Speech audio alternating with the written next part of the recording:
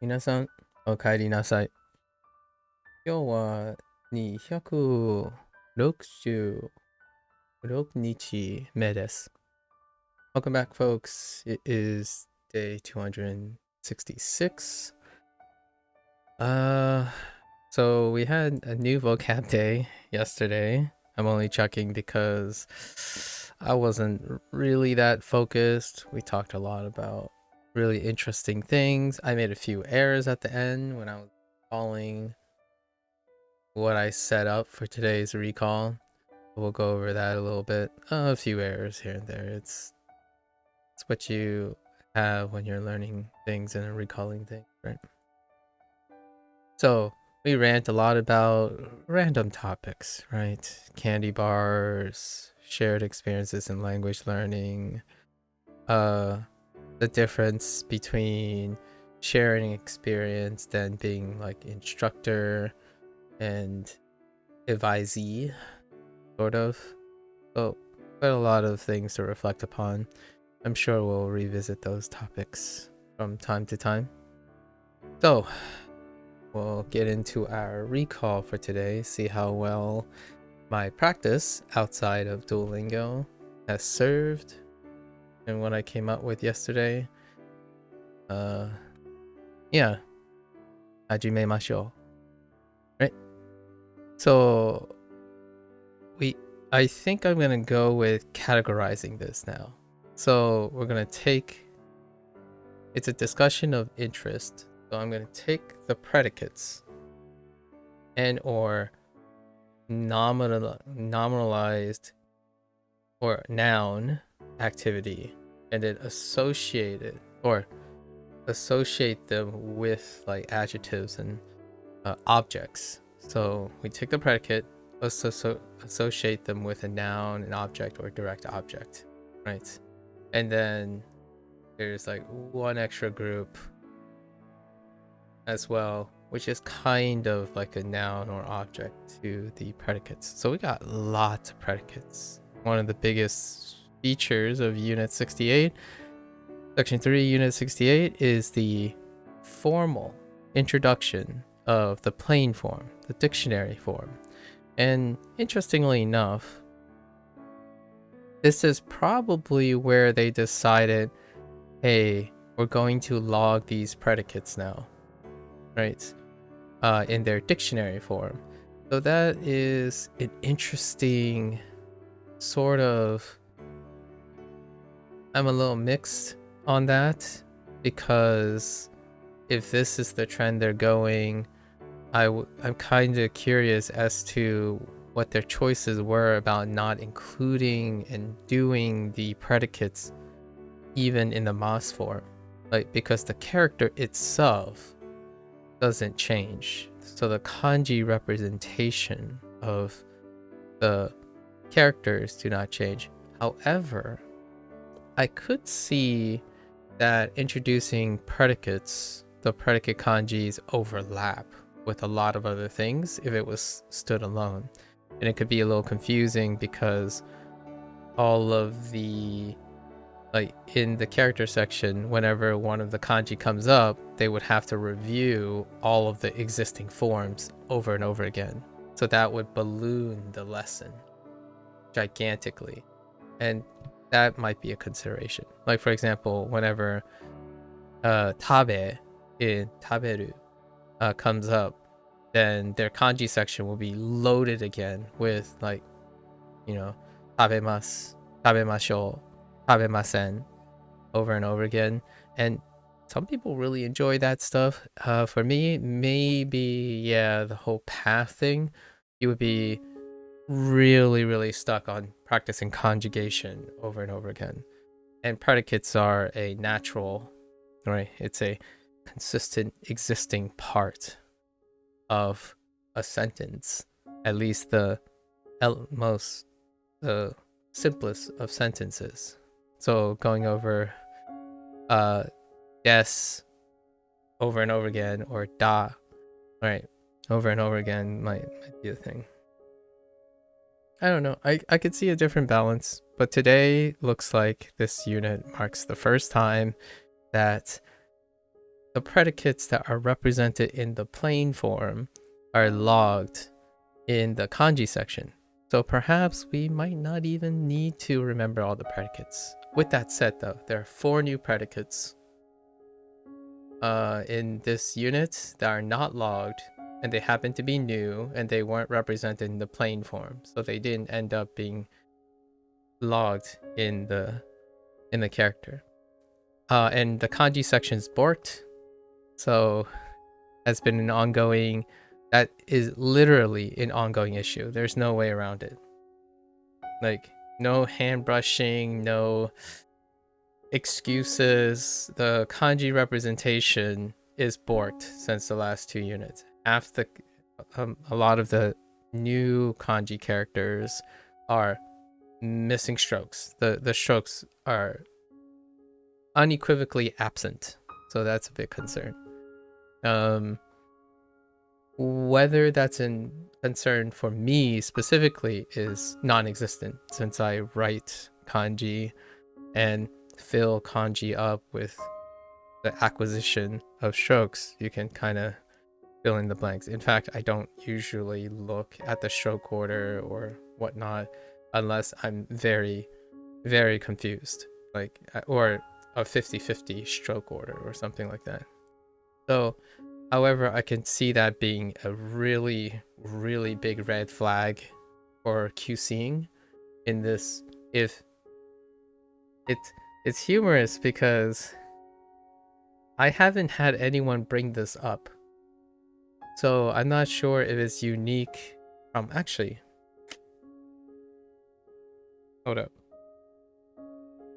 I can look at the mobile version, actually. Let me take a look at the mobile version. We're on section 368. Let's take a look.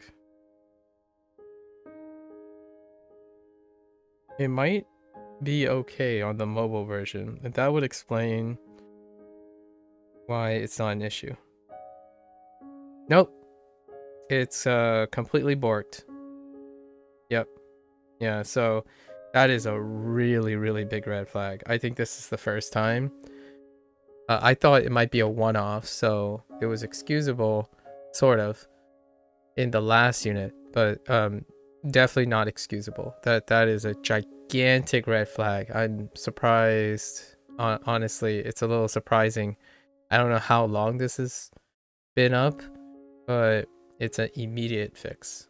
Like, granted, this is a very telltale sign that the way people interact with the Japanese course is not the same way I interact with the Japanese course.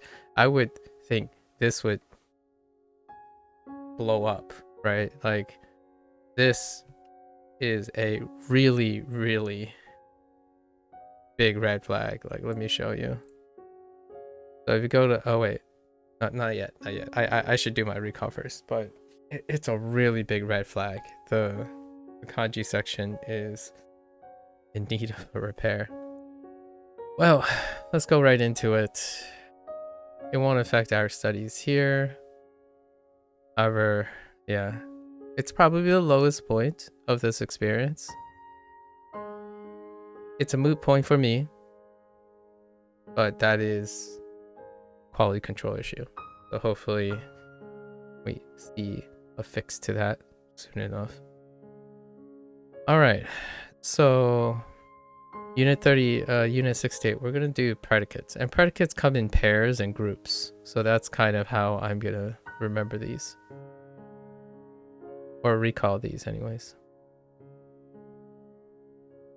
We have iku, iku,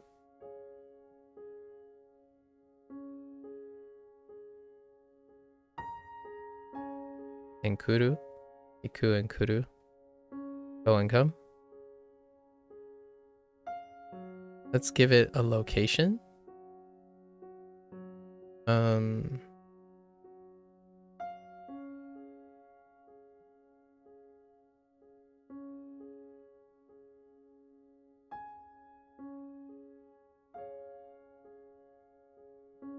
Tokyo.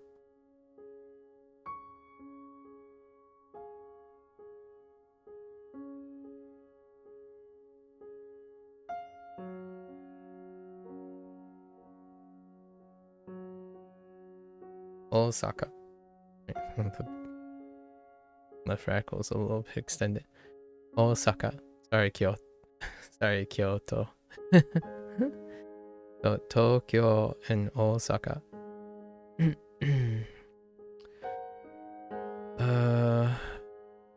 Do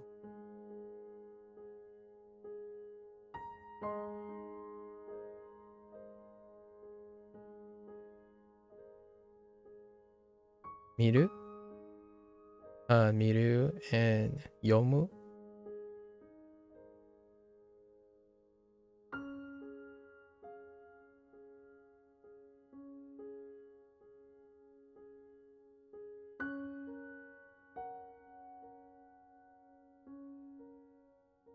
Let's give 2 here.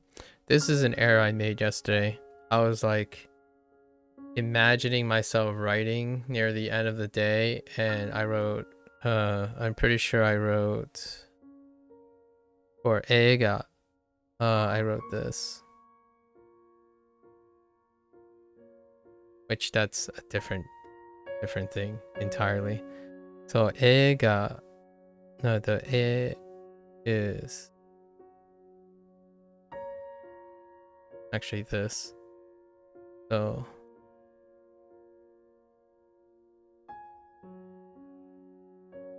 always nice when you have a track record of the thing you did recently. So eiga, eiga, and I also wrote this incorrectly. I think. I'm pretty sure the left radical is incorrect. I used this radical as opposed to water or manga for the man.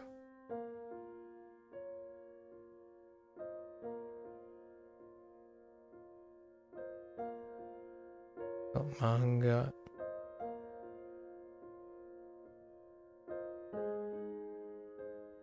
There we go.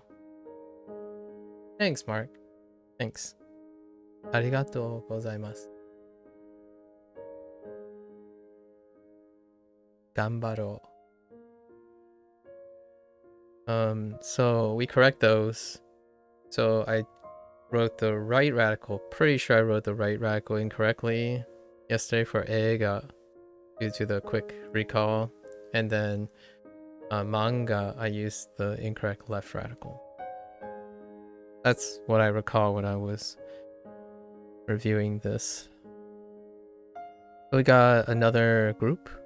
So these are grouped. So iku, right? Kuru, miru, and yomu. They're grouped by association. They're concepts. And then we provided an object. There's another group.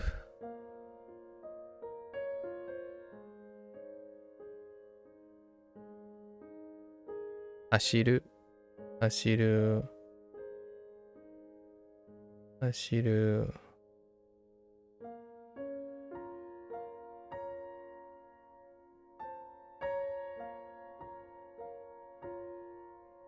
Aruku, aruku. Let's provide somewhere we can do these.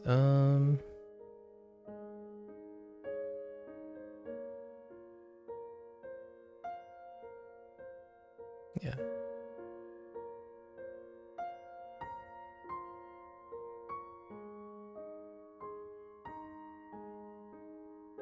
Michi, right? Michi, michi, koen.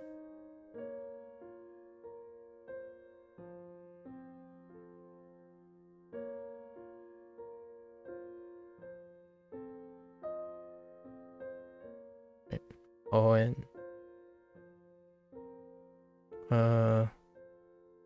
Throw in an extra. I said 3. Oh, yogu.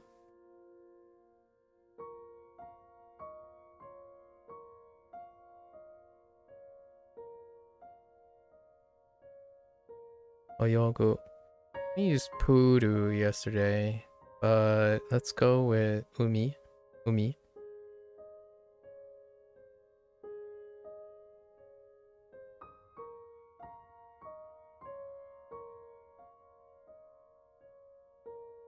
Okay. So these are all the plane forms.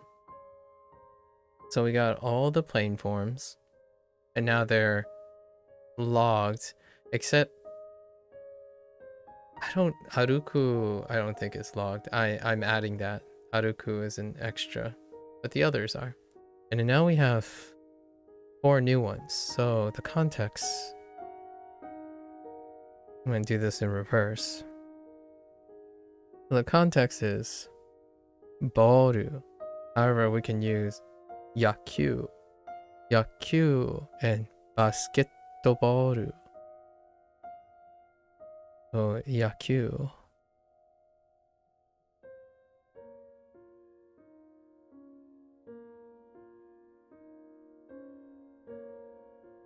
Yaku.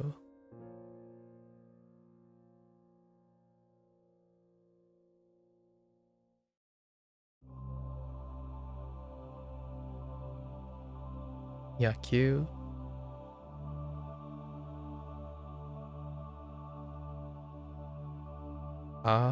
Su. Get.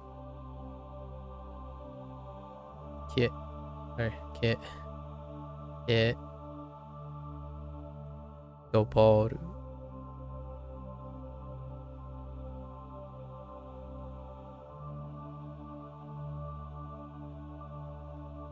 Oops.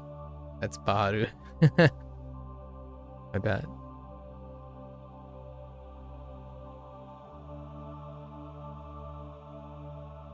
And boru was separate, right? Boru. And the 2 associated predicates, new predicates, are keru and nageru. So keru.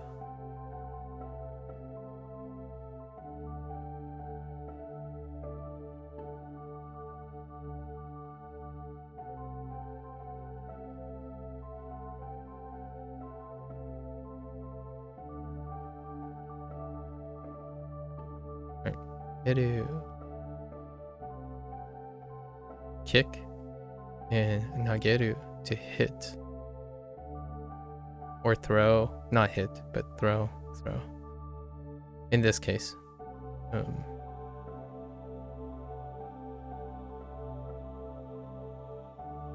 Ooh, the top one is so thick, relatively speaking.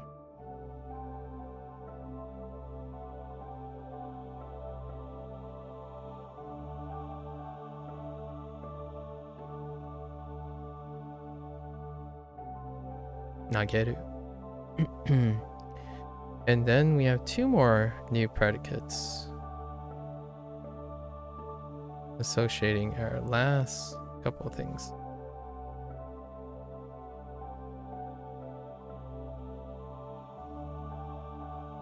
Omo. To think. Omo. They're associated, so that's why I lump these 2. Omo and Anomu.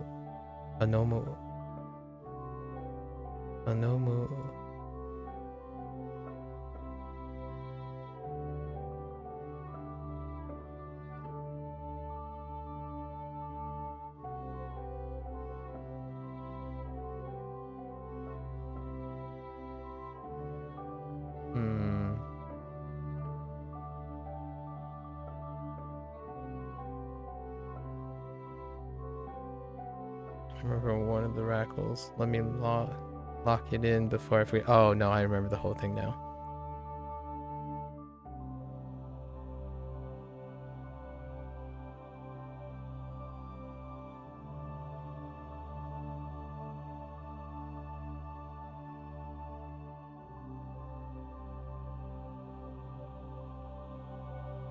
Anomu. And these are associated with some phrases like hetta,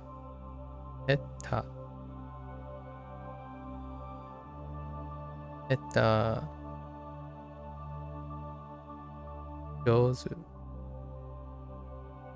which are paired. Hetta, jozu.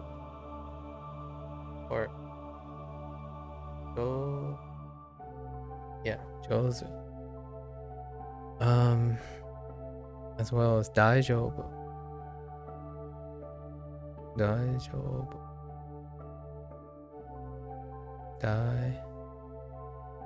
Daijoubu.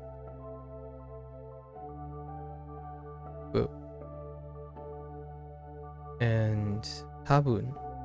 Tabun.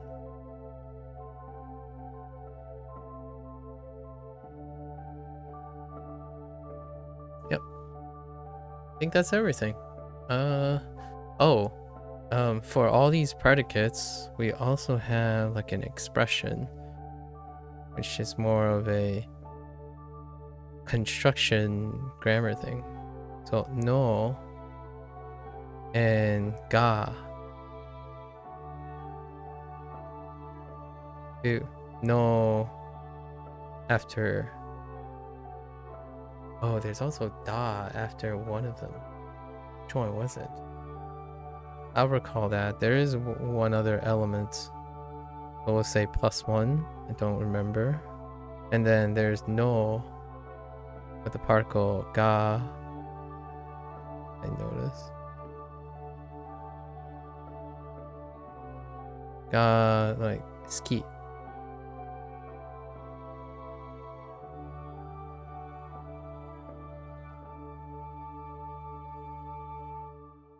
Ski, right? To like an activity or to like doing something. That's how they found a way to add all the plain forms in a phrasing where you use the activity and say you like to do a specific activity. I think the da came after very specific things, so it's gonna be +1. Or there's also da, the introduction of da, or the casual of des, right?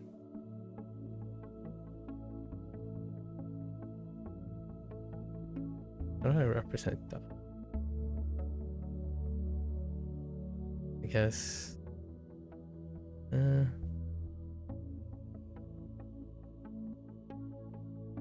not every day you represent an ender, but yeah.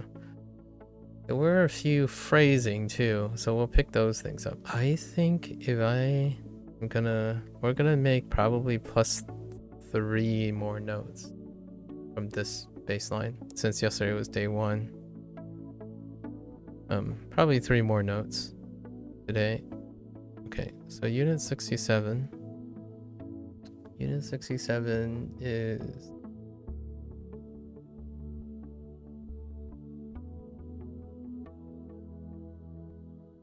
clothing. Describe clothing. This one was pretty good. I got to review my shorthand because people asked, which helped me more or less remember everything.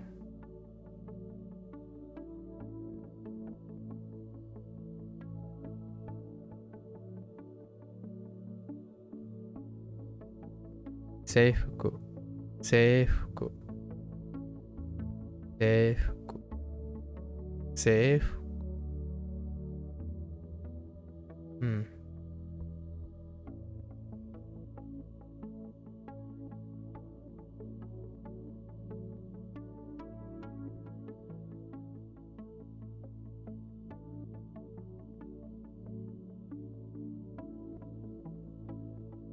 Sebiro. Sebiro.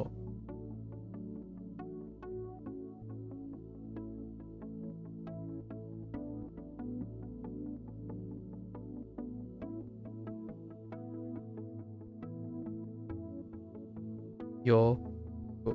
Yofuku.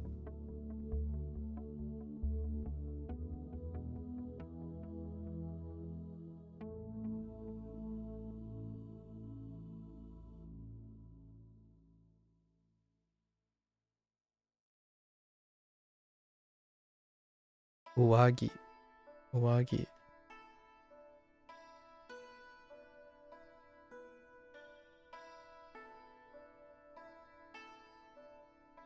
Kawa.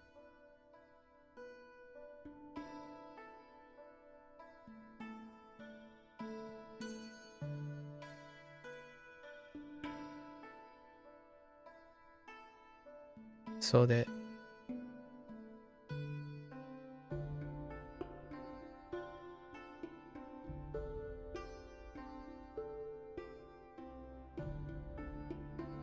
Nagaso de. Nagai.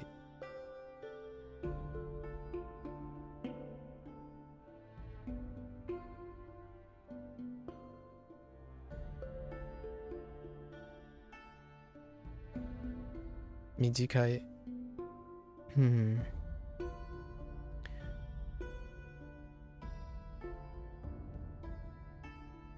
Anso de. Chaku. Chaku.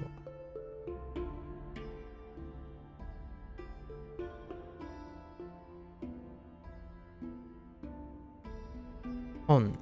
Pon. Bon. Pon. Bon. Pon. Right. Chaku. Archie Chaku. So far.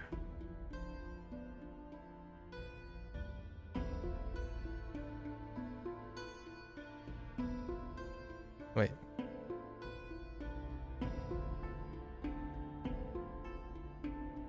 Nope.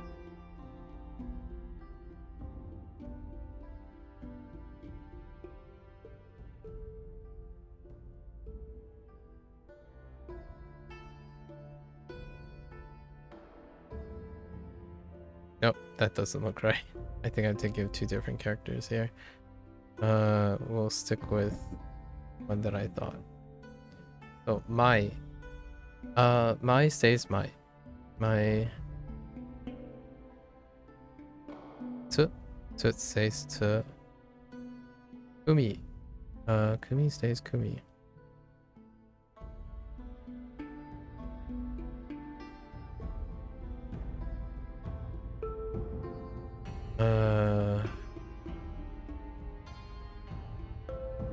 Yaku. I love all the readings. Yeah, we're getting to that. Mark, we're getting to that. So, along with clothing, kiru. Kiru and kimono.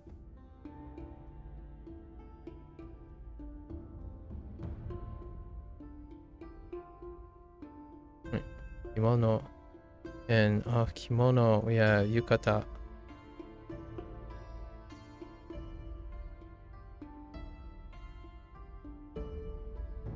Yukata.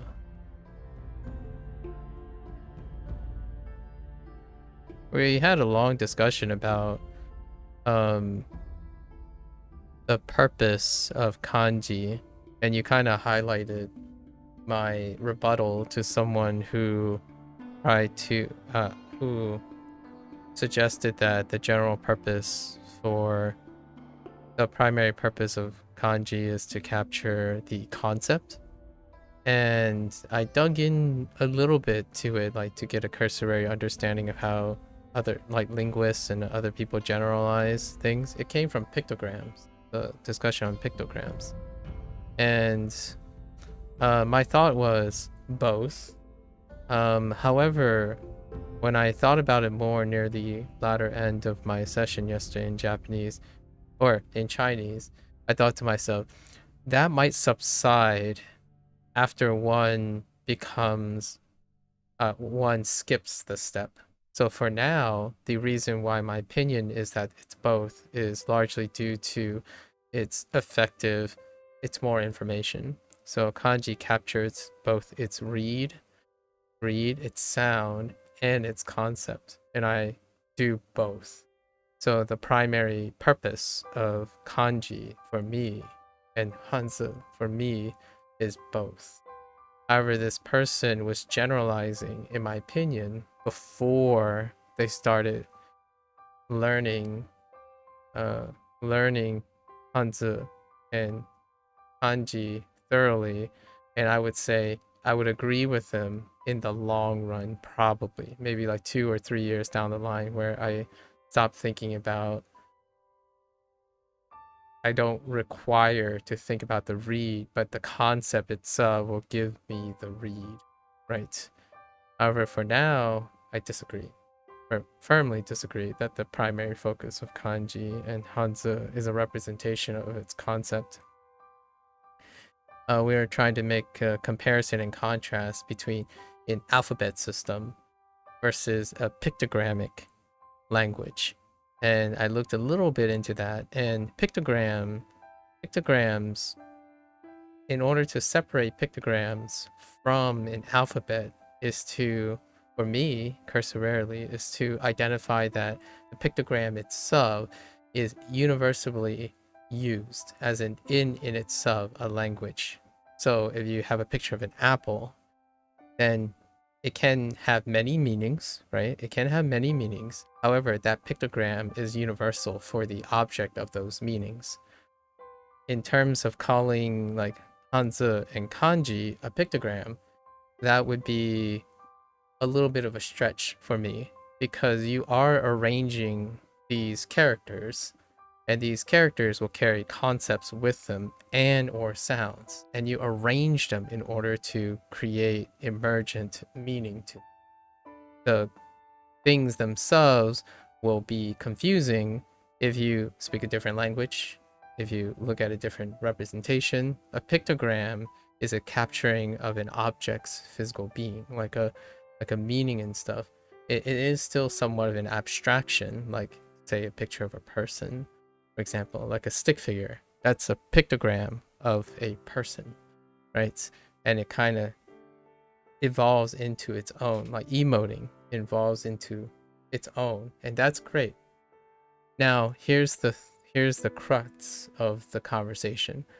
I want to know if linguists has a qualification where to measure the degree of pictogrammic things, like hieroglyphs was that other person's example, and I looked a bit about hieroglyphs. I think they're more pictogrammic. This, I would say, it's tough because the person was suggesting like, oh, an alphabet. I asked them, what do you think an alphabet is? How does an alphabet separate from Hanzi and kanji in terms of pictogram? Like, I don't know the definition, but this person described that, oh, it's a class of characters in which when you arrange them, it makes new meanings, or it conveys a concept or meaning. And my thought was, how does that distinguish from Hanzi and kanji? Right? Yes, they stand alone, they might say something, but you also have to arrange them in order to create new meaning, right? So that doesn't necessarily separate the two. Why you would want to call a language pictogram and another language alphabet.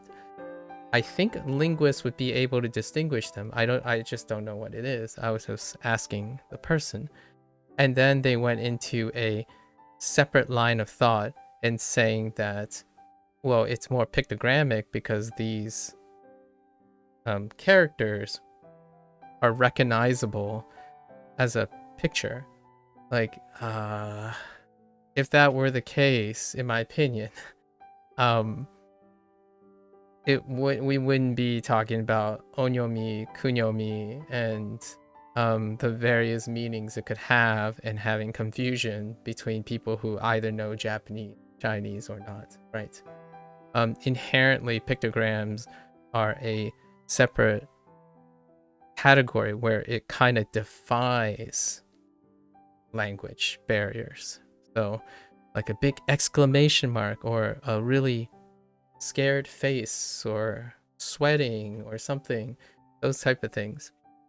So it was an interesting discussion, and they wanted to demonstrate that Hanzi and kanji, they went down a line of thought where they were insinuating, at least in my opinion, insinuating that Hanzi and kanji, because their sole purpose is to capture concept, like their primary focus is capture concept, that's why it's considered, that's why they wanted to suggest that it's a pictogram language.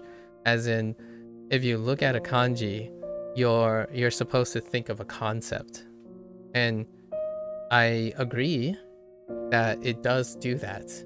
However, I disagree that it is the primary purpose or the sole purpose, especially to a language learner. For now, I might agree more so, like, and then other people came in and they chimed in and said maybe they lean and tend, like native speakers and stuff lean towards it, and I would agree with that.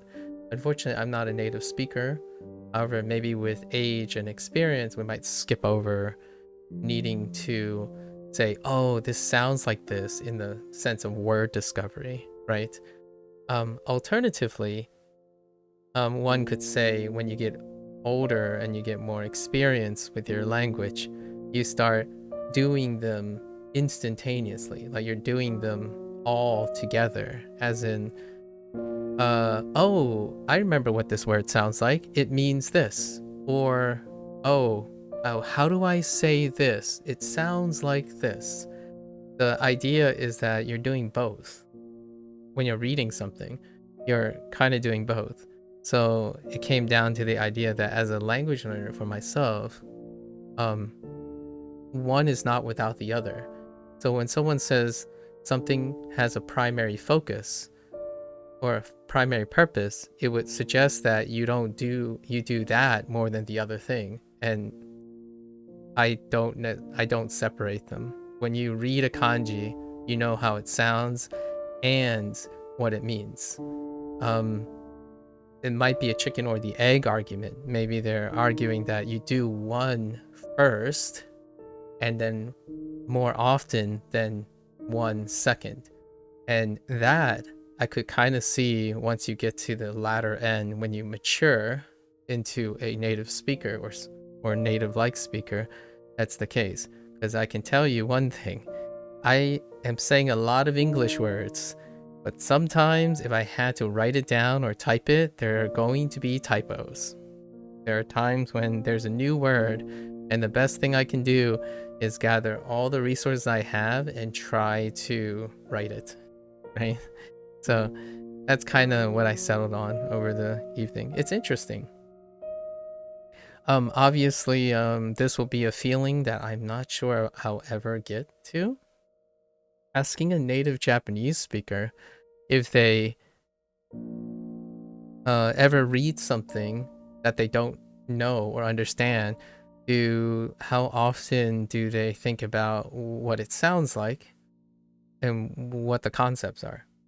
I kind of do both simultaneously, whichever becomes available first. So when you look at like this character, I'm like, I've never seen that character before, but it kind of looks like something. And you start wrapping through your heads, okay, well, it could sound like this, or it could mean this. And neither are incredibly reliable. So it's a both process. If you're in a process of word discovery, neither is very reliable. Like, you look at this, because pictograms would suggest that there's a consistency, right? If you look at this, it's like, oh, wait, this is han, right? So, han. And then this is shita, or below. I actually think shita first before below. And I'm like, oh, so now below han, that's got to be what it is. Underhand, that's not it. Heta means to be bad at something. so it's funny to think about it. And one last funny, interesting thing is, I think at some point when you become like more fluent in a language, you start clustering. So instead of thinking of this as two separate characters, you're thinking of it as one character. So this is one quote unquote unit. And in a way, that is what I think about the alphabet. Right? The word alphabet is all of those things combined. So kanji to me and hanzi to me, it's a compression of sound, a representation of a sound, idea, picture. So it's beyond, it's not as effective as a pictogram, but it's all of the above. And at least that's how I view it. I would love to have a linguist, like a professional linguist or something, disentangle the nuances of how one thinks of words as whole units, right? When you think of the word word, you're not thinking it's composed of W-O-R-D. It looks like, you're pictogrammically saying it looks like this. And that is the one unit. It's one unit. And to me, a kanji represents a one unit, right? And that one unit has all of the sounds associated with it, all the possible reads, and then you're finding the context, and the context limits what it can sound like and what it can be in meaning. And that's what we're doing here. I'm building up. So now I don't think of iku, right? I don't think of iku as just e, like e as in one block. And you already mentioned a great example where when you look at uwagi, you also see chaku, kiru, right? Kiru, and I see kimono, right? So it's great. I think that's how people build up to a point. And then at some point, you cut the corner. So you jump across, you can make leaps and bounds across steps, right? Like, oh no, I don't have to worry. I don't have to cycle through that. It could mean kiru, or it could mean chaku, or what have you. If I stare at this, I don't know what it is, right? This is clearly uwagi. It's a really neat thing. Our brain does amazing things, cut amazing corners. It also means that you don't practice the stuff anymore. So when someone is learning, I think they're in definitely a different state.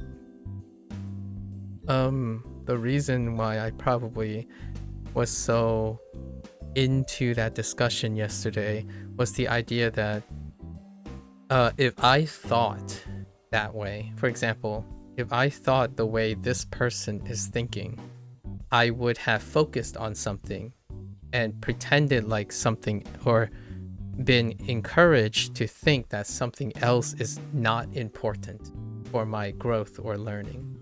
And generally speaking, the more tools, the more like nuances, the more things you have to consider, the more likely you'll reinforce it.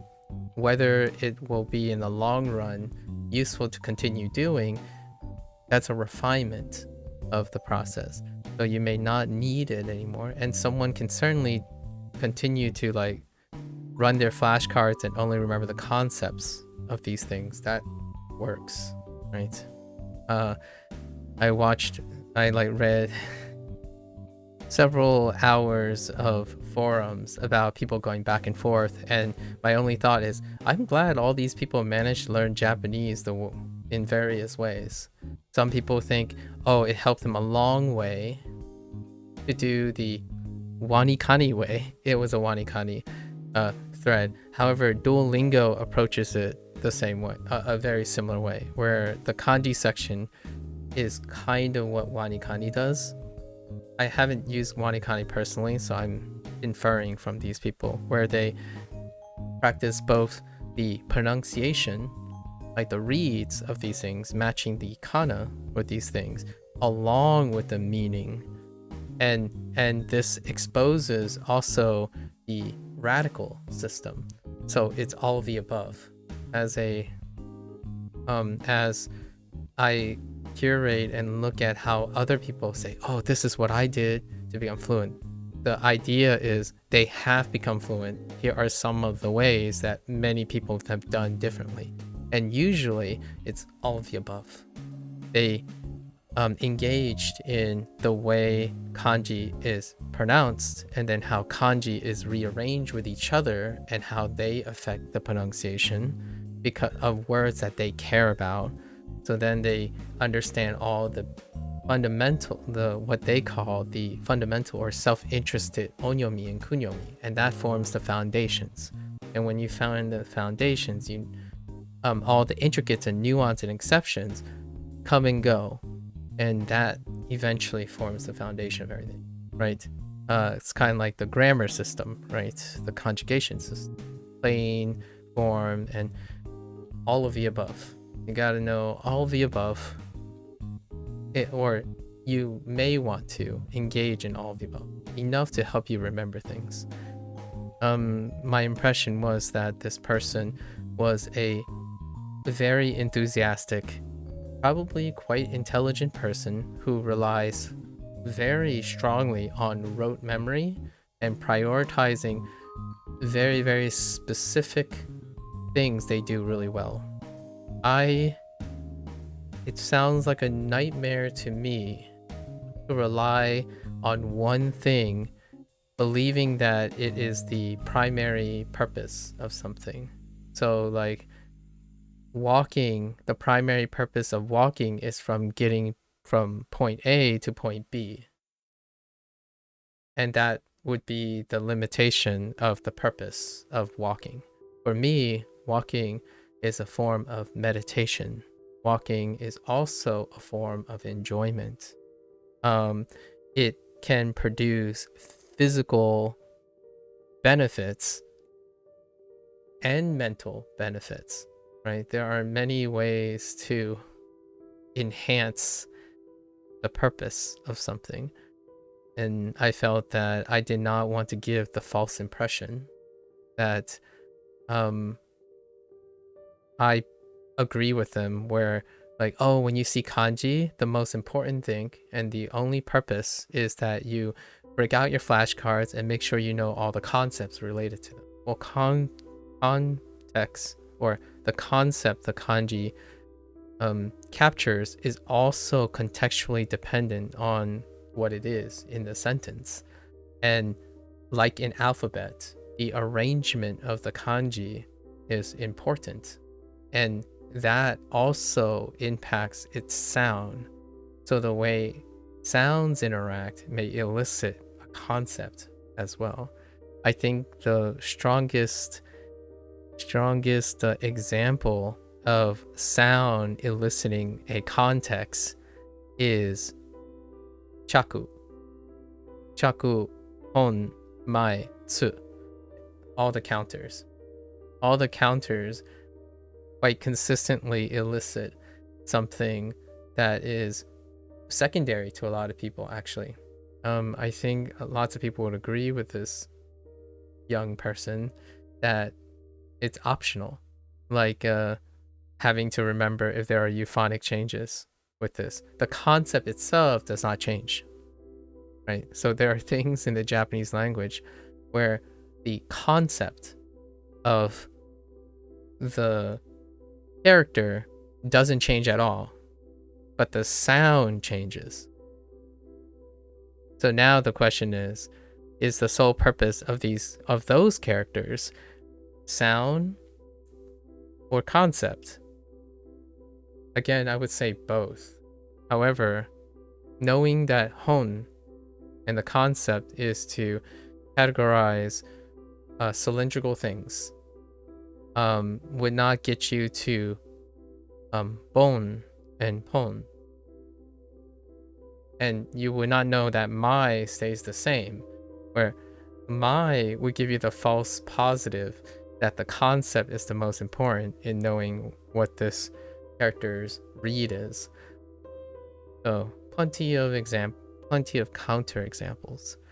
And instead of treating things one way or the other, I basically choose to do all of it because, I don't know, it's a lot of fun. I like guessing at what a character sounds like.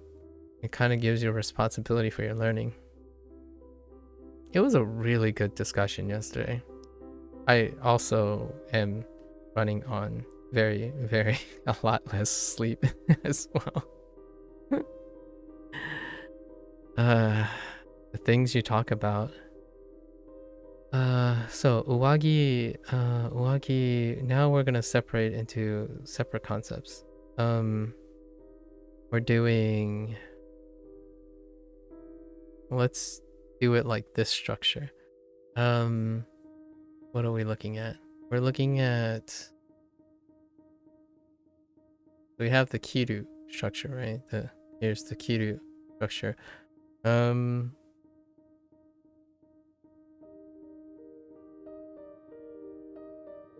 Shimeru.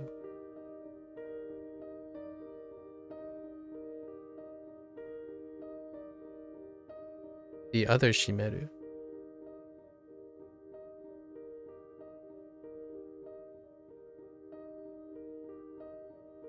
Right. I know there are two shimerus. That's exactly my point. The shimeru, I'm thinking of shimeru, or auditorily. I'm like, oh, it's shimeru. Now I have to consider which representation of shimeru am I using. So I have locked in the sound, and now I'm thinking about the concept. And the concept is this, which is shimeru. The theme is clothing. So and shimeru is has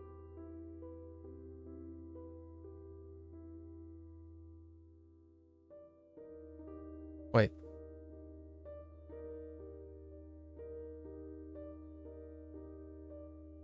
Oh.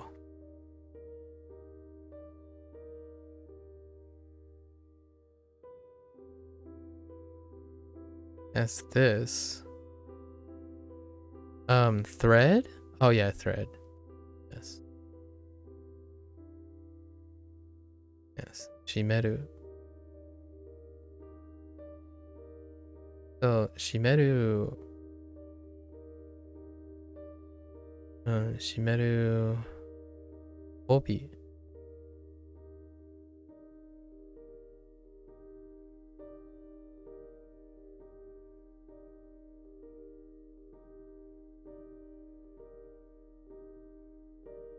Obi. Belto.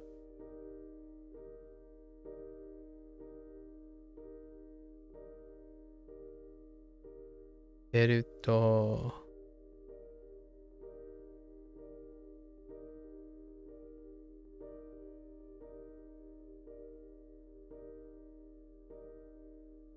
What's another thing you can? Oh, necktie.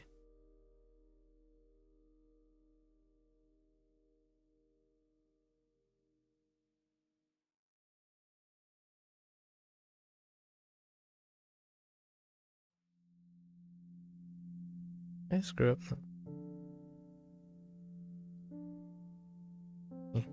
Necktie.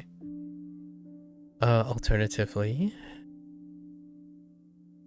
Oh, I need another notation. I think another notation is we're gonna use this notation.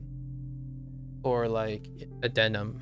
Like another category of this thing.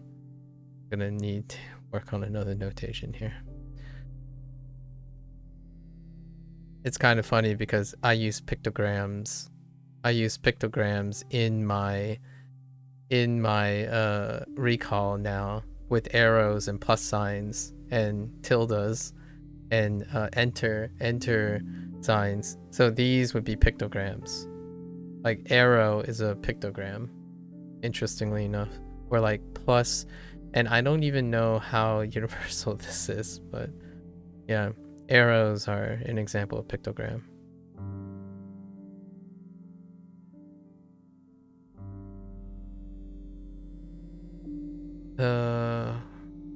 Oof. It's hameru.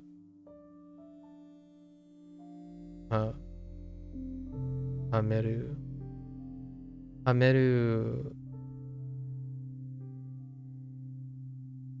We got Yubi wa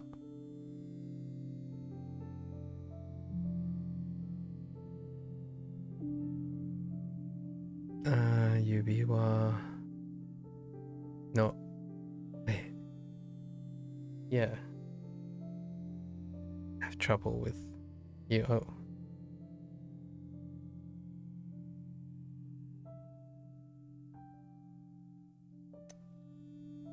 I have trouble with this all the time. I remember the left. I remember wa.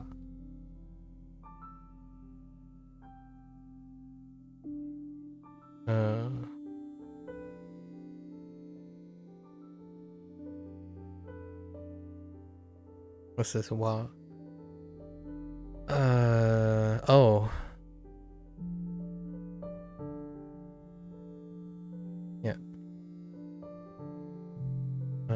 Yubi wa and tebukuro.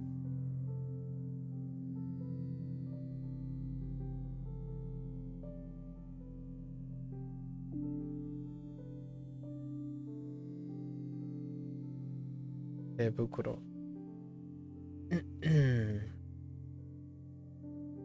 And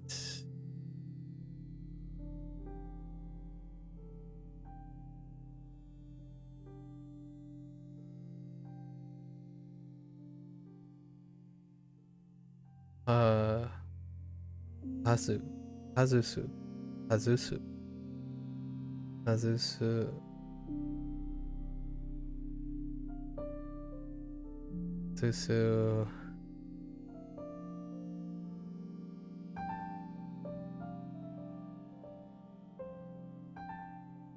These are definitely not on the back of my hand right now.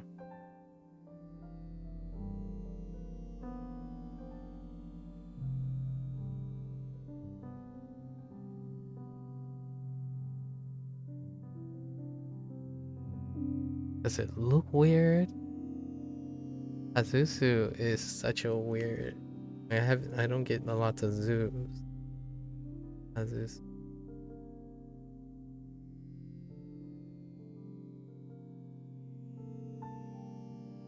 So the idea is to take off and unfasten. Soto.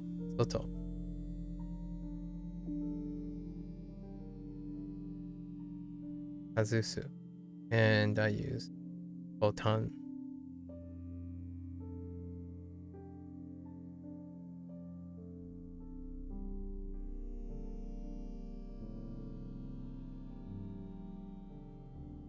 Botan.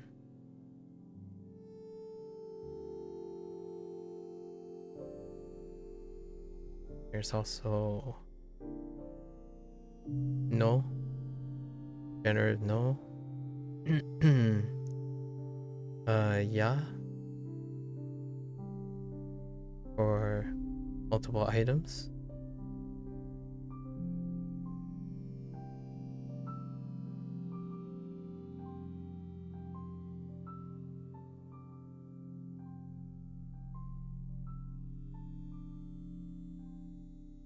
Ikaga ii.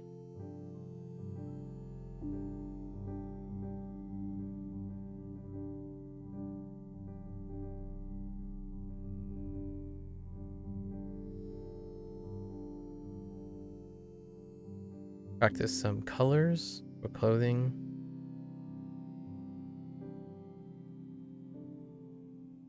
Oops. Don't want to talk about it. Iro. Right. Iro. Shiro. Shiroi. Shiro.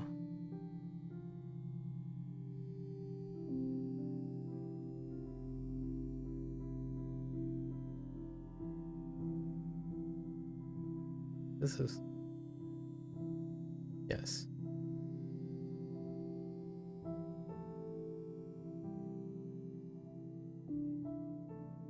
Right. Kuro. kuro, aka.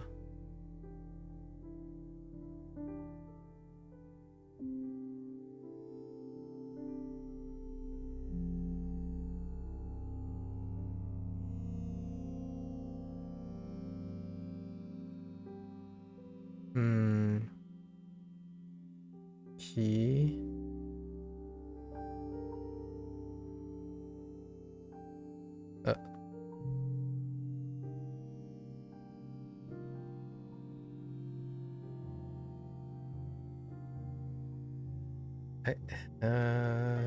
He looks a little weird. I think I need to like extend it. It looks too tall. And something like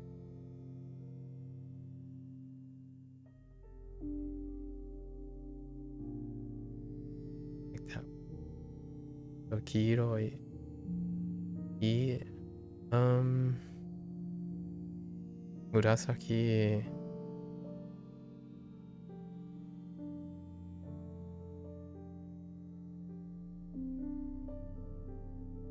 Murasaki. Kairo.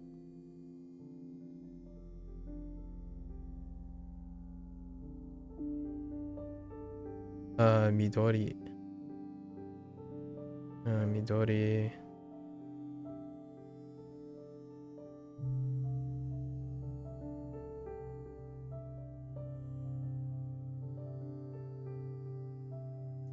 Midori.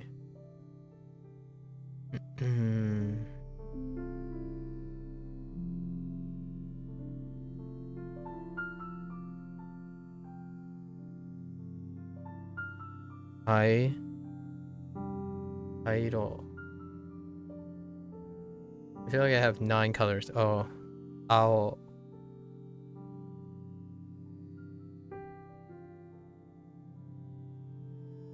Oops.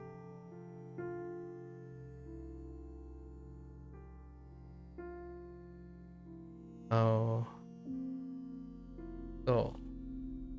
Aoi, akai, iroi, kairo, airo, murasaki, iroi, kuroi, and shiroi. So we got our 9 colors. Alright. Let's get back into this. I'm pretty sure I'm okay with everything from this unit. Oh, I've got one. Urau. That's fine. Urau, and I was gonna use koe. Urau and koe as my association. Oh, I forgot bango. Okay.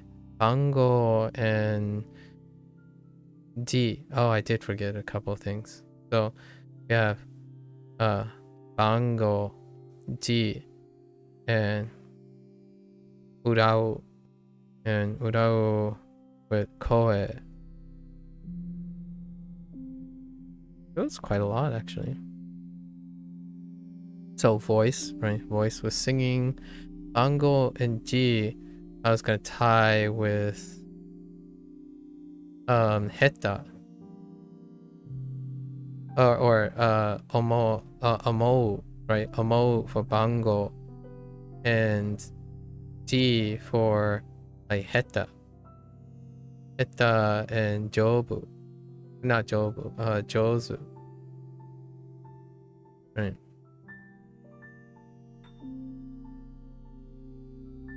So 3 things. That's not too bad. Alright, let's get into this. Let's see what else we can pick up. 大丈夫ですか?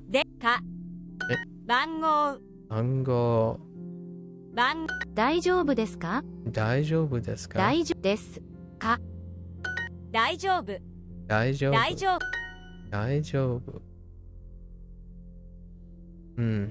先生の字これは先生の字です。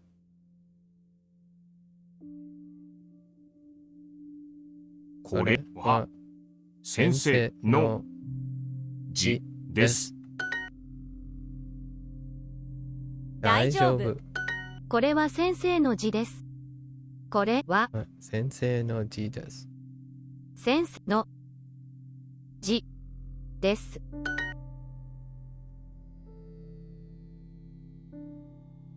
番号。番号。 Oh, maybe that's a different country. I couldn't see it well. Have they thought which means singer? Oh no, they haven't yet. However, if I read that, I would think it means singer.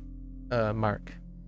The reason why is I know what is a person now in terms of an action. And the way I know it is unten. So we know unten and unten shu. Unten shu, the read of this is shu.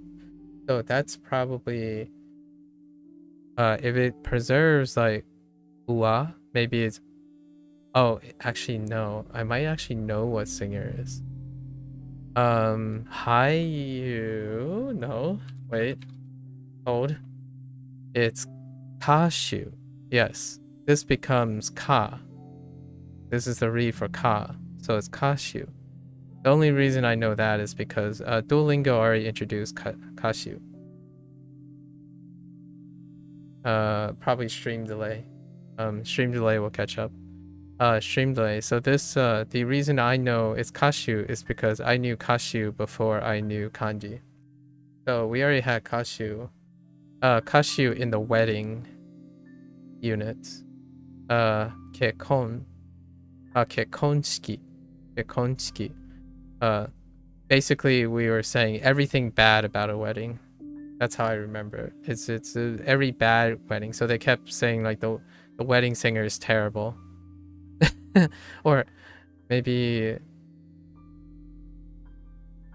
yeah, it's just bad. Wadui. Wadui was one of the key words. Wadui. Yeah, so kashu.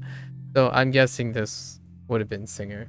Like this is where the concept will be able to give me untenshu. It was 2 units ago. 2 or 3 units ago. Untenshu.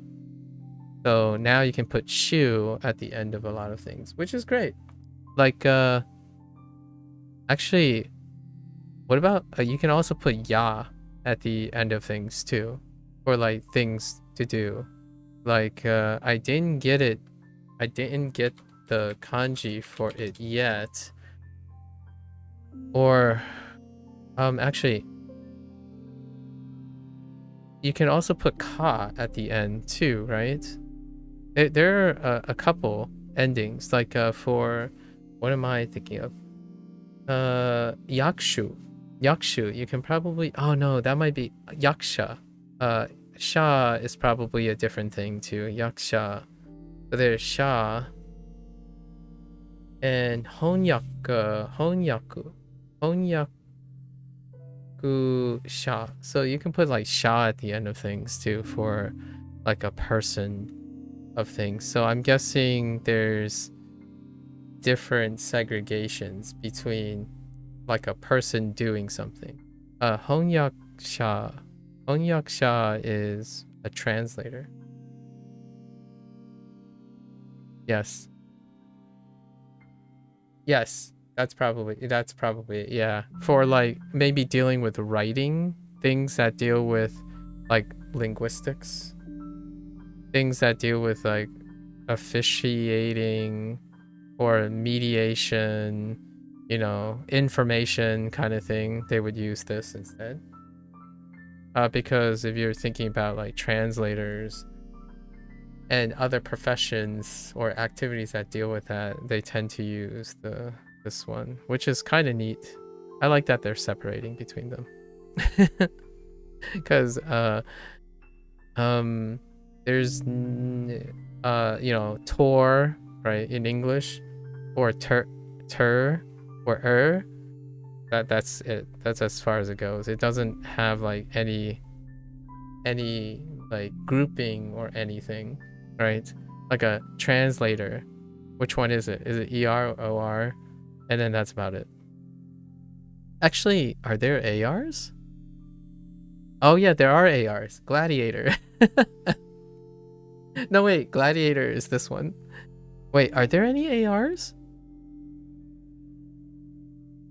Are there IRs?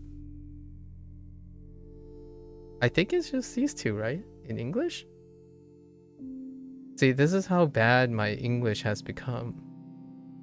Or how, not really bad, but how complacent my English has become. So we have like aviator, right? Gladiator. And then we have like talker. I read today that Q is generally pronounced Q when referred to a person. Yeah. Okay. And then maybe the other one deals with profession? A person as a profession? If you know what I mean? Possibly? Like, say like, I'm kind of curious. Is there entry for singer with... No, there isn't. I was kind of curious if maybe there's two things. Oh, here's a shoe. Oh, no. Just kidding. I'm looking for Sha. I'm looking for Sha. Sorry, I'm looking for Sha. No. There isn't. Never mind. So they're still separated. Yeah, like doctor, maybe. Yeah, exactly, like doctor. I don't know. It's curious. It's very curious. So maybe it's looking for like formal professions, like a lot of big formal professions. You ended up using that. That's what I have noticed so far. I've noticed this in Chinese as well, where they have like a specific grouping, and then what can constitute as like a study, right? What constitutes as a study versus, yeah, is as if the kanji presents in more context. Yeah, for real though, right? All this stuff makes remembering kanji and like concepts much richer, and it doesn't rely, it ends up feeling less and less like rote memory, because there's so many things you can use to remind yourself. And there's like this character, and you know, like in bungaku, right? Bongaku, or like a study of something. And then there's bungaku, you know, like the study stuff. But there's another one, and I can't think of it right now. Maybe it's in... No, I'm getting all the gakus. Tons of gakus. I think it's in it's ka. It's ka. This. So there's a separation between these two as well. The gaku and ka. Those are the only reads I have right now. There are obviously other reads for these that aren't coming up in my head right now, but these two also have like some sort of overlap, like how you say science versus biology kind of thing. And then, you know, we still have your classic like mono. You have your mono categorization as well. Really interesting. They're not really well developed right now because my kanji is still relatively limited. So I'm looking forward to adding more to it so that it becomes less and less strenuous. Right. Nakayama. Nakayama-san. 3. 中山さんの番号は何ですか？いや、中山さんの電話番号は何ですか？何ですか？大丈夫。Oh yeah, like this is a good example of sound. Oh, this character is a great example. And if there's any character that gets used a lot, is this one. Nani, nan. Although, with that said, you can still pull it off with knowing what you're about to say conceptually, I suppose. Or the neighboring characters. Concept of the neighboring characters. It's always both. I mean, for me, it's right now 90% of the time it's both. Sometimes I think about what I'm trying to say in Japanese before I think about what it looks like on paper. Not sure how often other people think of it that way. Like when I think of so I want to say this. It sounds like this. How do I write that? Okay.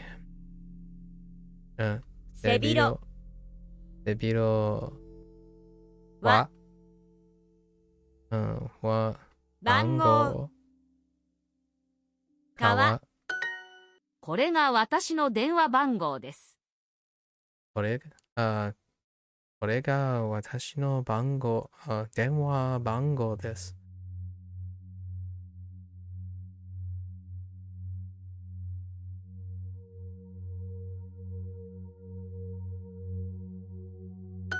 電話番号 Classic 短い大丈夫制服洋服番号 Right これがこれ or これは Sure はこれは私の電話番号 Oh, this. Oh my goodness. And then you have this occasionally. I think Duolingo, I don't think this is an accident. I think occasionally Duolingo decides, oh yeah, you know what? Let's write the hirakana. Let's use kana this time around. And then you think about it, and then I'm kind of curious how seasoned people are over time on saying like, where the heck is denwa bango? I say the word before I say the sounds before I read for the words a lot of times when I'm using Duolingo. So most of the time it's actually quicker to see the kana than it is to see the kanji. Not that it's noticeably shorter, since I go through the same routine most of the time. And then when I'm not speaking, when I'm practicing, I'm actually doing a lot more reading than I am speaking. This is probably the most literal speaking I do each day. The voice do be harsh. コンマク今日は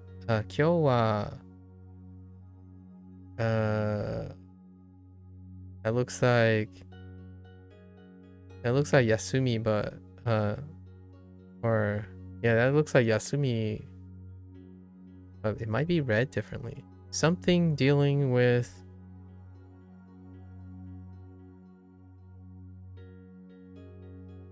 oh, that could mean body too, like shanti. I don't know what that is. Oh, apparently it's karada. Okay, karada or use. I don't actually know what use is as well. Oh wait, yeah, that kind of looks like the. Oh no, that's not. That's slightly different from use. So something describing mashita. Something imashita. De. Oh, tsu. Ooh. That's tsui. That's probably chi. Maybe like chikai? Chikarai? Chikarai. Chikarai. Ai. So, today, something about body. Today, body. maybe use, and then strong or full or something. And then we have what do we have? Hajime. Oh yeah, that's hajimete go kilometeru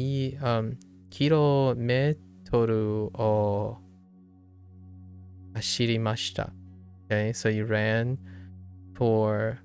started running. Or hajime. Oh, wait, hajimete. Interesting. So does that mean you started for the first time, you ran 5K? Ooh, very nice. 私は本当に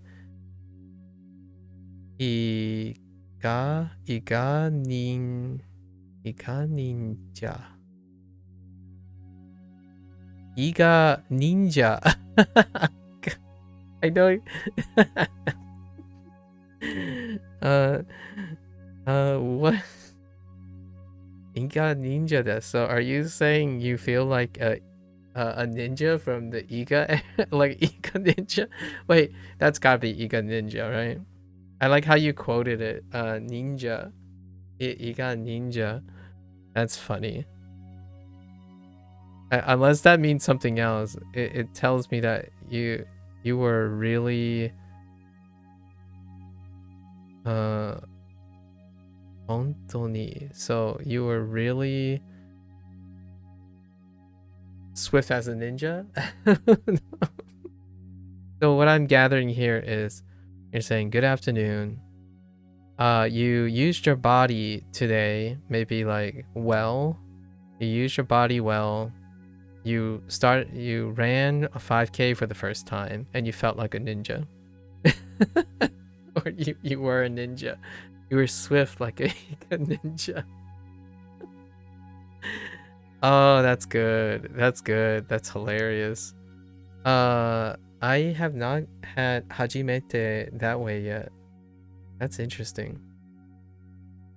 I am thinking of a different character when I'm thinking of... I was thinking of maybe...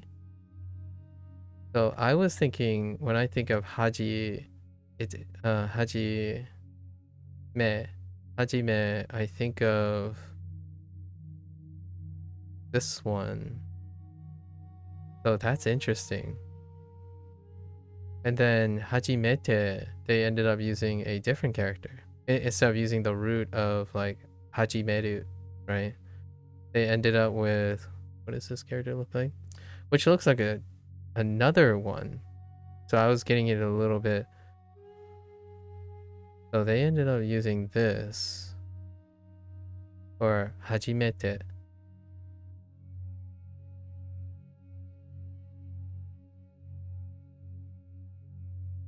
Interesting. So there's another thing out there. Oh, maybe it's like a maybe it's a expression based. No, it's not expression based. Interesting. It's interesting that they decided. Oh.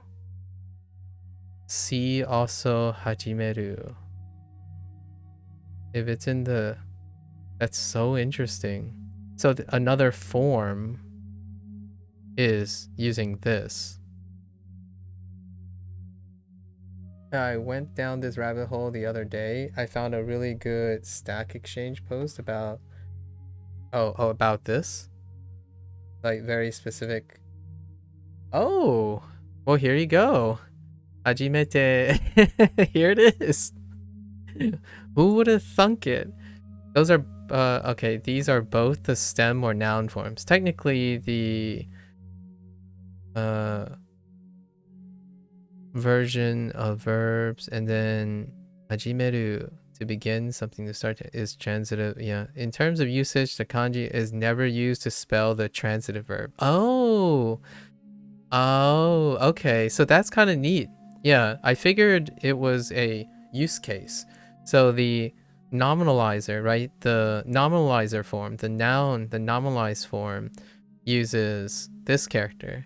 and then the predicate, the transitive, is using this character. That's kind of neat. I think that's cool.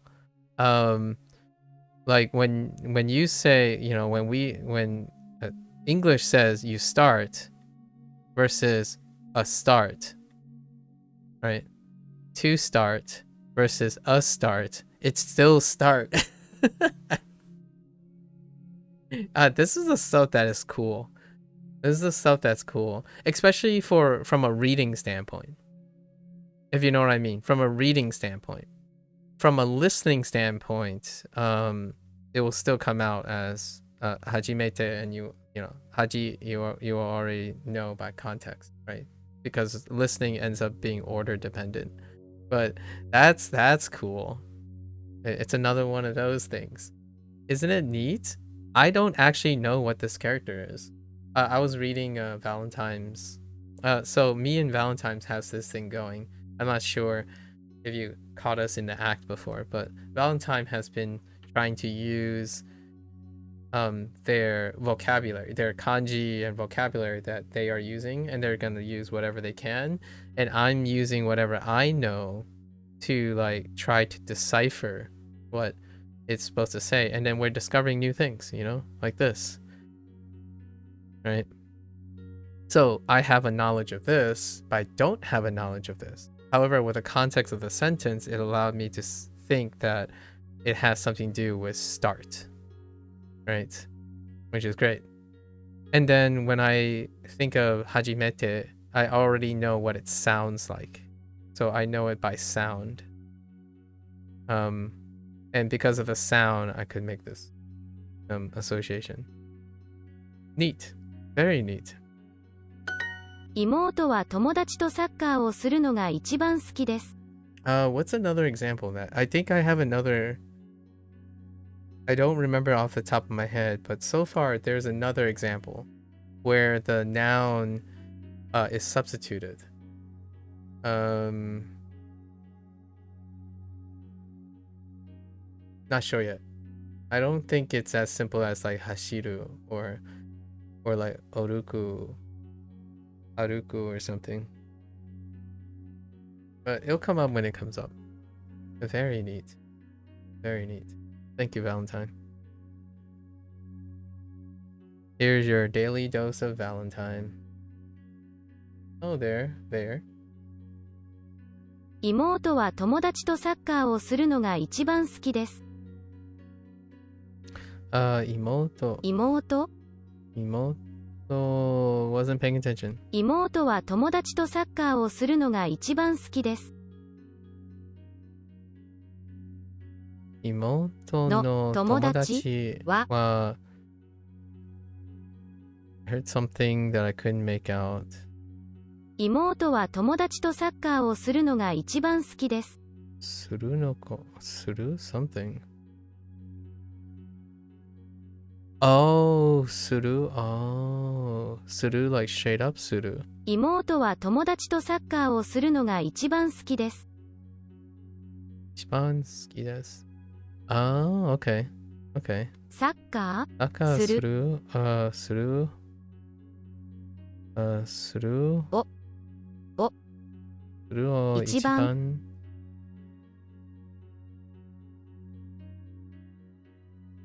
一番とが好きです。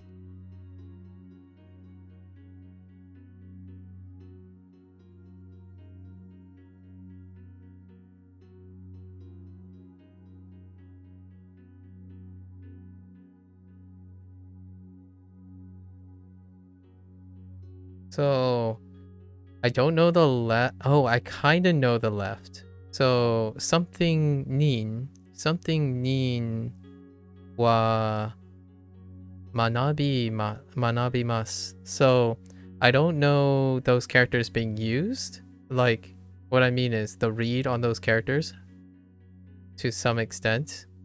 I'm choosing mana, but that's also gaku. And then ryo is the closest thing. So ryoshin is the closest thing I have. So it's relative. So we're gonna say the two of us are the same. So ryonin wa, and then we're learning together. That's probably learned. So manabimasu sounds like manabu, but it's using study. So we're both learning is probably what that says. So ryonin wa manabimasu. However, I don't have ryonin as a vocabulary, and I also don't have what looks like manabu. But that's yes, we are both learning for sure. You're curious, and I don't mean this. Why do Duolingo Twitch streamers often go for Japanese? I don't know. Because oh wait, I have some theories. You're just wondering if you would know, since here's a lot of theories, and I'm gonna compound it a little bit there. And these are not, so I'm not gonna try to generalize. I think I'll give you a short answer. Theoretically, I like to study behavioral and statistical like self-selection in internet, so I'll give it my best shot. Sorry if I exclude some other motivations, but the short answer is here are some keywords I would use. Gaming industry, trends, pop trends, entertainment industry, and we're talking specifically of the animation,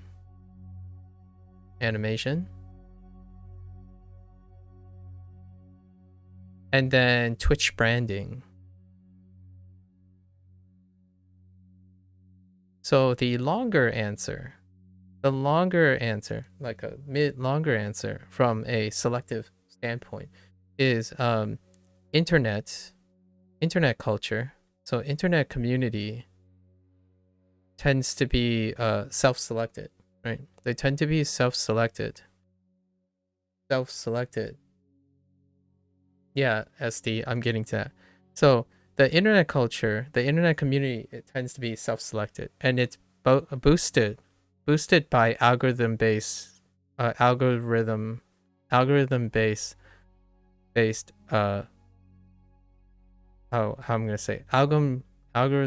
exposure.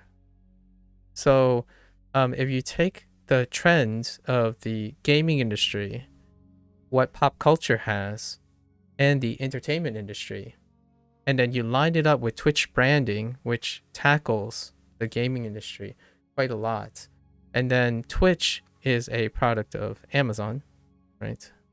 And usually they track trends for product placement. So a lot of times this not only include the gaming industry, this also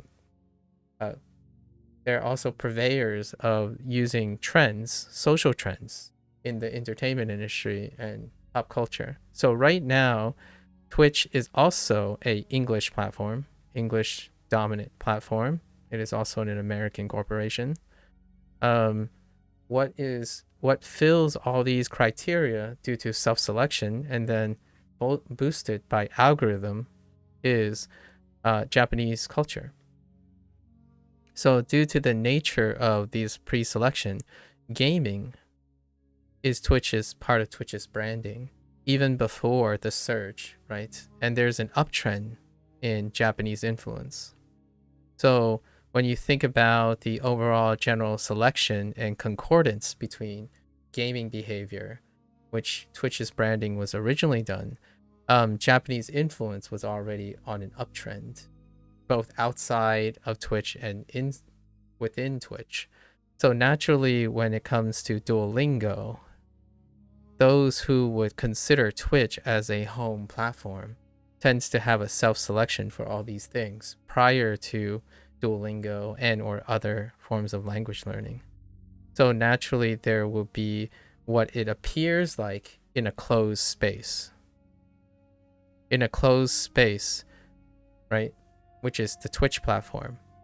You will see Twitch streamers choosing to learn Japanese because of all of the things that proceed before it.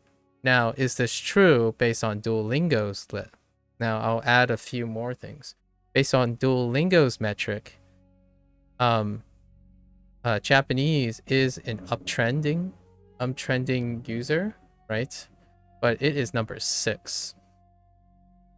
And there is a rare, and you might be thinking, is there a correlation between, I'm extracting from an interview with Duolingo CEO. Is there a correlation between the number of speakers or its outside like political influence that dramatically affects Duolingo's user pop? Well, in this case, Japan is disproportionate with its population, right? However, what's stronger than this is Japan still makes up, Japanese in terms of Duolingo users still make up a very, very small percentage of learners. In fact, English is, I think he said something like English is roughly greater than 35%, following Spanish. After second place was Spanish, and third place is French. So while it might seem like Duolingo streamers, like you mentioned, like Duolingo Twitch streamers, the key, in my opinion, the key word is Duolingo and Twitch. So Twitch streamers are self-selected because of Twitch's branding and how big the influence is. And it's so heavily influenced because of the online community. And we have to remember that Duolingo is also a mobile app. So it will self-select into people who have behaviors that are already linked to online activity. Even given all these factors, English, Spanish, and French make up like, he gave me the impression that's well over 50% or more. Like it declines dramatically. In fact, I'm learning Chinese right now because my family happens to be Chinese. That Chinese is at number 8. And usually how like the Duolingo development cycle is, they weigh based on metrics. So like the more popular something becomes, the more likely it's more, and Chinese only places at 8.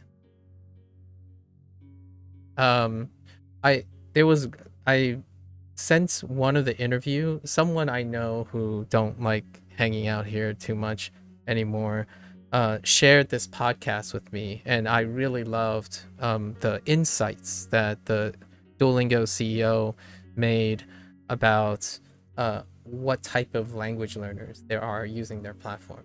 So it might seem like Duolingo Twitch streamers often choose Japanese, and I agree with it because of the nature of self-selection onto the Twitch platform. When you go on YouTube, for example, the content, right? When you go on YouTube, Japanese is way less popular. Like what I mean is, I'm sorry if you guys are worried or anything. I try to be discreet. These videos go on YouTube. So these same videos, I'm actually streaming simultaneously on YouTube and Twitch right now. However, the last format, the most exposure I have for language learning is actually on YouTube. When I first started my my journey, right? It's been 266 days since I started the learning or recording Duolingo Japanese stuff. And that stuff has garnered far less attention than when I started Duolingo Chinese. So it's disproportionately more exposure for Chinese than it is for Japanese. So that shows a distinction between what I mean by why it seems like, which you are very accurate in saying Duolingo Twitch streamers, for sure, because of the self-selection. There's a huge self-selection. And the nice thing is, though, because of great self-selection, you know you're at home. So when people learn Japanese, they will likely also talk about gaming, VTubing, right? Like VTubing is not as popular as you might think. That's on YouTube. YouTube is well lower on VTubing, right? And VTubing is also enhanced by the Japanese subculture. So many things involving that the Japanese industry has their hands in, like, and let's just say if you're into gaming, which I am too, I am a gamer, or I like to say I'm a gamer. I don't play Capcom games too often, but or FromSoft or something, but you can sure as heck know that Japan's hand in gaming, which is Twitch's baseline community self-selection, is dominance. Like, it's absolute dominance right now in the Japanese industry, right?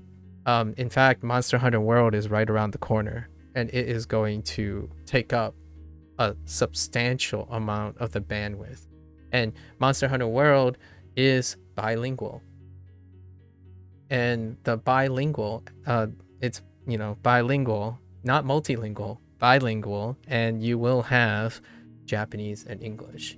And it'll continue that way. I happen to also, the reason why I like to stream Duolingo with Japanese and Chinese, the reason why I started was because Japanese is the most foreign to me, and then Chinese is less. However, it's also because of video games. And it is a Japanese corporation, by the way. And the corporation's name is Sega. So I grew up with Sega since I was 5 years old. And Sega, there's a group that make a game called Like a Dragon series. Their studio is called Like a Dragon, Ryoga Gotoku, right? Ryoga Gotoku Studios, and their game is trilingual now. Sega, yeah, their game is trilingual. So they have a English cast, yeah, Ichiban Kasuga. I can't wait to revisit Ichiban Kasuga. And Majima's coming back in February. So their game is trilingual. They have an English cast, a Japanese cast, and a Chinese cast. So I'll be doing that in February, again, with their next game. And I'm learning all these languages because it's connected to gaming. So that's probably the most reasonable explanation that I can come up with when it comes to why does it feel that way. And I am Chinese, so I'm not Japanese. And I actually know more Chinese than I know Japanese in a shorter amount of period. So it's an interesting thought. I think with this, if you like video games, it's difficult to ignore Japanese. However, in the bigger picture of things, like the really big picture of things, these are the dominant languages for language learners, at least from a Duolingo standpoint. So because we have to address the whole Duolingo part too. In Duolingo, actually Japanese is on the rise, but it's not.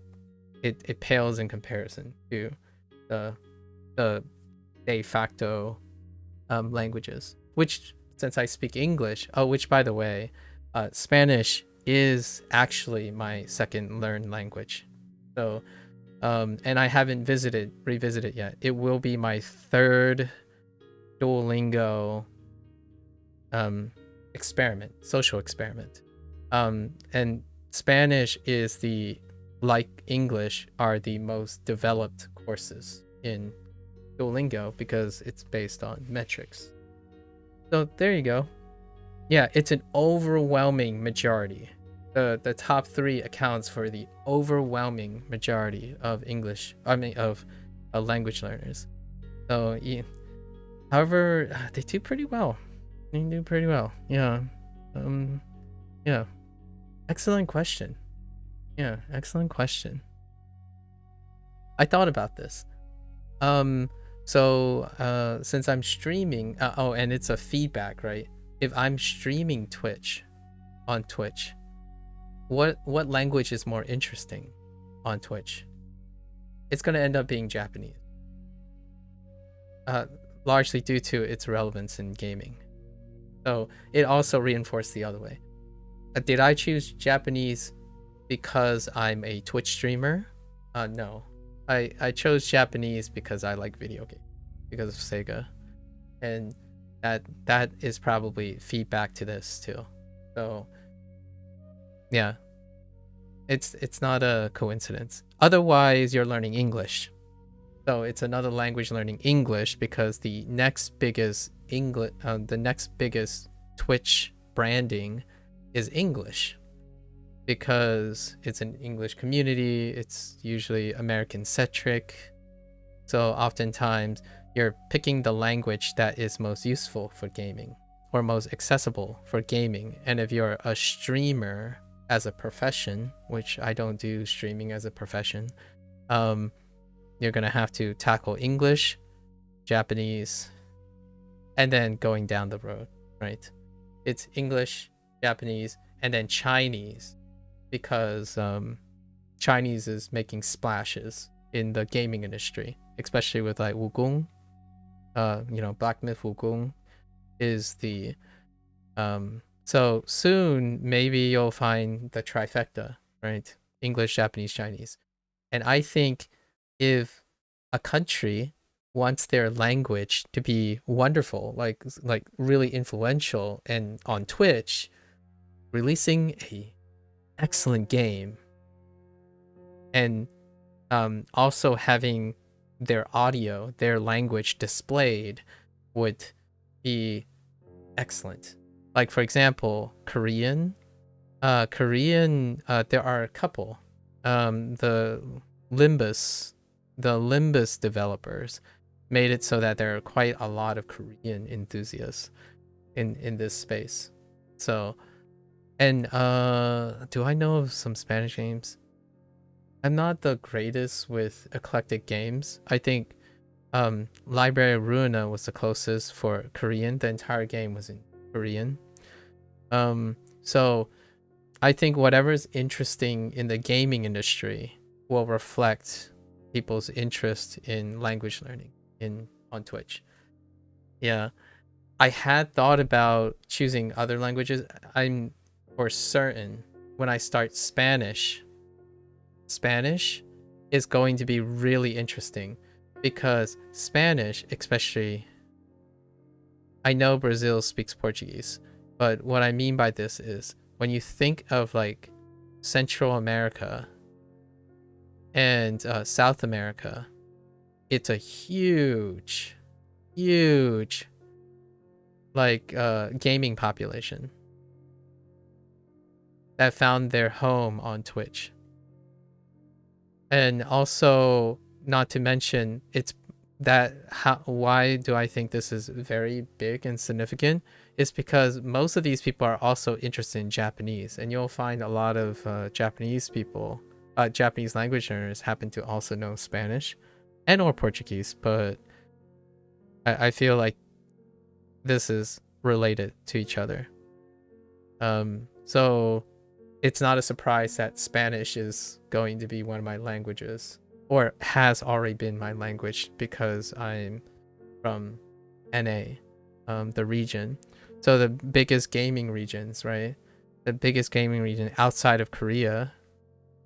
Korea is like the oddball out here, is Japan, NA, and SA doesn't have a representation yet. Usually it's synonymous with Brazil, and then you have the EU, or the EU as in the EU region, not the European Union. I want to make that clear, because people get a little sensitive when I use this abbreviation. We're talking about the region EU and not the European Union, because not everyone's in the European Union. And EU is far more eclectic, and outside of that, when you think of how does EU fit into this, you have French, like German, Sweden, that kind of thing. 3 letters, FPS. So that's where their representation is. The thing about FPS is it's not language bound.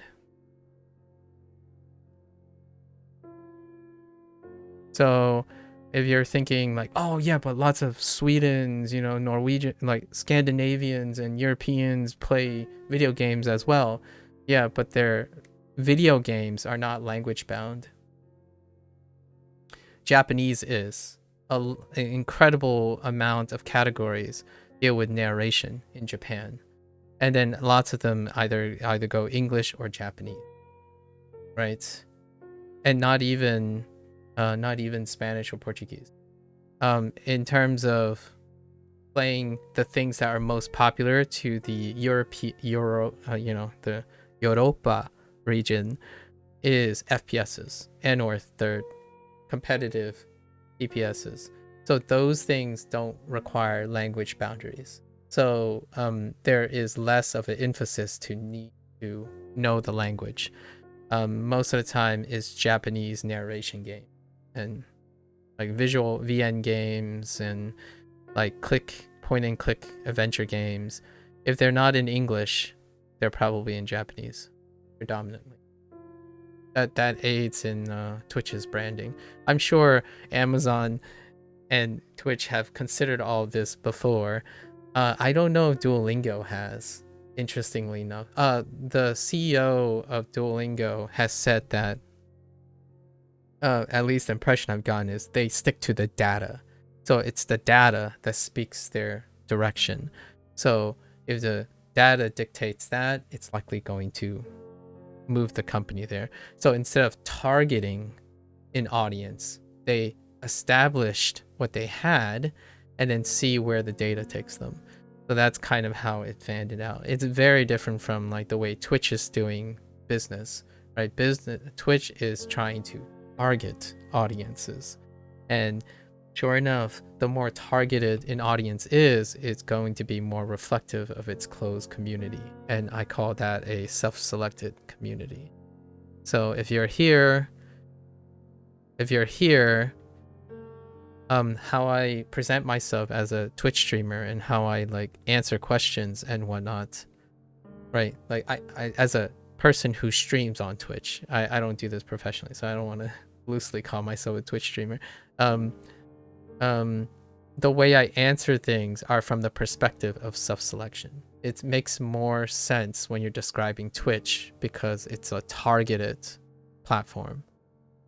On YouTube is still targeted, but is less.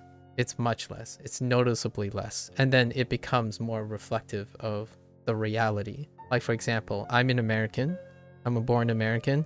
And unanimously, the second Asian language is probably Chinese. It's Mandarin by population. So if you're thinking about like what are the reflections and impacts of the influence, Chinese came first.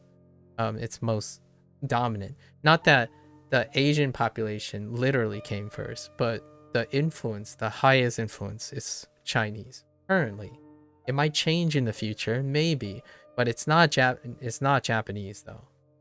I would actually even go as far as it can be Vietnamese, Korean, prior to Japanese. Japanese is very, very low. And if you look around your country, right, like depending on where everyone's from, the order probably still starts with Chinese, largely due to like population distribution and nationalism and whatnot. And we have to keep, and how is that reflected? You still have, even though Chinese and Japanese are like big thing, 99.9% of Japanese speakers still reside in Japan. And I would argue even 99.9% of Mandarin speakers still reside in China, right? However, this 0.1% and this 0.1% is like on 100x magnitude difference. There's probably 100 more times people that speak Mandarin that don't live in China than the percentage in Japan. So even then, that's why it's impressive that Duolingo, Japanese is number 6 and Chinese is number 8, because there's actually no correlation when it comes to like online things between the aspect of what you see in the world around you and a self-selected group. So this is an anomaly for sure. And then the rest is the number of speakers. So number of speakers, number 1, English, right? We already went over this. 2, Spanish or Spanish related. And then French. These are by world statistics also concordant. These 3 languages are concordant to the number of non-native speakers in the world. So when you accumulate the entire world, it's in this order already. I don't actually know if they published 4, 5, 6. What the interview was he was trying to be like not too specific, because if he's the CEO, so you want to not make statements that are very exact and bold. If it's inaccurate, there's a chance it's inaccurate. So that's kind of cool, right? Neat. I think Hindi is one of them. Hindi, the standardized Hindi is one of them, and that reflects India's population and whatnot. So pretty neat question. It's really, really important. It's really, like, if you go down the rabbit hole, it's pretty cool to think about. The internet is a special place. It's quite a special place. 妹は友達とサッカーをするのが一番好きです。Alright, so they love playing soccer the most. Oh, this person's friend. The imoto, so my younger sister's friend. My younger sister's friend. Oh. I messed something up. Ichiban ski. Oh, I needed to move. Oh. I marked. Oh. That's what they said. Did what I say make sense? Probably not. I think I might have used the Chinese word order. Yeah, I think I used the Chinese word order. Okay, we'll have to. 彼女はバスケットボールをするのが好きです。Would I be into learning Korean or Taiwanese or other Asian languages? Interest. Would I be into learning? I mean, I'm guessing that means interest. I'm interested in learning any language. Will I make time for it? Probably not. That's probably the quickest answer. I don't think my life is precariously available enough to be able to accommodate that. I have no aspirations of I have this realistic expectation of myself, and I think the maintenance of all the languages that are around my usual life is probably the closest I'm gonna get. If I met someone, like for example, a Korean person, a Korean sweeps me off my feet, then yes, I will learn Korean. Someone has to influence me to do that. Much like Sega influenced me to learn Japanese and Chinese. Or something, some concept, something has to sweep me off to want to learn a language. I choose to do things in life based on its maximalistic opportunities. So why do I stream and use Japanese? All the things I talked about from this person's question when I was trying to answer this question factor into why I chose Japanese as my first language to stream on Twitch. And then when I considered it, Chinese was next, right? Largely because of their position in Twitch. Chinese and Japanese, if you aren't learning English, Chinese and Japanese would have the most commentary. Spanish would come next, right? So these are very appropriate choices. It might sound like a neat bow or a narrative, and it would be fun to talk to a linguist and a sociologist or someone too who have analyzed this type of sampling. But my impressions are I choose the language that best integrates with my joy of gaming and reaching an audience, and not meaning like expanding or growing an audience, but having the opportunity to interact with someone. Because streaming to me is not something that you do to build yourself up. It's an opportunity to be, well, sort of. It comes with the territory, right? Like, we're not saying one or the other. It's all of the above. One of the primary objectives or benefits of streaming is to have exposure to other people. So if I chose Korean or Taiwanese, I only talk to 1 or 2 people every day, or maybe every other day, or every 3 days. And I've been streaming for over 6 years about education. The chances of learning Korean or Taiwanese can happen. I wouldn't be a streamer anymore, like, pragmatically speaking, because the exposure of Korean and Taiwanese on the Twitch platform is non-existent. You might have a pocket group that likes English but likes Korean games, which I've experienced with Library of Ruina, closest thing I've got. Or I could try to play mobile games like gacha games with waifus on them. That could possibly draw a Korean group, but not necessarily like Taiwanese. And since Chinese industry is on the rise, I'm not sure how Taiwanese is gonna play into it. So I'm not necessarily trying to play favorites, but whatever influences my life the most is what I'm looking for.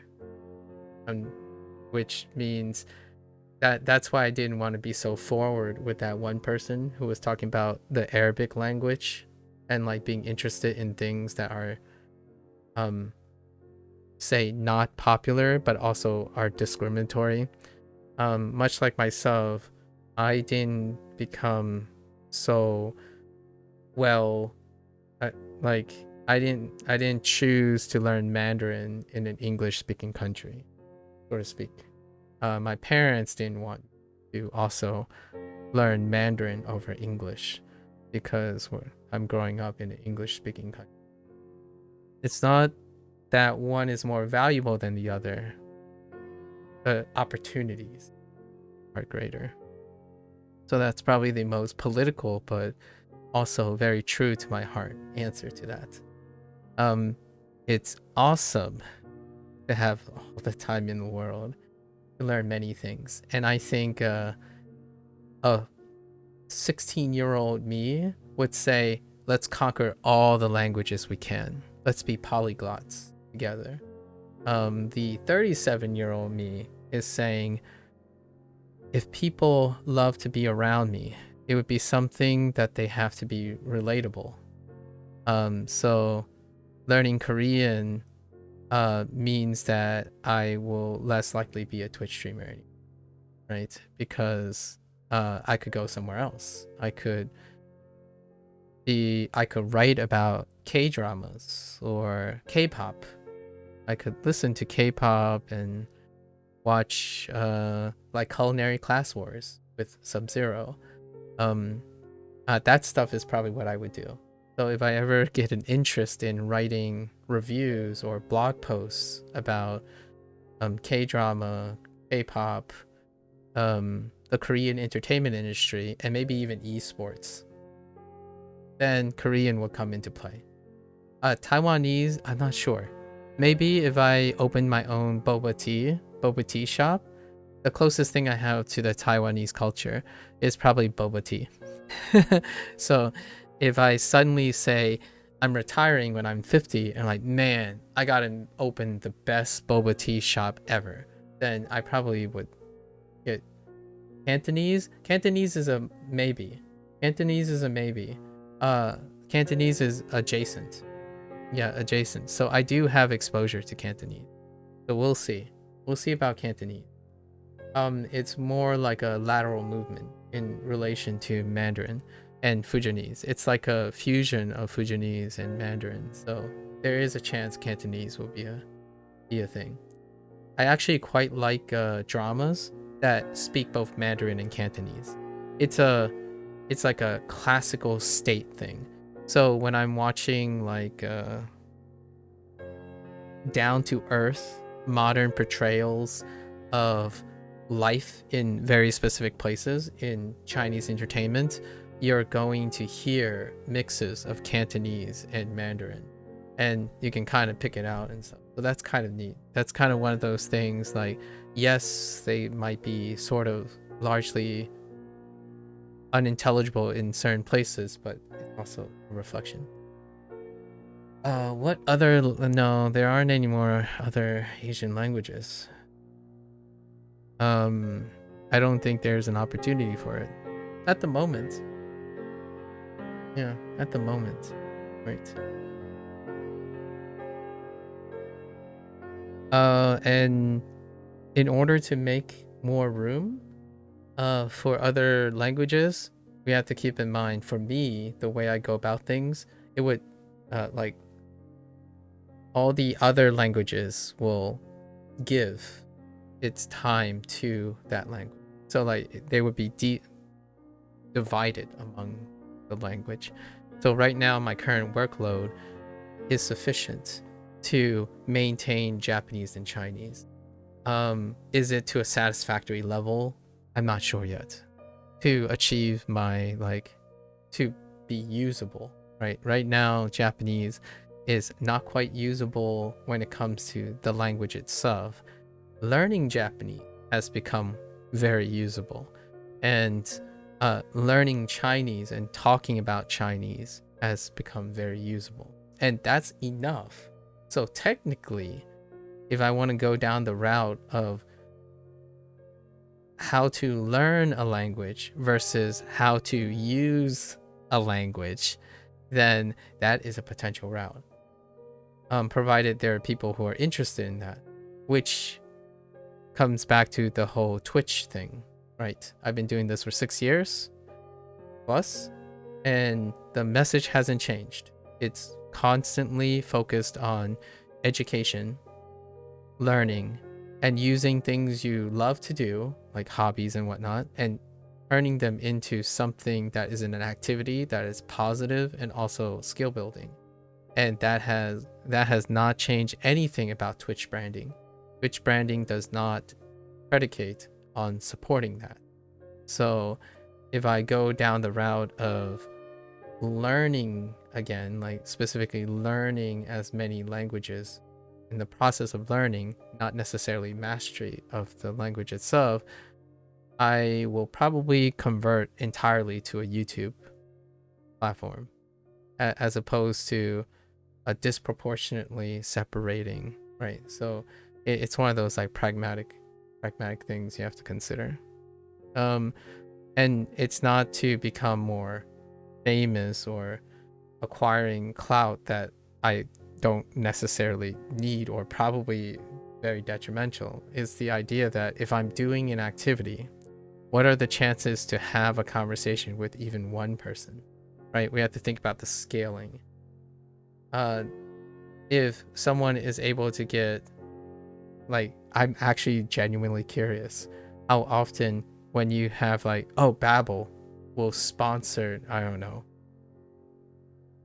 some person that kind of sounds like Virik, like rhymes with Virik, decide I'm gonna learn a new language. How big is that Babbel stream compared to their usual viewership on Twitch? And then take that percentage and then reduce the magnitude, and then ask yourself, how long would I go in a stream where I can't even bump into one person, right? Because the whole my entire objective is to share an experience with at least one person, maybe two, maybe three. In fact, as an official saying now, people turn over so quickly. I know, you know, I said, yeah. I chose an example. I was gonna choose a different example, but I think that guy is very ultimately incredibly wholesome. So I chose someone that was kind of popular, but also out of the scope of the weirder, the more non-traditional choices. And for me, that one person, that two people, that is the streaming experience for me. And I have chosen to do things just enough. Like, just enough. And it's intentional. Just enough to get maybe a conversation here and there every once in a while, right? As opposed to getting thousands and thousands. There was a situation, there was a period, it was for about 2 years, like 1 to 2 years. There was a situation where there was spam like all the time. Like, and what I'm talking about is I did an activity in which it involves a different type of streaming content. And that streaming content ended up being like endless and endless spam of your gaming like thing. So we've gone through periods of that as a social experiment, and it is possible, and it was sort of lucrative. It was very popular. It was kind of merchandising all the time, that kind of thing. So it is very possible. Like, when you do your research, you do your due diligence, you can convert things to your thing. So when someone comes to my stream a lot of time, it's like, why doesn't anyone watch you? It's like, you should deserve more. It's like, well, no. The answer is no, because to do that, I would have to do something very different, right? Like, we have to be pragmatic about this. If you read what I'm doing and what I choose to do and how I'm doing it, it doesn't make for an ideal big streamer thing. I think it would be quite unfortunate that someone could possibly do something, especially in my opinion. I consider myself quite educated. You know, I know I don't like saying that either, because that would give me responsibilities, but I feel like I consider myself fairly well educated. So I'm not delusional that I don't do things that are trendy. And when someone who's younger who comes by and projects that, oh yeah, you're a Twitch streamer, you want to do these things, I'm like, well, yes, I agree with you. And then the answer is like, why don't you do it? Like, well, have you that should be your first question. Don't forget my lesson. Yeah, that should be the first question, right? You might be thinking, why is this relevant now? Since I started learning language, there are a lot of younger people who like Duolingo and like other things, and it brings a smile to my face that they like language learning. Like, there are younger, think about that, there are younger kids who like to learn language, right? And they even bicker and argue about it. However, of those kids, they also talk about being famous or becoming popular and whatnot. And you have to ask yourself, the thing that I'm doing right now and the thing we're talking about, like Cozy and then Valentine showing up, it's not possible, mutually possible, when the environment change. Kids who are not into TikTok, wow, yeah, kids who are not into TikTok, yeah, that I'll end with one sentiment, and it's a paraphrase of the CEO from Duolingo. Sometimes people ask, so what is your goal? Like, what are you doing? What is one of the philosophies of your design? It's like, well, think about it. We're competing with TikTok. So if you find kids arguing about Duolingo and then how it's not useful and useful, that means they're not on TikTok. Or what I mean is, that means they're spending some time away from TikTok. That's incredible. He didn't actually paraphrase it. He was saying, he was more suggesting, what do you have to compete with as a mobile app, right? How do you get people to be addicted to learning, like just wanting to learn?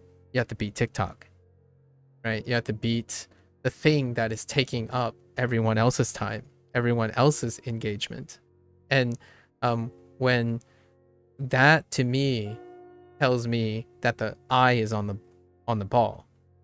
When Anki favorite communities come and attack other language learning things because they believe it's better, the question I have to ask is, you mean TikTok, right? Like that's the competition here.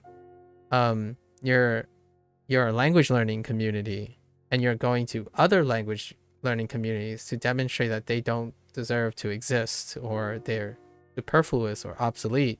Yet the one thing that's making all of these things obsolete, if we're talking about superseding, is where's the engagement? Like if you're so petty enough to bring down language learning as a whole, yet you don't address the elephant in the room. Meanwhile, TikTok is doing their thing, then that is short-sightedness. That's a narrow-mindedness that can come with self-selection, right? Oh, you know a lot about language learning. Yeah, but step back a little bit. You know a lot about engagement too, right? The chances of Duolingo potentially stunting the growth of Anki is far, far negligible. In fact, I actually think Duolingo's success promotes Anki's success. Anki, for whatever reason, not the developers, sorry, the community at large is using it so that, oh, Duolingo is like the TikTok of language learning. So we should go and reduce Duolingo's footprint in order to gain more footprint on your own desirable platform.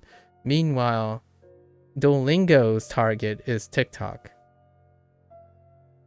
Like, I rarely in a conversation with like people from Duolingo, their comments are like, oh yeah, you know, our competition.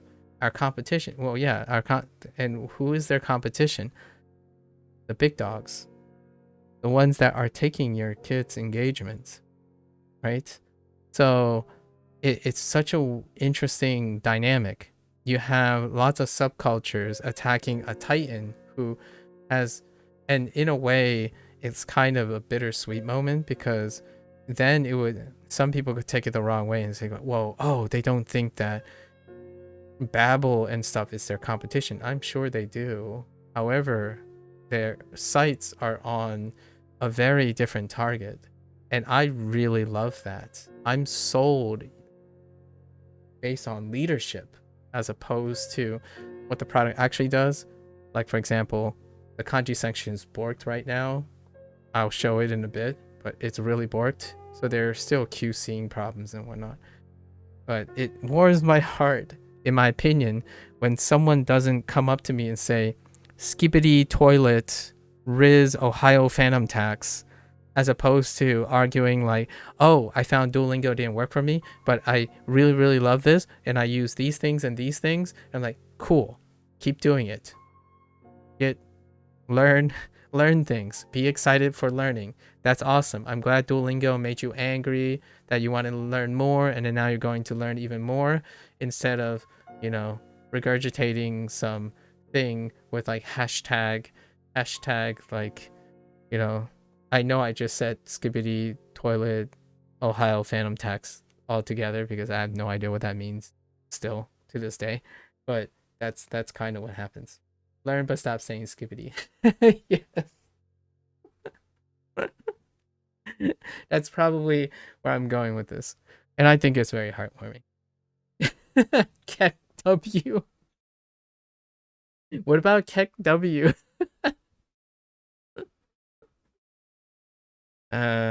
Yes. One of us.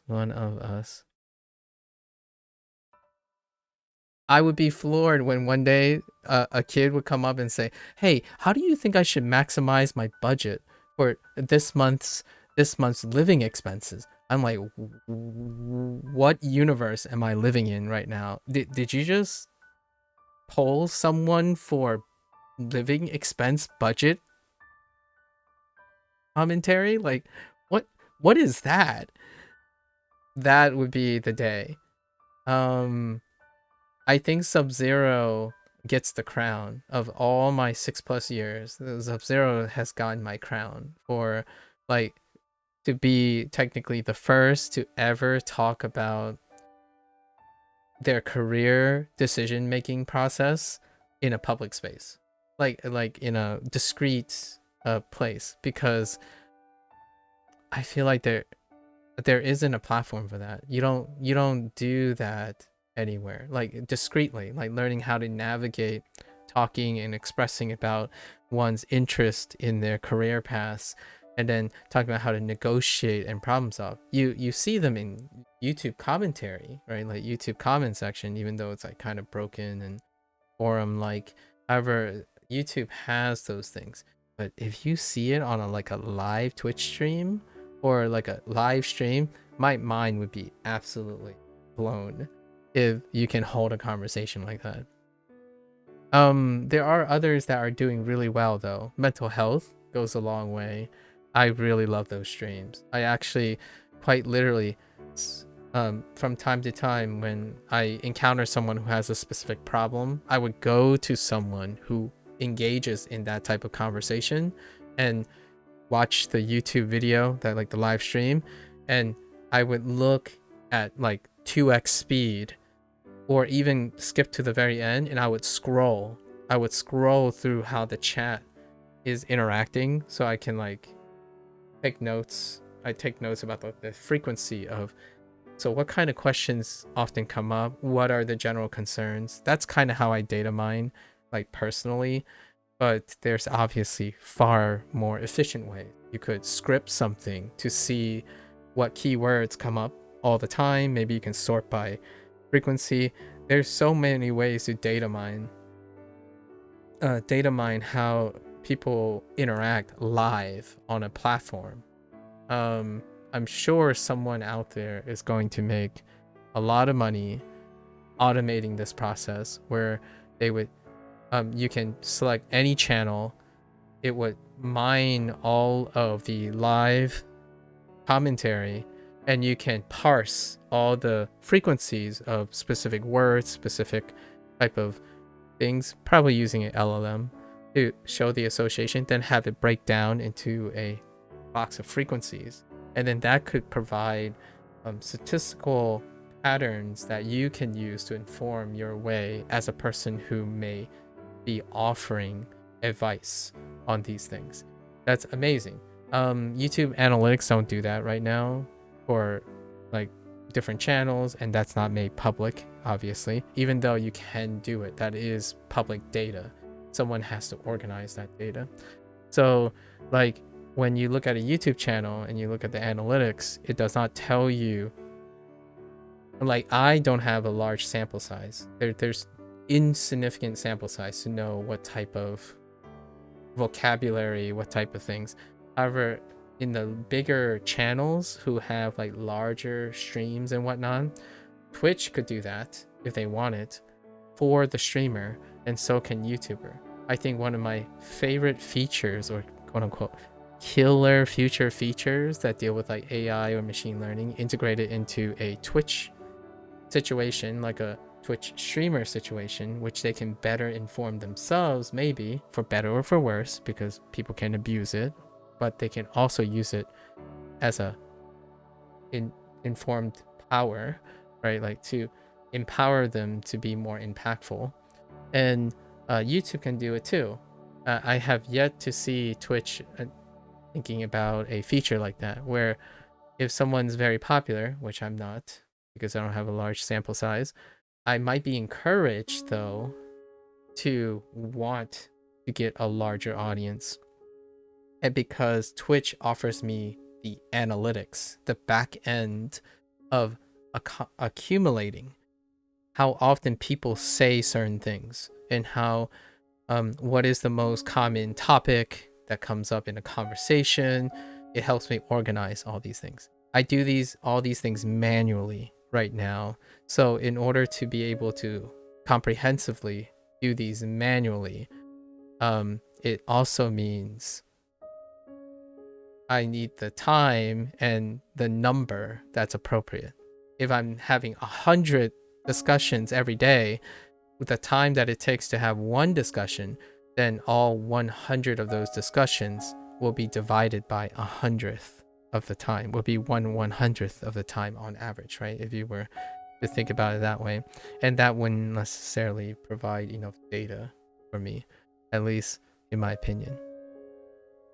And this all goes back to my digression about answering about why it seems like all Twitch streamers, or lots of Twitch streamers, tend to use Japanese. This is how I process my thoughts in decision making, right? You gotta analyze based on your own interests, experience, and also take in and integrate it with how other people perceive things. And it may end up sounding very reasonable. I think most of the time with this way, and you try to explain these things, and you can explain them in an understandable way, makes you a very useful source of information for the rare and occasional encounter. I don't think it's possible when you're interacting with 1,000, 2,000, 3,000, unless you get a crew to do that. Now, the problem with that is then you're responsible for the consistency of your entire crew, and then expand that to 1,000 people, or be a middleman and, you know, matchmake. That also is lots of various, you know, spuriousness and QCing and what. Yep. Fun things. What does that icon mean, Cozy? What does that mean? Is that a new thing? Okay. 彼女はバスケットボールをするのが好きです。するのが好きです。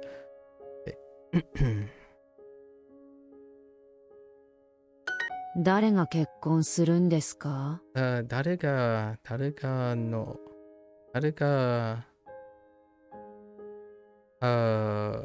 I told myself I would write this yesterday, but I didn't. Oh no, not this. How is this related? Oh, it's Renshu. I need to write Renshu for next time. 誰が結婚するするん結婚するんですか? For emphasis, するん。来週大丈夫ですか? What does it mean? The little character that you're using, this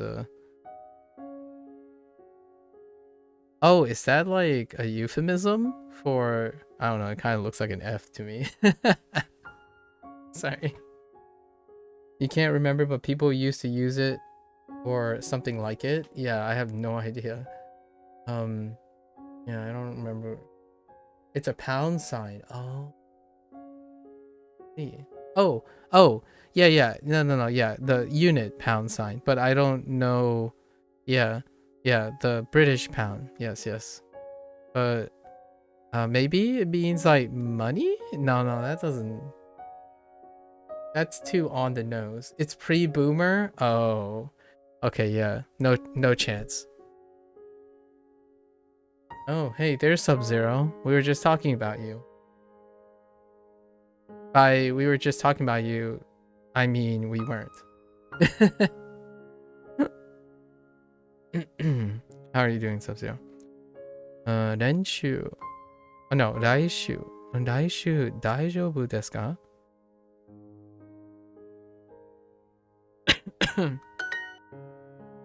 妹は友達とサッカーをするのが一番好きです。So 妹は So they marked the target, but then they said 友達。友達。妹は友達とサッカーをするのが一番好きです。Oh, I totally misunderstood the sentence. It's telling that my younger sister's favorite thing to do is to play soccer with friends. Oh, I was thinking it was saying my younger sister's friend's favorite thing to do was to play soccer. Oh, okay. So 私は友達とするするをactually する友達とサッカサッカーするをするするのするを一番のDo all go here? Yes. 一番の好きですがの妹は友達とサッカーをするのが一番好きです。妹は友達とサッカーをするのが一番好きです。の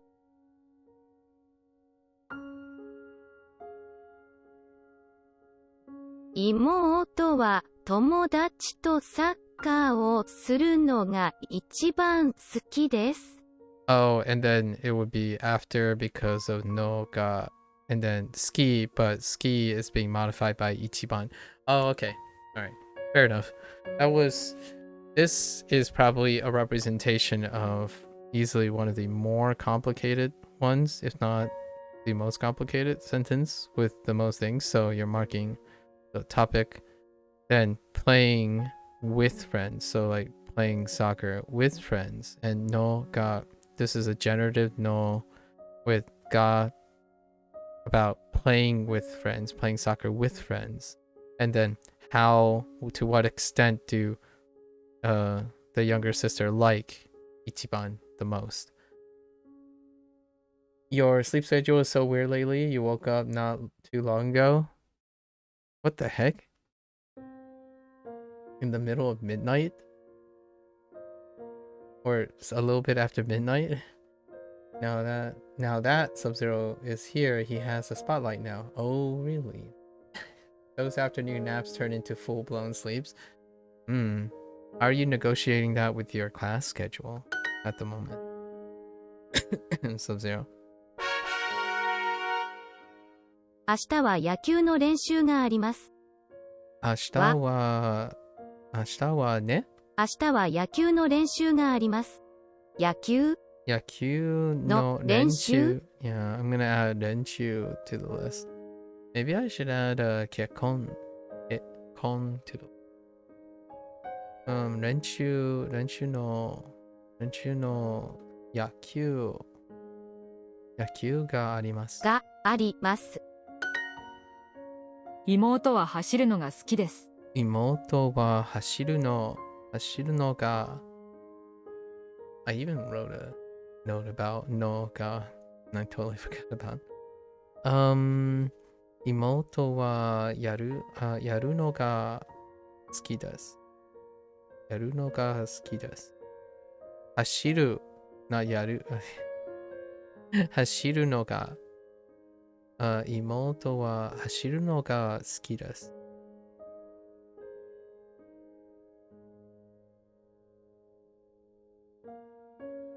Oh, I guess I could also write a turn of phrase for ski. So if I say, or like an opposite of ski, which I think they used kirai. So I will have to add that too. 仕事に行く時間です。So we have three things now, right? 練習、結婚、一番 and kirai for phrasing for tomorrow's recall. Yeah. And yeah, how are you negotiating your other things you have to do during the day, Sub-Zero? 仕事に行く時間です。時間 maybe. You know. 仕事に行く時間です。時間です。Time to go to work. It's time to go to work. Okay. 上手。野球、Oh. 彼、は彼は野球が excuse me 野球が上手です。熱い本を読むのは大変です。You don't have a lot of responsibility during the day after moment. Most classes have ended because it's exam season. Oh. So what you're saying is you should have been learning Chinese instead of sleeping. Oh, I totally get it. I totally get it. I'm kidding. Well, every time you sleep, you said yesterday that there's that reader right next to you, you know? That reader is calling your name. I can imagine every day you're like, I don't know, if you have an alarm clock or something, you just look over, go grab your phone, and right next to it is the reader collecting dust. 熱い本を読むのは大変です。熱いの本。熱いの本。熱いの本。本を読む。読む。読むは大変です。大変です。熱い本を読むのは大変です。本。熱い本を読むのは大変です。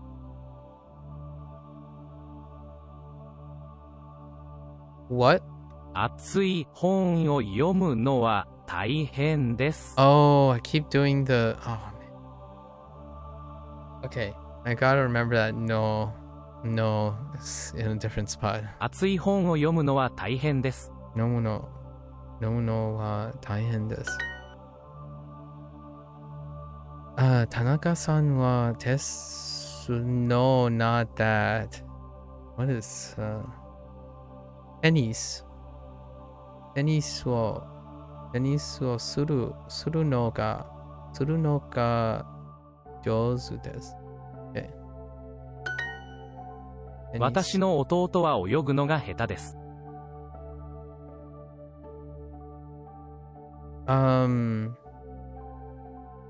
私の弟、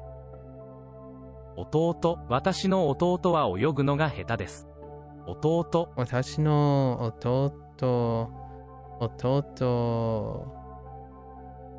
泳ぐが下手の泳ぐのが下手です。泳ぐのが下手です。私の弟は泳ぐのが下手です。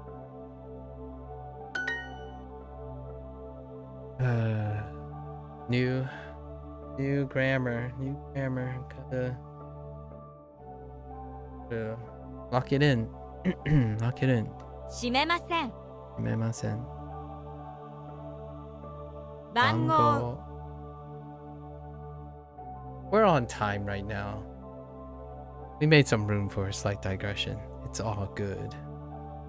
短い。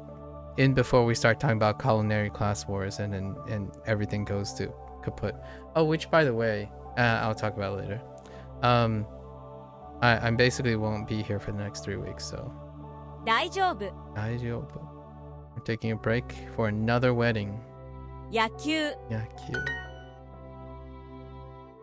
Okay. 私の弟は泳ぐのが上手です。Oh, 下手です。Oh, 下手です。Whoops. Not 上手。ボタン At first, for a moment there, I thought that said butter. 読む泳ぐバター走私は走るのが嫌いです。私は走るのが嫌いです。Hate is such... I'm kind of curious how strong this kirai is. Like hate. Like how strong is kirai on the hate scale? Like absolutely no way? Or it gives me negative feelings, but strong, strong dislike.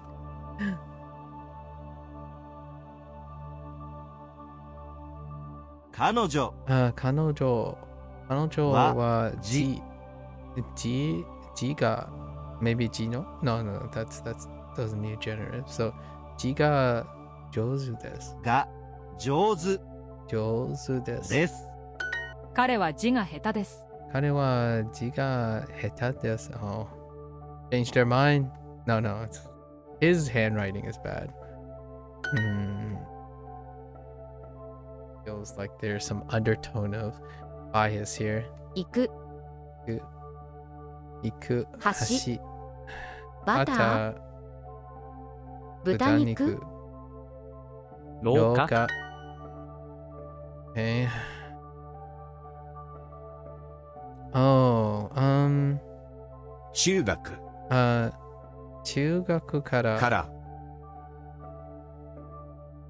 Yeah, 中学から maybe do we need a topic? Yes. 私は中学から野球をする。野球をして Oh, right. I have been playing. しています。私は中学から野球をしています。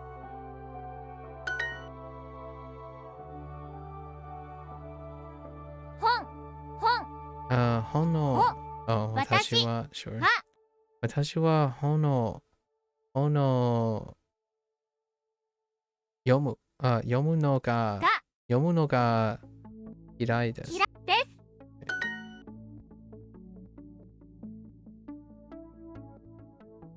So when are you going to catch up on Mandarin, Sub-Zero? Now that you've secured your ideal internship and it's almost intermission time in your university. What are you going to do now? Before you take a what do you call that?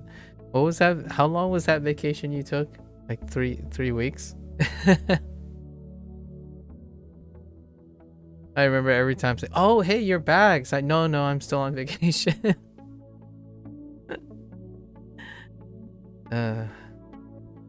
熱い本は読むのが熱い本を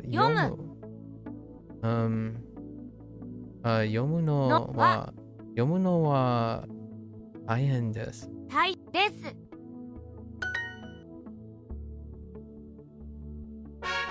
You want to go back? Vietnam was pretty fun. You didn't like melt or get like slapped by humility and suffocated by humility. I'm surprised. You didn't enjoy Thailand as much? Oh, that's interesting. I guess you got slapped by for a Norwegian to straight up hit like Vietnam and Thailand. I imagine like the humidity and like weather would slap you pretty hard in the face. That's quite a climate change. We're not talking about the other climate change. Yeah, the temperature was crazy. Yeah, like it's an ever-present thing. Such a dramatic change. I would say for myself, if I visited Vietnam and Vietnam specifically, I'd probably say the same. Like it's probably a dramatic change for me too. I've seen a lot of like clips, like funny comment clips about how weather is one of those things that you don't think about when you end up traveling to like a rather tropical place like Vietnam. 思いません。思いません。写真を撮ってください。写真を撮ってください。写真. Oh, I totally dropped 写真. Toru. We could have added toru. So what? Now we're up to 6 things. So what do we have? Kekon. Kekon with suru. Alright, kekon suru. Which is still in kana. Kekon suru renshu. Renshu. Toru and urau. Right? Toru and urau. Which gives me an opportunity to write shashin. Sashin. Sashin for toru. And koe. Koe with urau. Especially when you're eating like a steaming hot bowl of pho in the heat outside. On the bright side, it's not really awkward or anything to go around sweating. Pretty everyone does it in that heat. That's fair. But the question is, do you smell? I'm kidding. I don't know how that works. But there is a thing about smelling. Like, what I mean is, you know, people smell different, but you are in a different country. What you call it? What was I thinking? Your older brother, though. Here's one interesting thing. I don't know if this is true still. However, there is a slight, I'm gonna say there is a slight conventional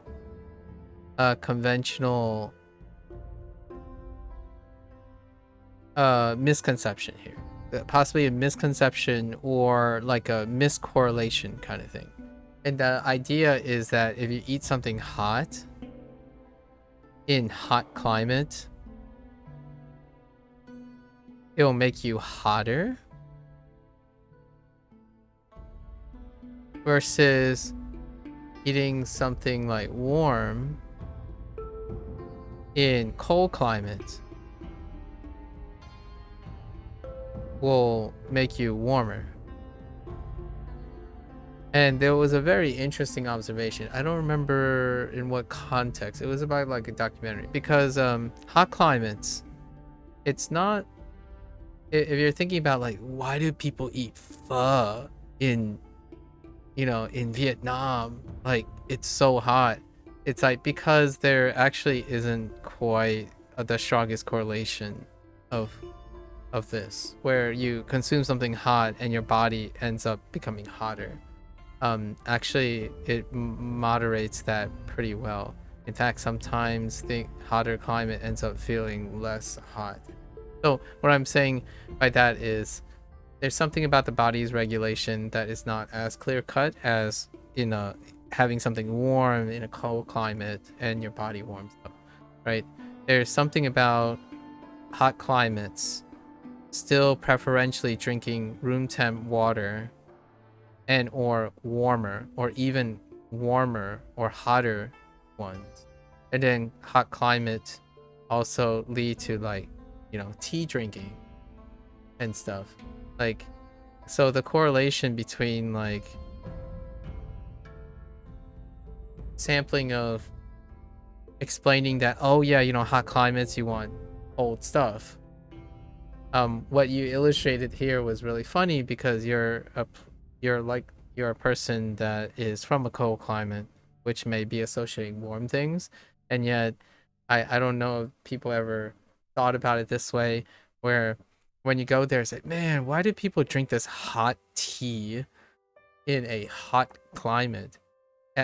Like, in the sense of, when you want to drink something cold or you know, like cooler to cool you down. And it's funny because this pattern is preserved quite often, where hotter climate still persists on favoring warm dishes. And it's kind of a funny thing because one of the skits of the Vietnam girl, right? A Vietnam girl, that very viral Vietnam lady who now lives in Germany, right? She had skits where, yeah, she proceeds to eat things in a specific temp, but then they don't transfer to the idea that Germany has a cooler climate.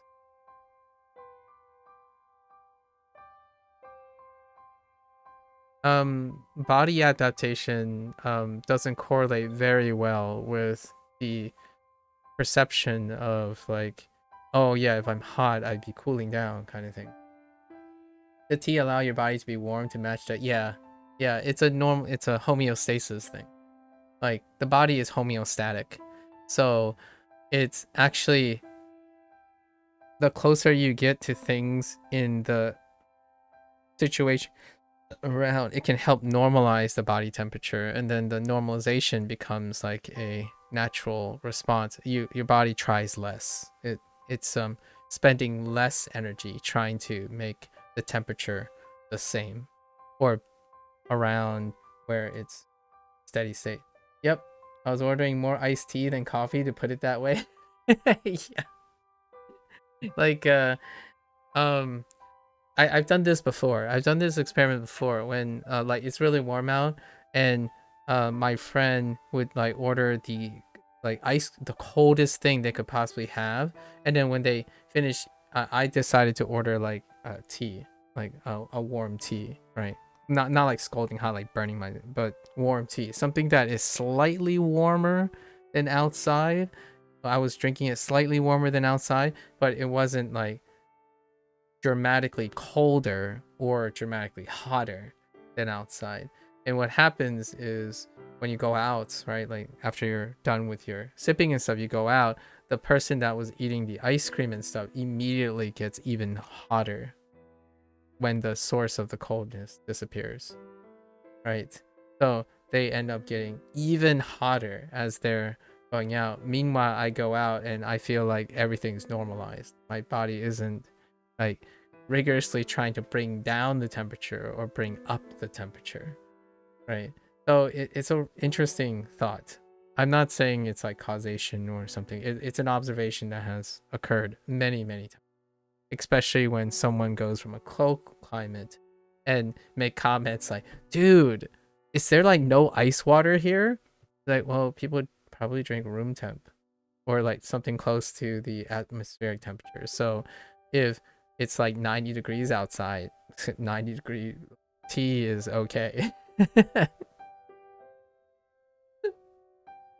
And I mean Fahrenheit, obviously. I'm talking about Fahrenheit here. But, you know, something like if it's 37 degrees tea, and it's 37 degrees outside, it's actually more likely to probably keep you feeling like you're not out of place or uncomfortable, as opposed to jamming back like a Sub-Zero. Aha, you see what I did there? A Sub-Zero beverage, and sorry, that was unintentional. A Sub-Zero temperature beverage, and then immediately go outside that is like, you know, a delta of 10 degrees Celsius between your body, the thing you're consuming, and then the atmospheric temperature. And it ends up like blowing your mind. You're like, your mind gets, and then when you perceive it, it's like, dude, why did it get hotter all of a sudden? Why did your body get even hotter? Why like you throw back the really hot, the really cold beverage, and then suddenly when the beverage subsides, it feels like your body overshoots and it elevates and makes it even hotter. And everything in your perception also feels like it's hotter outside for that moment until you get acclimated again to the temperature. And that's why you have ice cream at the beach and not a tea. Indeed. 写真を撮ってください。写真撮って。写真を撮って because 撮る right Yeah. That's do. To te. Yeah. Totte kudasai. ください。漫画 You're near the Pacific Ocean. I can imagine that.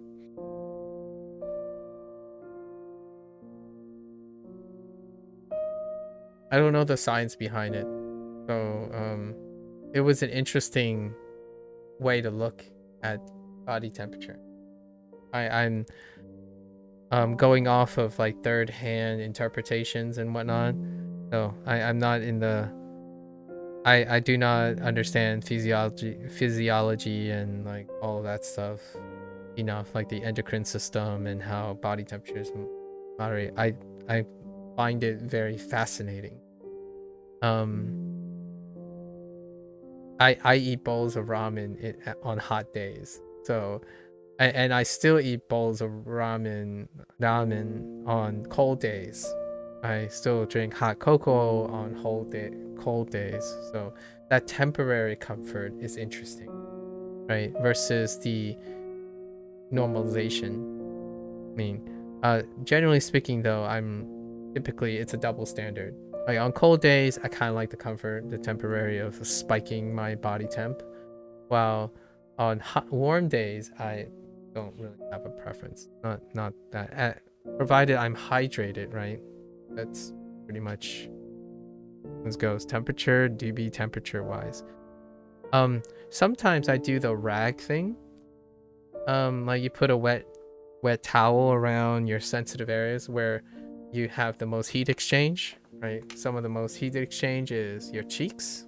Not those cheeks, guys. The other cheeks, your face cheeks, and the palm of your hands, and then the bottom of your feet. Those are one of the highest vascularized places of heat exchange.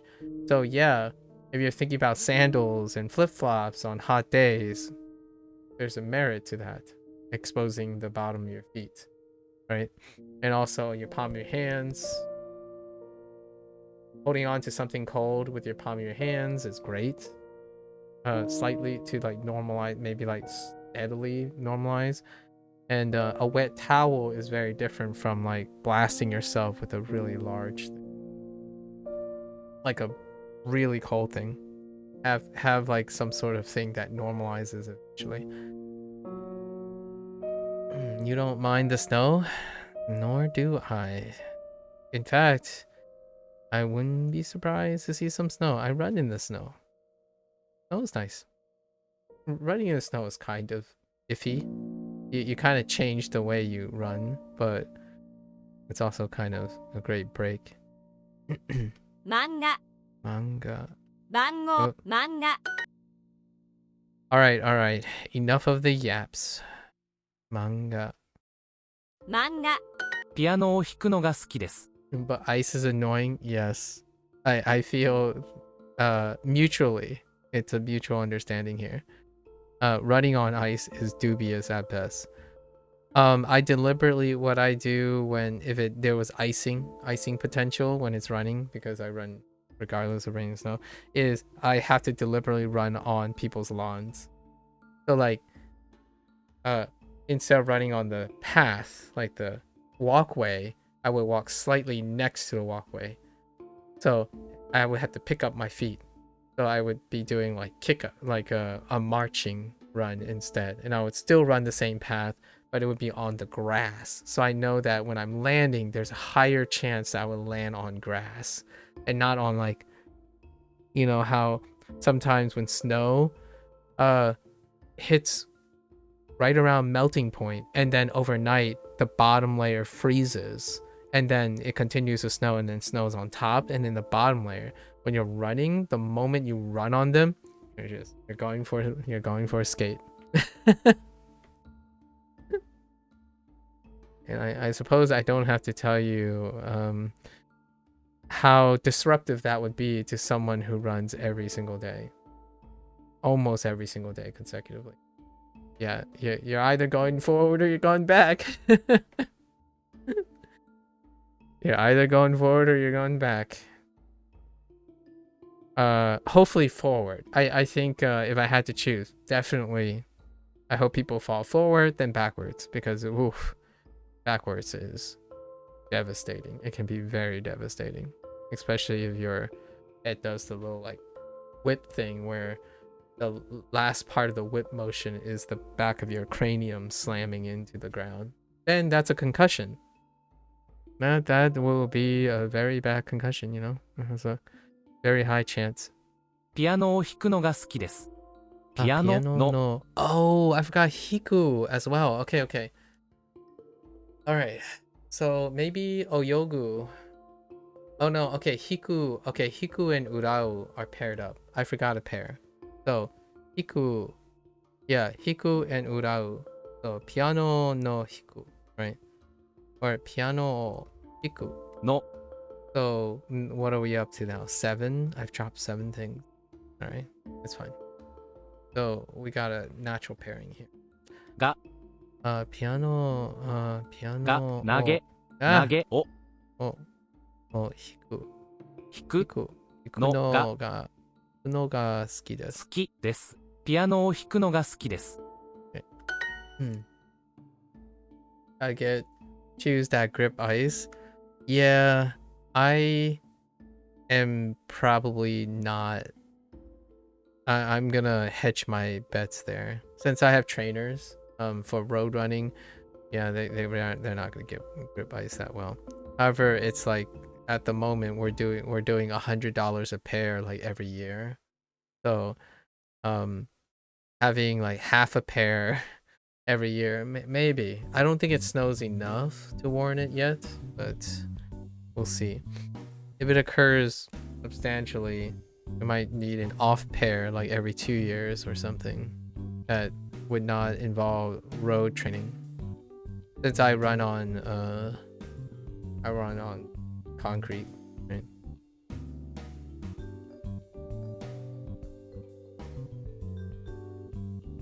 Let's see.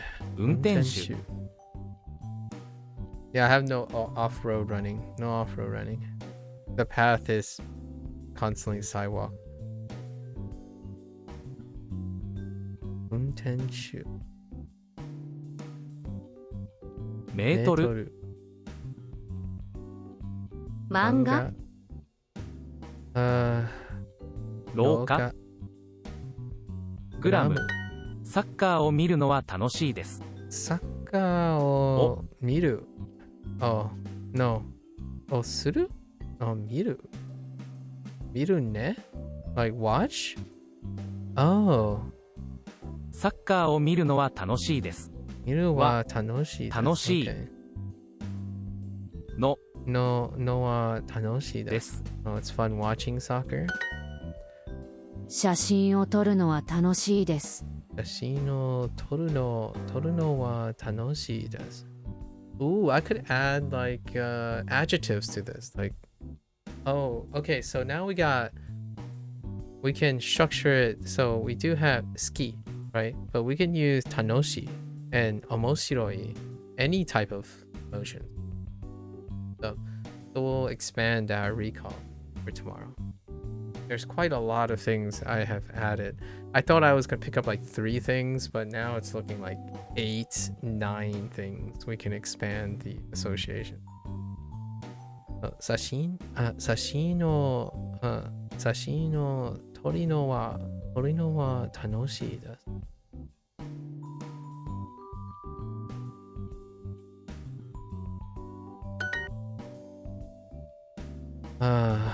思いました。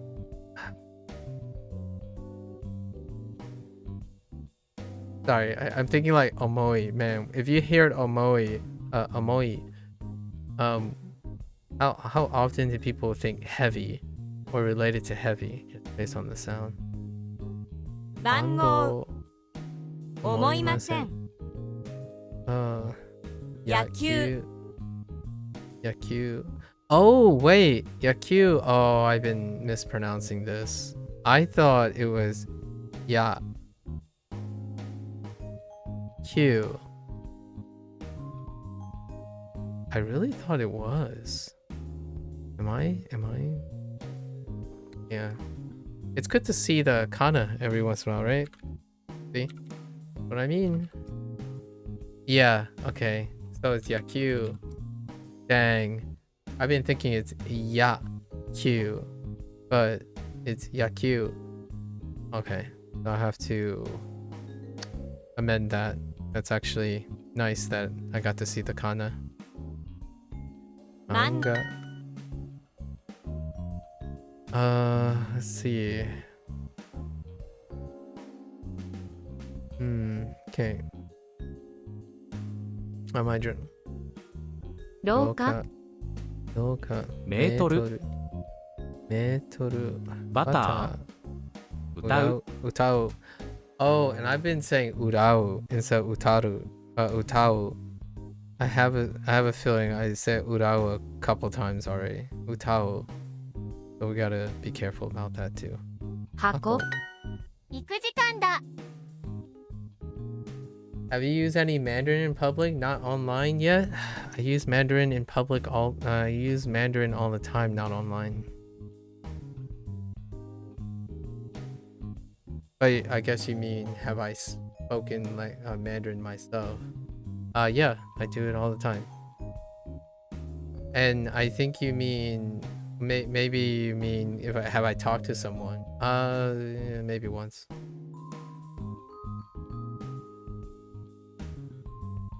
I'm covering all the possibilities. I'm gonna say yes to all of the languages. I use all the languages all the time, not online. Every single day. Every single day. I think we talked about this, right? When you were talking to that other kid earlier. That other kid when they were talking about Spanish. Was that person? Oh, the New Yorker. The New Yorker. Konnichiwa. Ooh, see some ego. Let me. Konnichiwa. Ooh, what is that?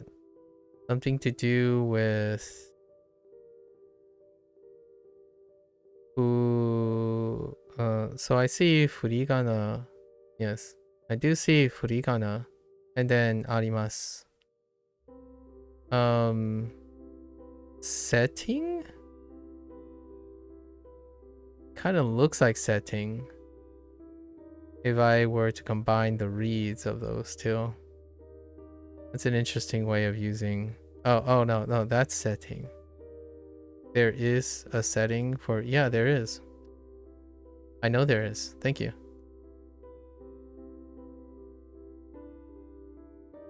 Sete options. The furigana mode. Yeah. Thank you. I know there is. Thanks. Iku. Iku jikan da.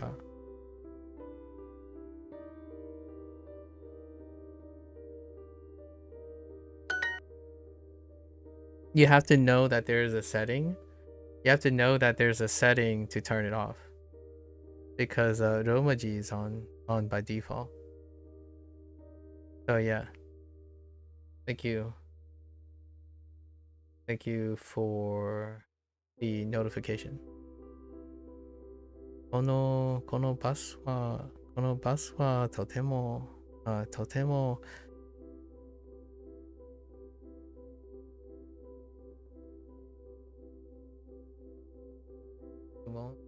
Well, just in case you wanted to see the reading more. Okay. Yep. It has been a hot minute. Yeah, it's been a hot minute. このとてもゆっくりだ。Oh, wait. このバスはとてもゆっくりだ。ゆっくりだ。Interesting. Should I add ゆっくり to the list? 映画を見るのは好きですか？映画を見るのは好きですか？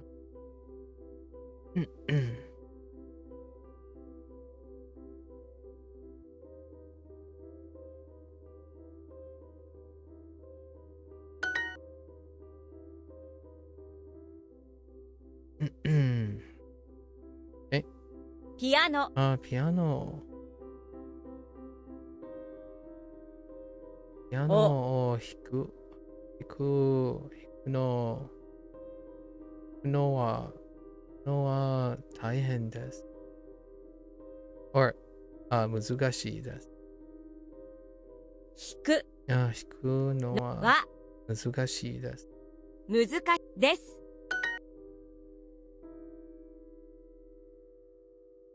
Yeah, it has Romaji on default. Yep.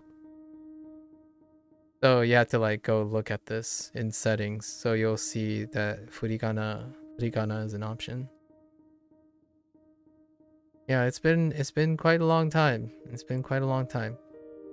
Usually I do the thing where if there's a read that I am having trouble hearing, I tap this and then I turn it back off. That's how I go about it. Since we have just met. Yeah. 私は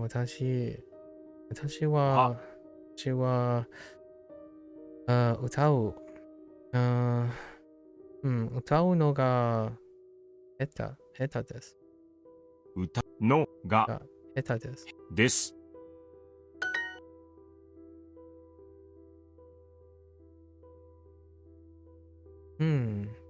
Holiday today.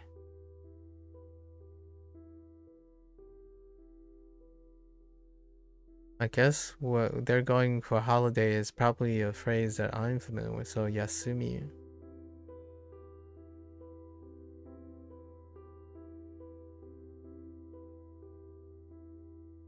I think.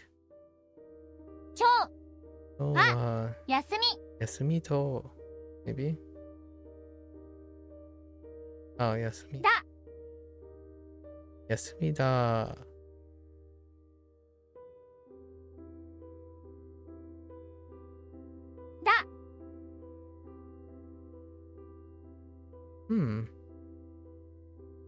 が重いとます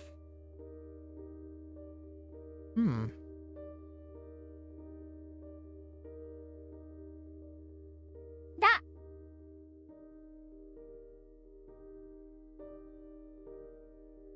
Oh, they could be doing the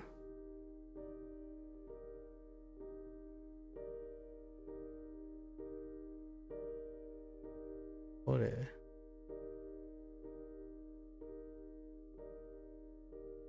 What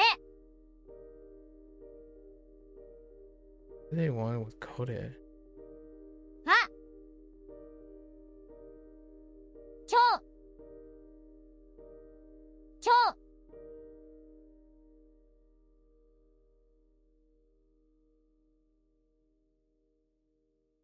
日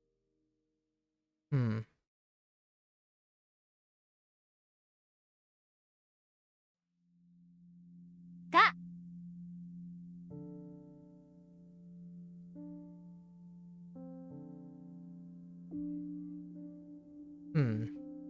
これは今日が休みだと思います。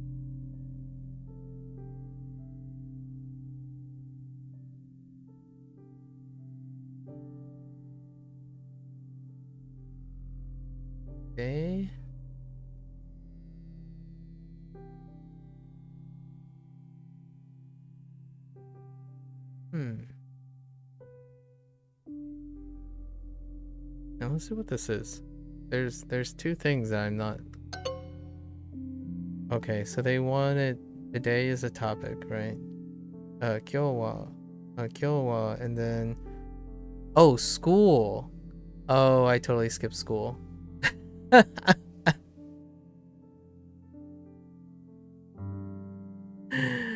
Oh, I totally skipped school. Oh no. Yeah, okay, that's fine. 今日は学校が休みだと思いです。I totally skipped the word school. I'm like, where is school? Where is the other thing?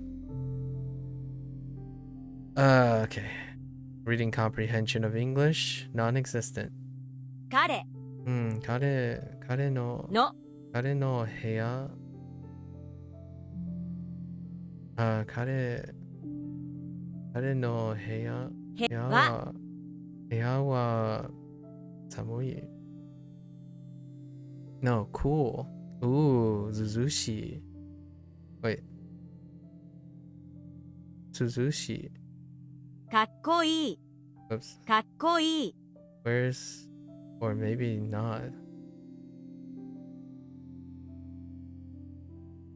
Oh, that kind of cool. Oh, kakkoi. That kind of cool. Not cool. That's in the temperature.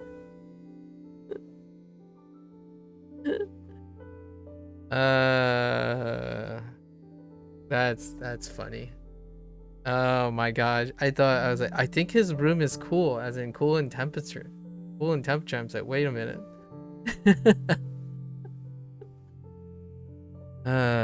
Yes. Oh, that's kind of neat. I didn't get this kakkoi yet, actually.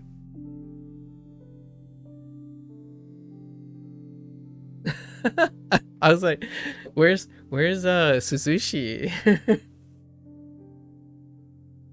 I know they do. We didn't get the kanji yet, so we didn't get the kanji yet, so both is acceptable. They would accept both either way. But that's an interesting kakkoi. I don't think that's intentional though. Kakkoi wasn't introduced, but that's interesting. We might add that to the list. Let's see. How will I remember this? So, okay, interesting. They went with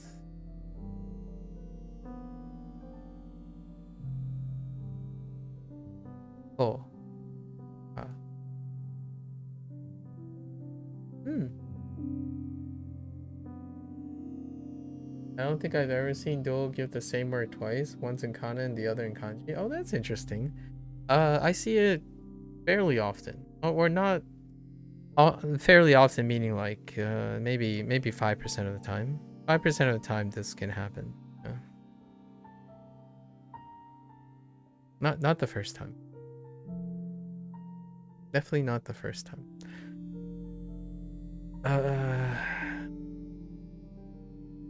I'm still getting over how I did not read English properly. Kare no heya wa kakkoi. Kakkoi to omoimasu. Oh, what did they want? Oh yeah, they wanted the kanji. Oh, they think, wait, they're suggesting I know this kanji. Okay, so let me write this down. They're suggesting I should know this kanji. So let's do that. Yeah, we'll write a note for that. So that's like 10 elements for today, in addition to our recall. Interesting. All right, and now let's not skip words while we're reading English, because that's embarrassing. You know, that's embarrassing. 今日は学校が休みだと思います。Oh, I want to write a note about using... No. Oh, yeah. I need to write a note about da. I forgot about da. As a new concept for this. This unit is the introduction of casual form. I mean, it is a deceptive sentence. It is usually written in kana, so don't worry too much about it. Is it? For kakkoi, probably, yeah. Yeah, usually written in kana. I don't particularly want to say just because it's written in kana alone. I like to learn all of it. So, usually it's fun language is fun not because of its pragmatic use, but more of its nuances. So I don't tend to worry about most things, but I also like to remember.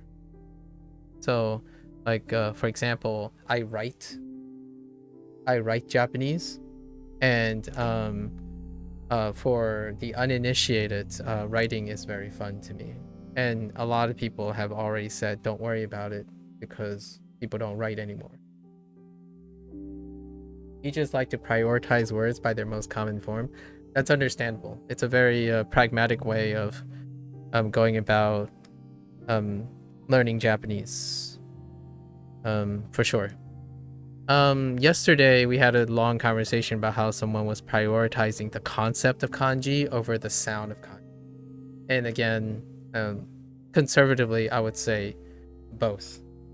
So one can do one action that can do multiple things as opposed to prioritizing.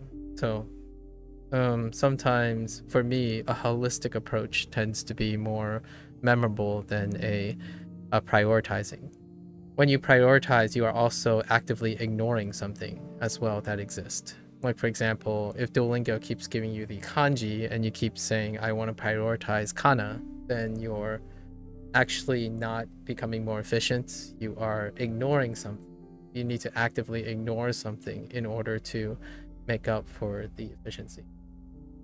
If you're not using Duolingo, I totally understand. You also do that because reading is your interest, not speaking, which is very atypical way to learn a language. Yeah, exactly. However, I try to do all of the above. It's how I get invested in my craft or whatever this is. It is nice to know what prioritize. In my opinion, the word prioritizing to me is whatever keeps you learning is good. You highly doubt it, but has Duo taught you about, like, as in, like, I don't know. The answer is no if you're talking about just this. I feel like there's a tilde here.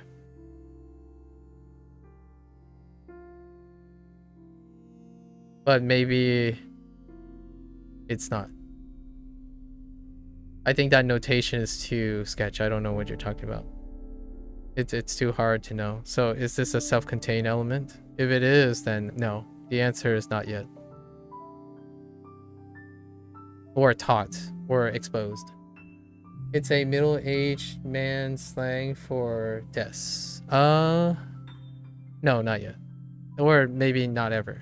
We don't know. Yeah, we don't know yet. I can tell you.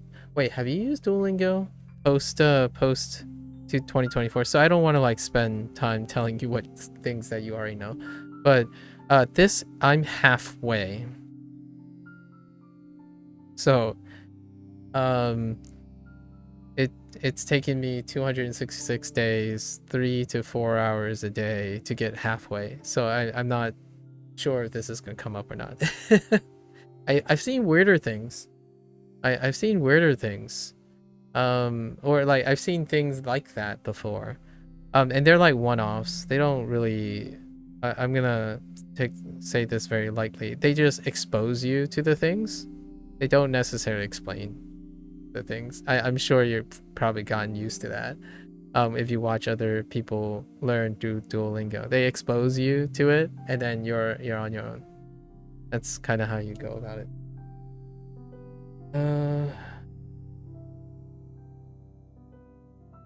Just more gruff sounding. Oh, okay. I see.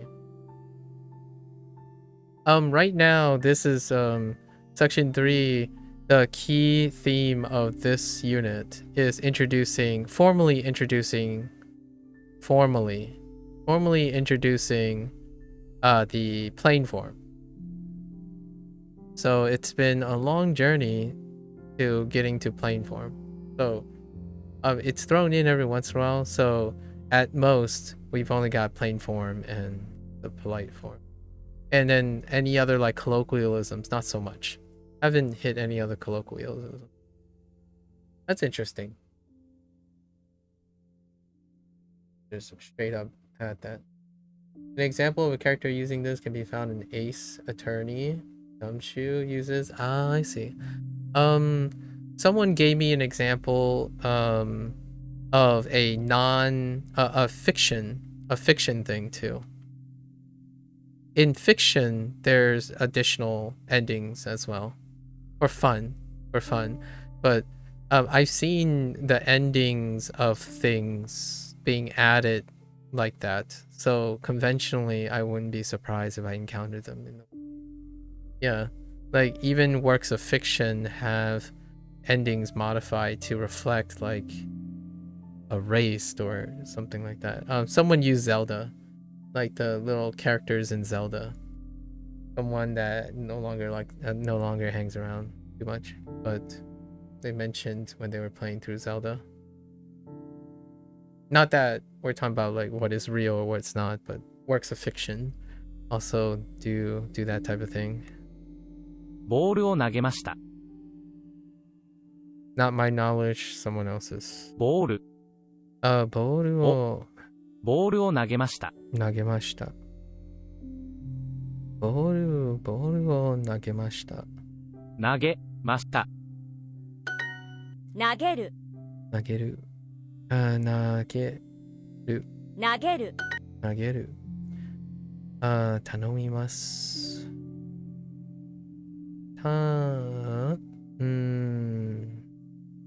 頼みます。頼みました。頼みました。So are you fiction often exaggerates and make up their own terms? Yeah. And it's kind of cute. I think it's very cute. English. What do English do? English use a lot of onomatopoeia or like slurring and stuff.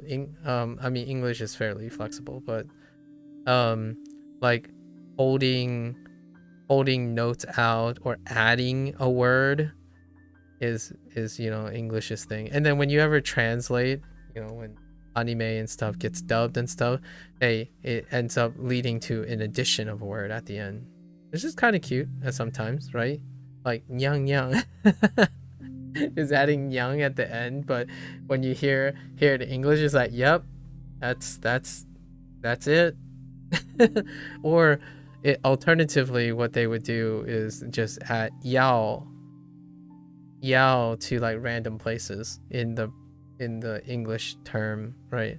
So if you had like a character that goes like nyang all of like in places, especially at the end, instead they would morph all the English words into the nyang. So like like meow, right? Meow, but instead saying meow as opposed to now, kind of thing. It's great to draw parallelism. Insert the Black Hanegawa tongue twister here. Oh yeah, yes. People do like sharing their tongue twisters. 頼みました。Tanoshima. I imagine you have been studying Japanese or is a multilingual person, or what is your experience with Japanese games fan? You did mention a game reference, so I imagine gaming has quite a bit to do with the Japanese enthusiasm as well. We were talking about self-selection of the Twitch community based on gaming interest and why it feels like Japanese is fairly trendy. はい、日本語を勉強しています。いますわ。Interesting. Is wa an accent or something too?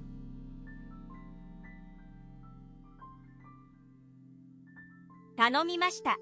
頼みました。I don't know what the function for wa is.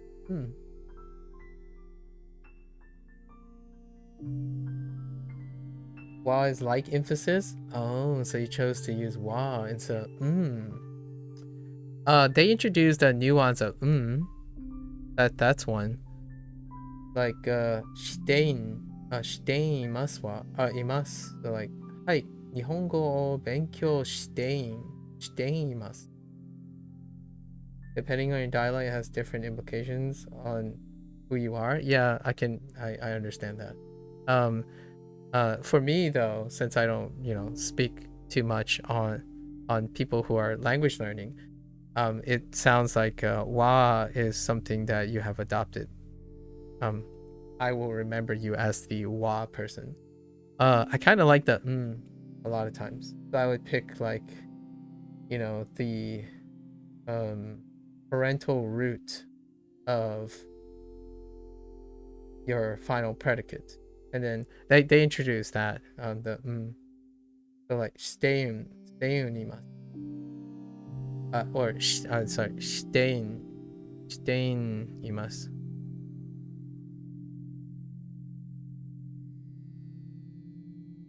In standard Japanese, wa is a feminine way to add emotion. Oh, okay. And is kansai. Okay, fair enough. Yes, kansai then. It's just a general way to put emphasis on something. Oh, okay. Yep. Sounds good. Is also one, right? There was someone else used something else. And then we have the conversation, insert conversation about I, right? Insert conversation about I or watashi, and every single one of its variants.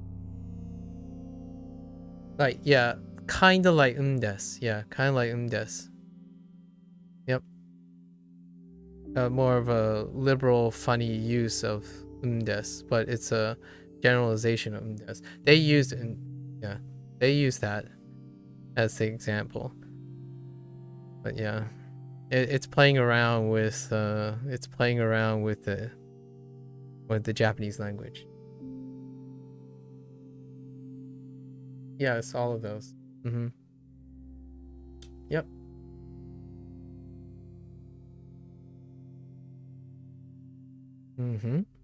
Tanomimashita. Tanomimashita. Tanomimashita. How long have you been studying Japanese? Yeah.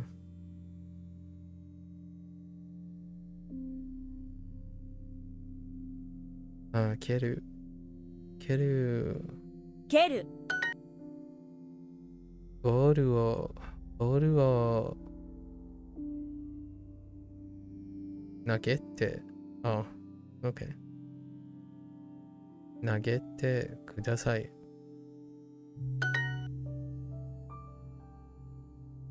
2019. It's been quite some time. What have your experience been like? You have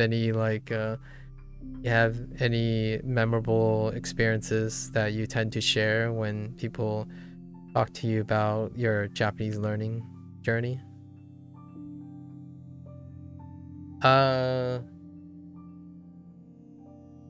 266 days.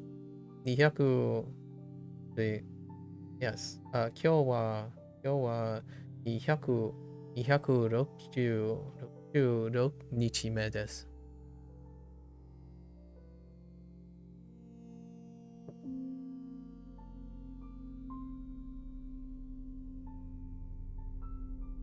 So almost a year. No, not really. There's still like 100 days left. 行く。行く。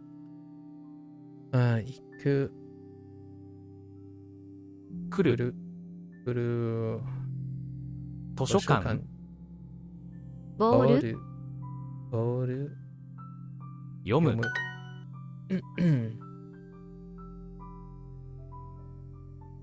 How are you using Japanese at the moment? Video games, perhaps? And I don't think I could give any specific stories about learning. I can give various stories in general though. Okay, alright. Fair enough. I'll take a story. Anything that comes to mind. I'm a collector of stories. I certainly like collecting stories. 野球。野球投げる投げる投げる投げる頼みます蹴ります蹴ってボールを蹴ってください。You do a lot of immersion through gaming, and you started with Dragon Quest VIII, PlayStation 2, dang, and then Omega Ruby, Pokemon, yes, classic, DQ8, huh? Are you going to play the DQ remastered? That's such a coincidence because DQ remastered is coming out soonish, and the receptions are pretty good on the remastering of the classic DQs. You started learning because Square was really bad about localizing their Dragon Quest titles. 10 is never happening. I see. That's fair enough. That's fair enough. Yeah, localization is certainly a thing when it comes to Square. My history goes back to Final Fantasy, so understandable. I mean, Square was back in the day. Square was pretty terrible at not only localizing but making available.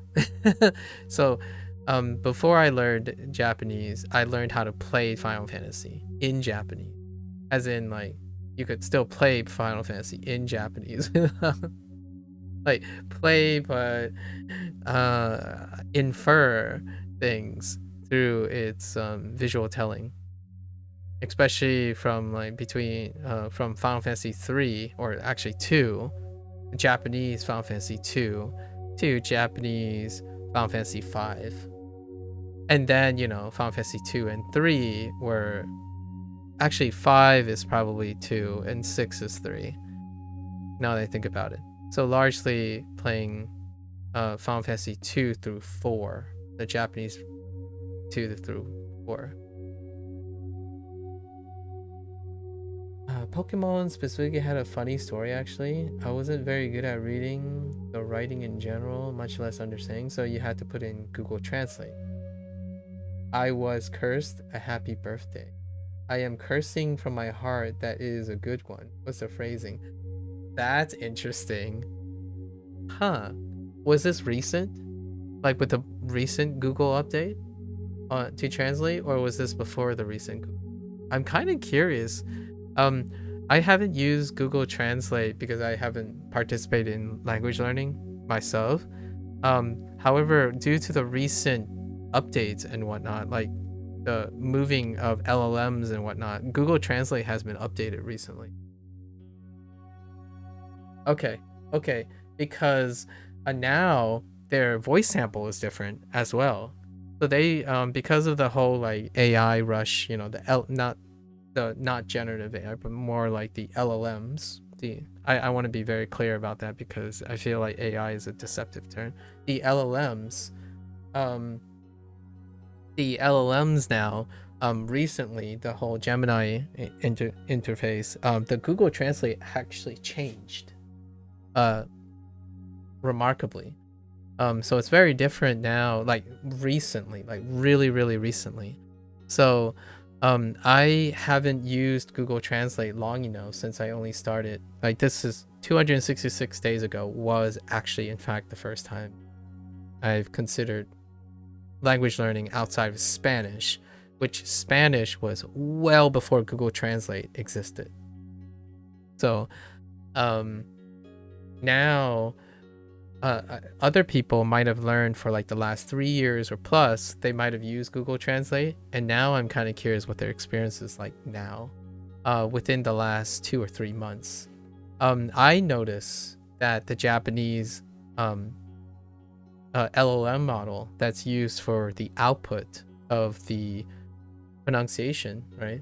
The sound of the things, and then also the voice activation, like when you're talking in to fetch the Japanese phrase, like if you speak into the voice command, has been overhauled. So it's now even more of an interesting product, even though I don't have enough experience, how much it might have changed. I'm thinking of doing something related to using Google Translate in the sense of using it as a transcriber of my commentary. So then I would get a feedback as I'm experiencing. When your experience, your results will very depend on your to and from languages. Oh, that's a good point. Yeah. What to and from languages are you using most of the time? I'm referring to Japanese to English, of course. For example, someone who's might be streaming right now too. Actually, a little earlier. They usually stream before me, like 7 hours before. So yeah, they're offline now. I think they go by corn, like Sukon or Sukon or something. And they do the side by side. They're doing something that's learning, and then when they want to say something that's in English, right? They would say it in Japanese, and it would flip it to English so they can see the English and hear the English that they said in Japanese. So I haven't incorporated some sort of component like that yet when it comes to reading. I'm doing it manually at the moment. So it'd be really fun to see and test the consistency of Google Translate. I speak most of the time. Like speaking and writing are together. My probably the least output practice or input practice I have is probably reading. Not to say that is the magnitude is low, because I spent a lot of time studying. The relative amount is still lower than speaking and listening. Going from Germanic or Romance language to each other, almost flawless experience, right? Either of those to Asian is just you will either get a plain sentence or the most garbled nonsense you've ever seen in your life. That's interesting. Do you know Chinese by any chance? I did not experience that in Chinese. When I'm speaking into the mic and generating a Chinese phrase and then it's translating to English, I did not get that impression so far. Even years back before they really figured out the MTL.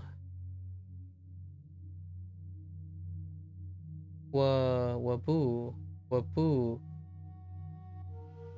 知道了. 我不知道了. Okay. Fair enough. English to Spanish was really good. I see. You accidentally tricked a native speaker into thinking you were also a native speaker. Oh, that's great. That's kind of cute. Your Chinese is garbage. You can join me if you want. Like what I mean is, don't be shy to join in. Like I've been slowly getting people who are really comfortable in just talking about the relationship between Japanese and Chinese. It's such a extra layer of fun. Like it's extra, obviously. Like for example, when you're looking at this character, it develops an extra meaning. It's quite transformative. Currently, I'm also learning Chinese. I staggered Japanese and Chinese. So I'm learning to read and like pronounce Mandarin largely. Listening is different. Most of your Chinese is because of the Japanese, you know. Yeah, I know, right? I think it's wonderful. Obviously no pressure or anything. You'll hear me make commentary about Chinese and Japanese every time I'm doing this. You cannot tell you the reading of anything, but I sure can tell you what Hanzi means. Yeah. You can definitely guess what Hanzi. Right now, my Chinese is about 100 days plus staggered with my Japanese. It was planned this way. And I go back and forth. In fact, I prefer to think in Chinese when I'm doing this as opposed to English. That's why my English is when I'm it's very obvious that my English is very under practice, like doing the translation stuff. And also, while we're meeting and explaining things, I believe translation is it's a property, it's a function that I use every day. So if you're concerned about whether I speak fluently or I would slow down my progress, it's intentional. Translation and interpretation is the purpose of me learning additional languages, not being fluent in, not necessarily being fluent in exclusive thought. That's not what motivates.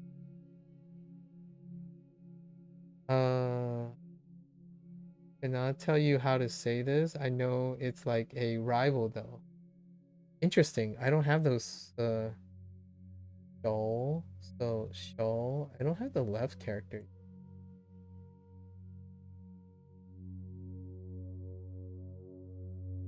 Something with hand. Neat. I need to hear it, so I'm gonna see if I can hear it. Oh, D. Oh, D show. D show. Yeah. D show. That sounds about right. A rival D show. Where'd you get that? D show. Oh, is that rival in Japanese? D show. What's it in Japanese? D. Cute. Very cute. It's funny that it uses that left radical. Huh. D show. Eki show. Enemy hand. Oh. So it did end up using it.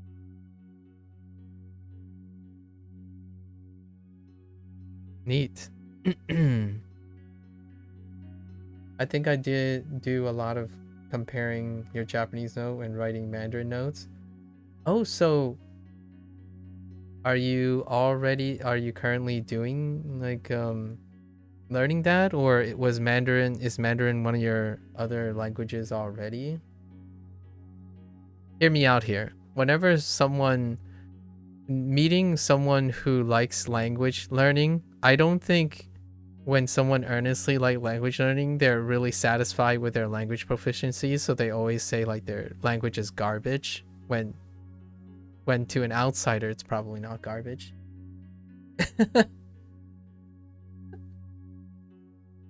I'm learning so many languages you don't even know. Oh, okay. Well, good on you. I don't learn languages for that motivation. But definitely feel free to chime in on Chinese and Japanese relations whenever you see something. I love that. I think that goes beyond the scope of being in a Duolingo, like using a Duolingo in a specific course. And I'm doing that in my head if there's any references in relations. Oh, that's a lot. Is this like a thing you do professionally, or what are your motivations for investing in so many languages, or wanting to invest in so many languages? Boru o kette kudasai. I imagine there are varying levels of things. You just really like languages. Interesting. So, you really like languages. I'm gonna throw a curveball at you. So I have a language that I wanted to ask if you're interested in. The language is called Python. Are you familiar with the language Python? Or maybe some Java and some C++? C++.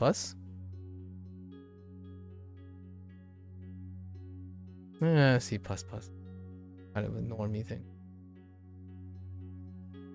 I didn't grow up with basic, so I didn't learn any basic. No basic. Python. Isn't that a coding language? Yeah. You'd be surprised. familiar it is. You don't get coding language, your brain refuses comprehension. Oh, okay. Well, that's fair.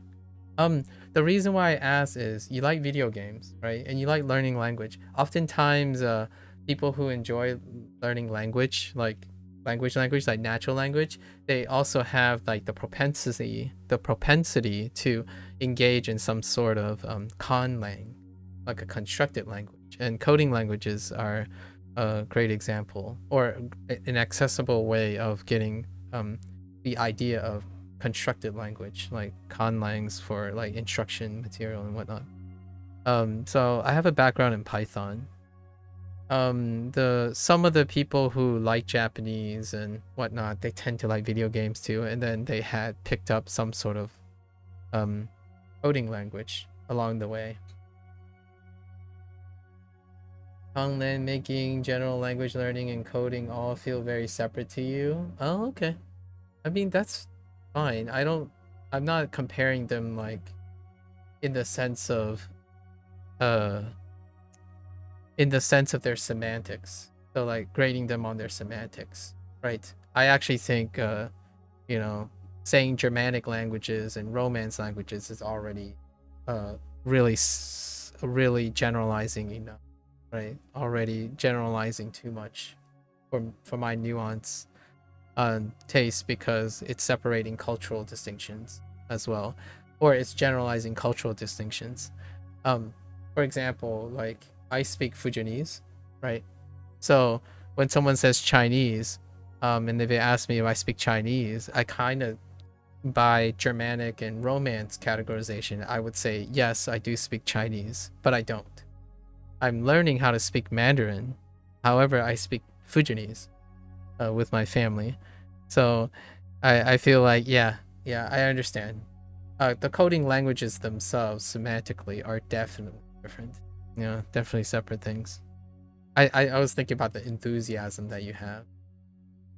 Throwing a little curveball, as if you will, when you said you love learning languages. It's more like a family tree. Etymology is also a pretty interesting topic to you. Interesting. It's more like a family tree. Yeah, it's more like a family tree, like a phylogenetics, right? Or etymology. I view etymology more like phylogenetics, because my background is in genetics. So, I see a phylogenetic tree. That's a great way to visualize the relationship between languages. Culture, though, I don't think necessarily culture follows etymology anymore. Like I don't think etymology explains all of cultural norms when it comes to using the nuances of the language. Geopolitics and geography and political constraints affect the greater thing that's attached to language. Especially seeing how the same kind of words morph into separate things, like how padre and father are slightly from the same root, but these are not remotely the same sounding words. Yeah. Well, saying padre and father, yeah, or father in the padre sense, but if you're talking about your paternal guardian, then padre and paternal are related, right? Phylogenetics, right? So we're more referring to the term paternal as opposed to father.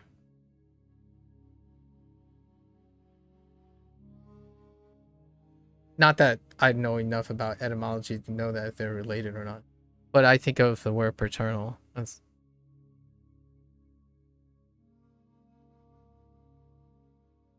kerimasu. Anyways, yeah, interesting. I am not inherently interested in etymology, so feel free to regale me in eccentricities regarding etymology. I think someone else here, usually he pops up every once in a while, Hideyoshi, likes to throw in etymology and share his enthusiasm for etymology. 投げて投げて大丈夫投げる投げる頼みます。頼みます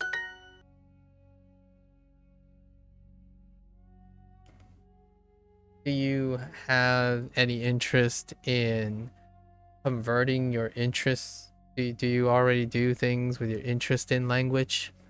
I imagine. Or this is more like your personal passion project kept to yourself.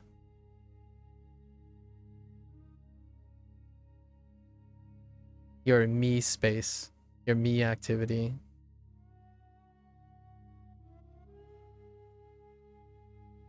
Oh. It's a roundabout way of asking, does this have anything to do with your daily like obligations? You got a big old language tree picture saved actually. Oh, Proto-Indo-European, the root language as we know. You have to split into. Okay, I see. Yeah.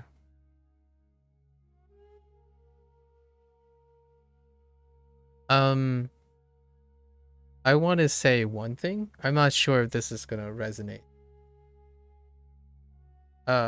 This is what's gonna resonate with you. But the thing you're describing to me is like a physiological tree. Like, or, right. So something that's guised in something where it's related in the sense of is chronology,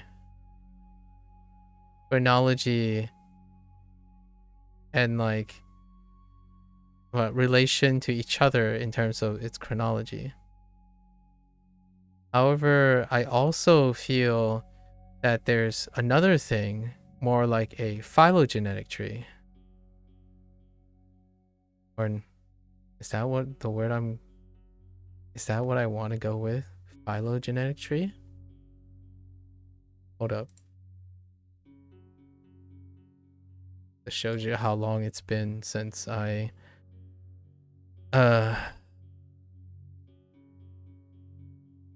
no, I'm thinking of the phylogenetic tree. So instead of the phylogenetic tree is based on physiology, phylogenetic.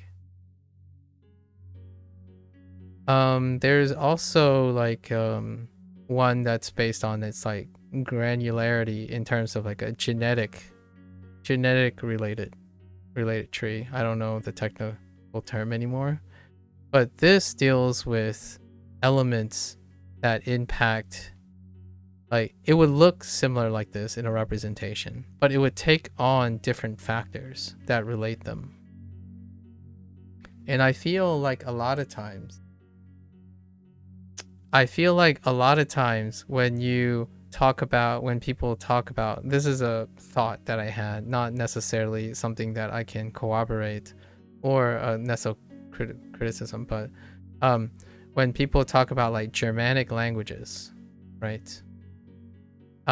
They're talking from in a relationship of a linguistic point of view, where you're talking about like how following or trailing the origins of a word, right? And then how it morphs in that way.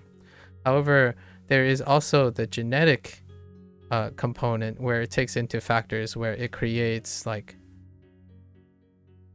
crossovers, right? Crossovers and then jumps, right? Between each other. So then you would have to rearrange what this is into something else. Actually, I should have drawn the arrows up here, like where there are jumps here and there with other factors in place. And then they would reorganize it, you know, into a similar representation, but it would take in different and characteristics. And I feel nowadays with the internet, right, with the online culture in existence, and self-selection and whatnot, I feel like it would be interesting to see how much all of this holds up moving forward in one's lifetime when it comes to the current aspect. Like the Japanese we're talking about now, kind of interesting to see how it reflects how Japanese was learned prior. It's a really interesting tipping point for Japanese at the moment. Obviously, I won't live long enough to see it compared. At least I get to live it, I think. And that's roughly how it's. Obviously, you can't perfectly separate them like. Well, I'm not trying to separate them like that, which is kind of the idea that I'm trying to emphasize. Sure, the languages are so different because they've been separated enough to evolve, but they bump into each other and influence each other. Well, I'm actually saying more of the latter than the former, which is why English is such a bizarre, crazy mix. Yeah, because of geopolitics.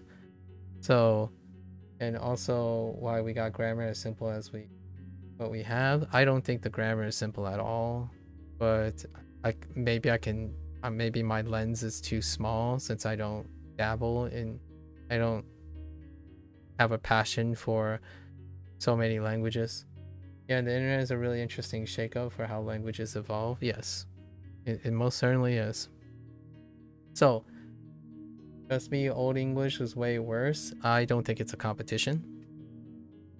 And I live in the present.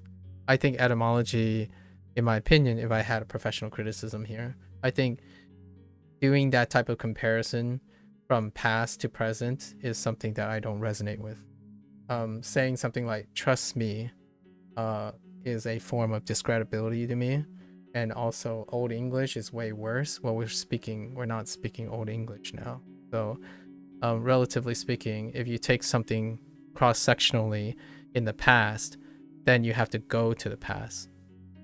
All the things that we're comparing to no longer exist now as a standard, so you're not like in its current state. So that's an anachronism when you're comparing Old English and comparing it taken out of its context, much like doing the whole etymology thing.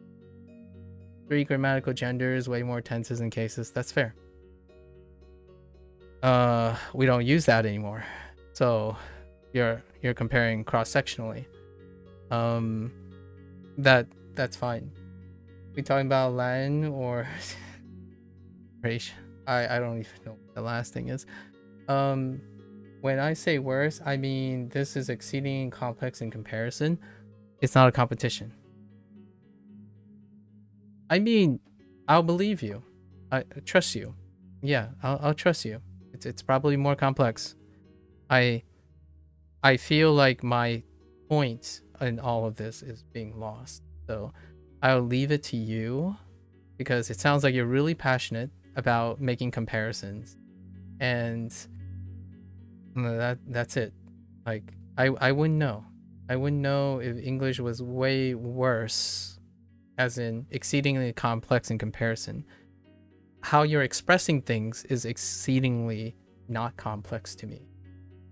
So if I'm as bold as I can say, I think there's a vast generalization that's happening that I'm failing to communicate here, where I'm saying that it is probably far more complicated than that, as opposed to gravitating towards generalizations. Like Old English is way worse. It's like, okay, I don't know how I can relate to that. That I have nothing to. So, fair enough. Fair enough.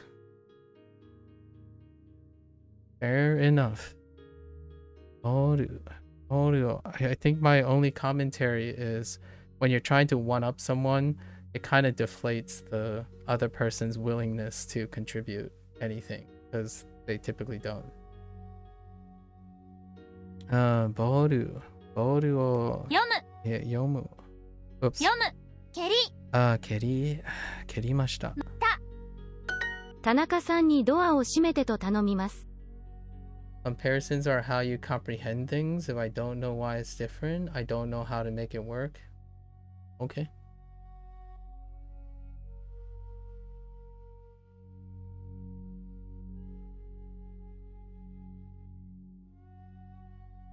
So, how are you comparing the comprehension of what I'm trying to say to what you think I'm saying? I'm not sure if I'm communicating very well that the stuff that you're saying makes me feel like you're not, like I'm saying something that is being misconstrued.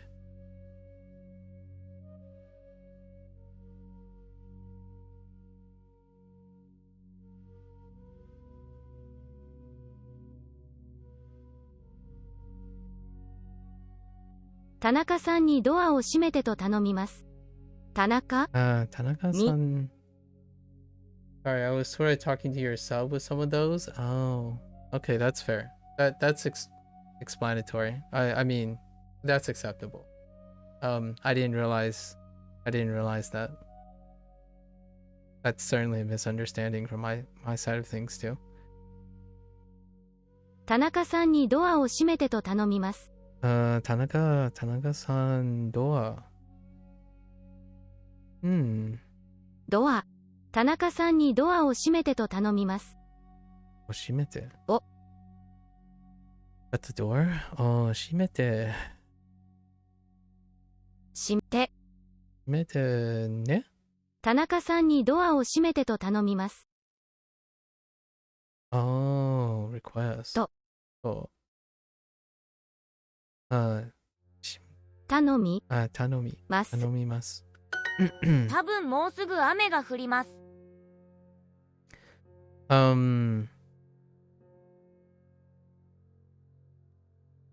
What is it that motivates you to do this stuff? Element fall for the worst phrasing though? That made it sound like a moral or character falling on the part of complex equals bad? I actually would argue that it was the other way around. For me. So if you wanted my interpretation of that, it was the opposite effect. You were suggesting that it's a competition for complexity. So I doubled. Usually when people use the negative in English, they often infer the positive, the affirmative. So it's worse because it's more difficult. And more difficult means increasing complexity. And that somehow merits more attention. So when you said it's so much worse, my response was it's not a competition to me. So what you said that it's much worse, it doesn't make it any more interesting. To me, is what I was trying to communicate. It's not any more interesting to me. It's a blanketed generalization that I do not have any knowledge. So then you clarified that worse means increase in complexity, higher complexity, and I was on the same page. I was like, yes, I understand.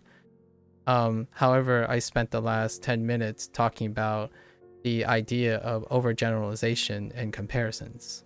So then I made the comment about maybe I'm failing to communicate my idea, but it sounds like you're having a separate discussion. And then we apologized to each other about perhaps the intent was lost. That's probably like how I interpreted most of it. Yeah. I think for me, it's difficult to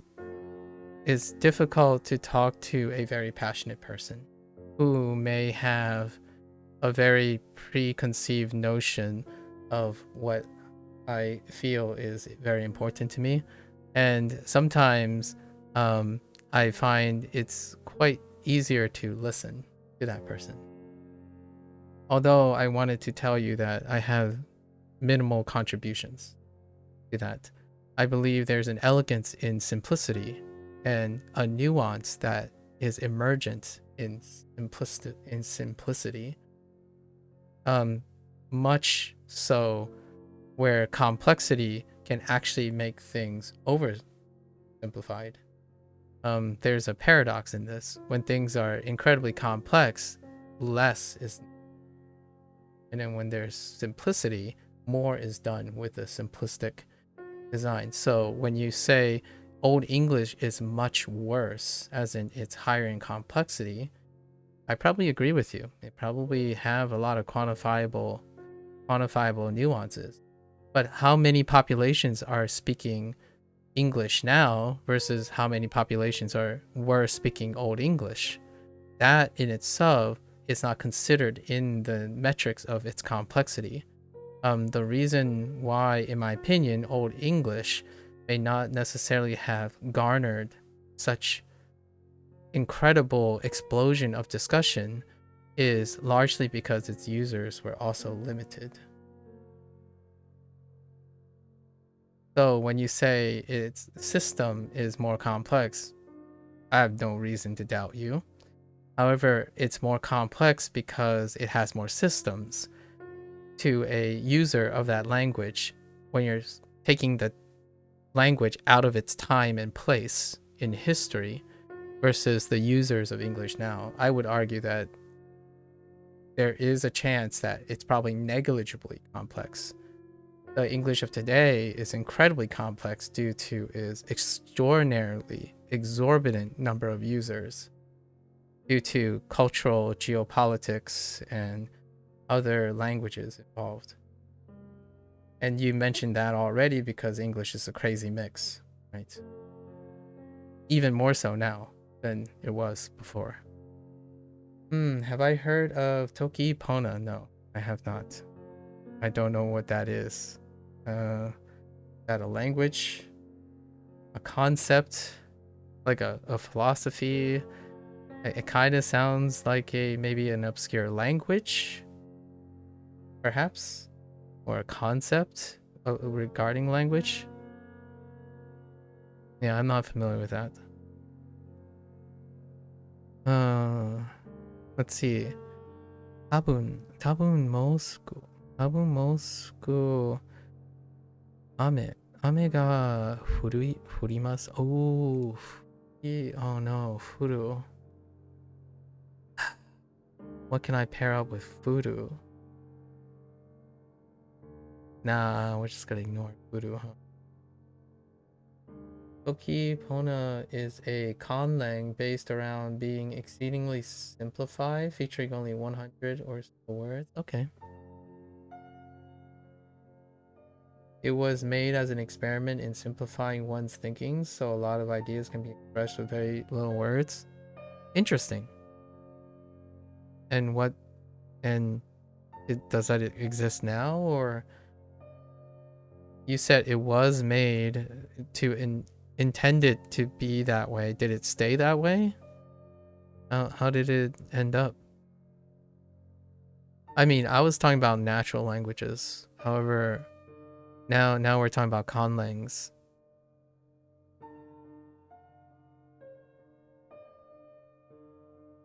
Yeah.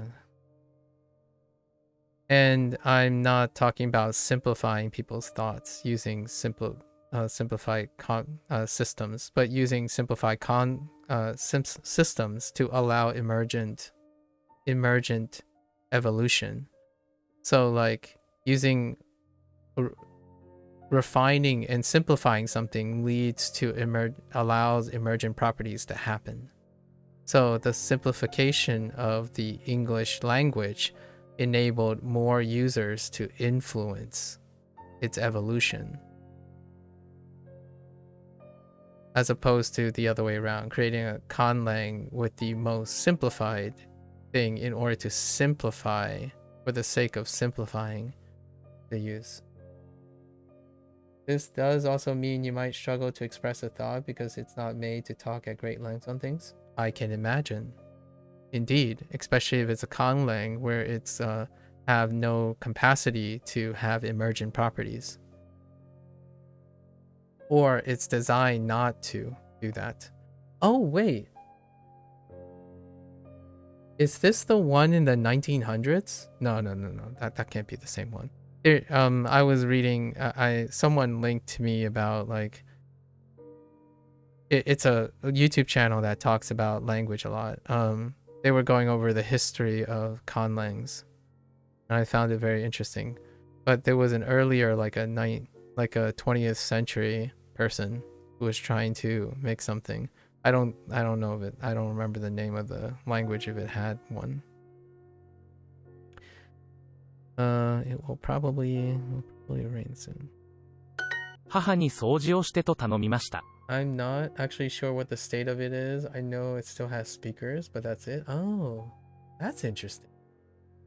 Yeah, I can imagine a conlang without the capacity to inaugurate, like create and assimilate new things, like emergent properties, for example, to be difficult in making it possible to talk at great length. I didn't pick up attention quite like, oh, Esperanto. That's it. That's the one that I heard about. The moment you mentioned that term is what rings a bell to me. I see.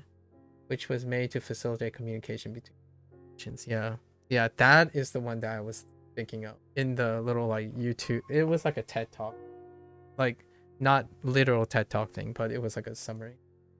You like to learn that too? I imagine you do. You had a long list of languages. So I can foresee that you're one that has quite a bright future and possibly a very long future in language. I wish you the best in your endeavors.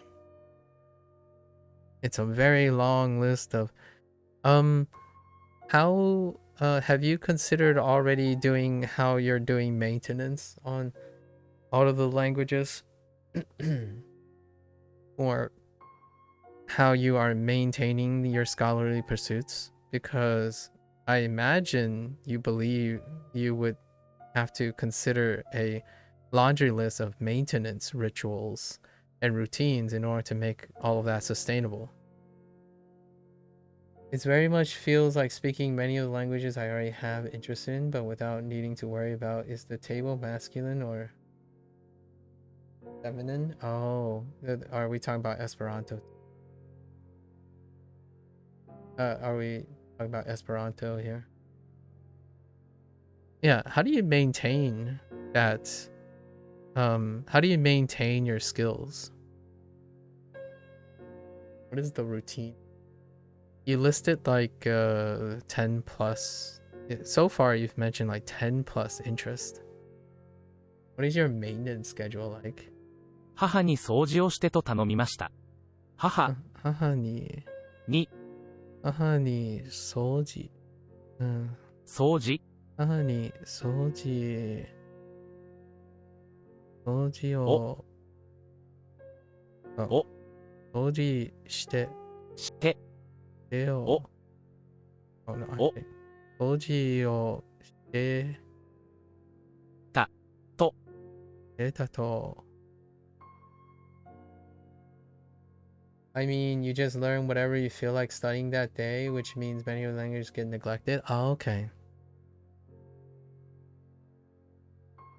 So no maintenance schedule, which is why your Japanese is your best foreign language and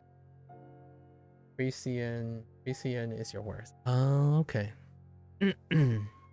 Frisian. Intriguing. Well, as long as you're happy with it. Skills of many, master of none. I suppose. I think it's a little for me that answers something that isn't a master of none. It's more of a no maintenance schedule. Jack of all trades have a maintenance. So what I mean is jack of all trades maintain their skills. They don't disproportionately neglect their skills. That's more like carpe diem.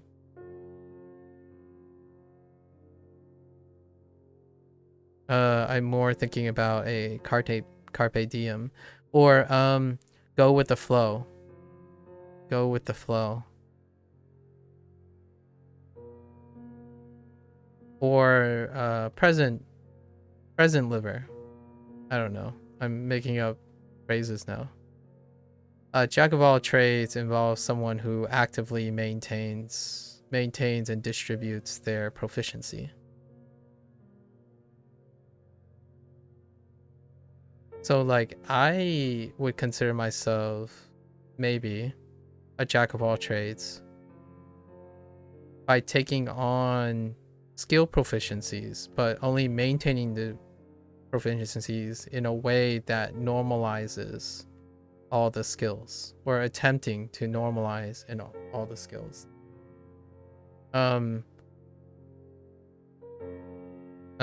Carpe diem is you're going to have a tier list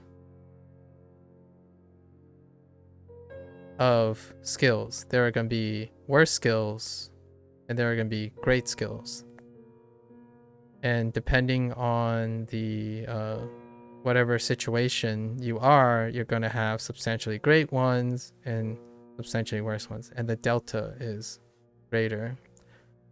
I feel jack of all trades, they try to make the delta as small as possible between different skills, so that they know from the beginning to the end they can tackle all these skills within the small delta. So like a director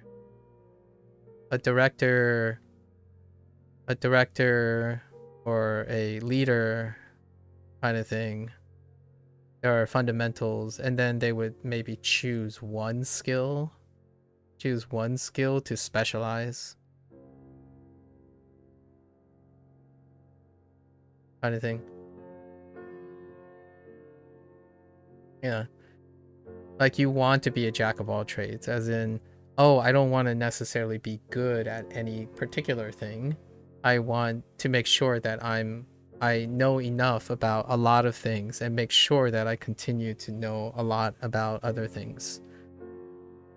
So that when you go to lead, you'll know sufficient things about all the things that require to round out a person, right? Round out your skills. Jack of all trades, round out your skills.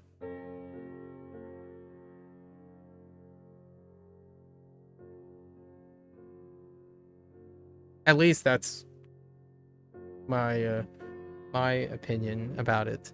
I think other people have different interpretations. I was going to use the word dilettante, but this has a negative connotation.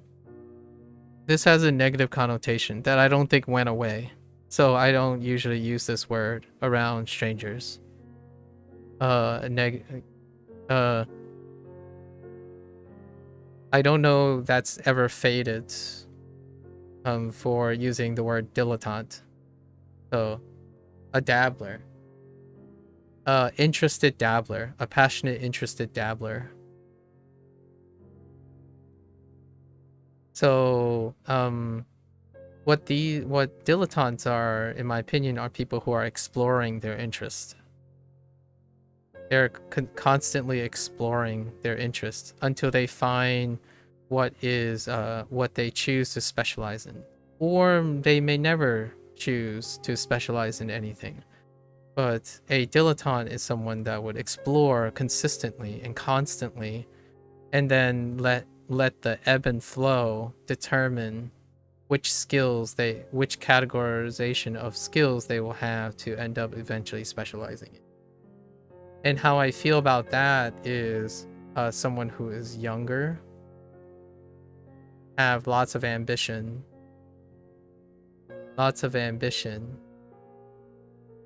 and also may have a lot of ideals, very idealistic. And that's kind of my thought here in the process. I mean, if I were the kind who could self-direct, I would round out my skills, but I know that's not how my brain works, so I just don't fight against it. Okay, yeah. So that's, yeah. The rounding out the skill thing is the jack of all trades thing, at least in my opinion. That, right? But so I've been trying to ask you, like, do you have a direction, or are you still going with the flow at the moment? A person who cultivates an area of interest such as the art without real commitment, or for the definition of dilettante? Yes, because that fits my descriptor that I attempted to place in my own work. We were talking about dilettante. However, you see how it can be viewed as a negative connotation, and I'm trying to spin it in a positive connotation. You sound like someone who, for me, sounds like a very passionate person that's still looking to commit to something. So it's really breathtaking, the path that you're taking.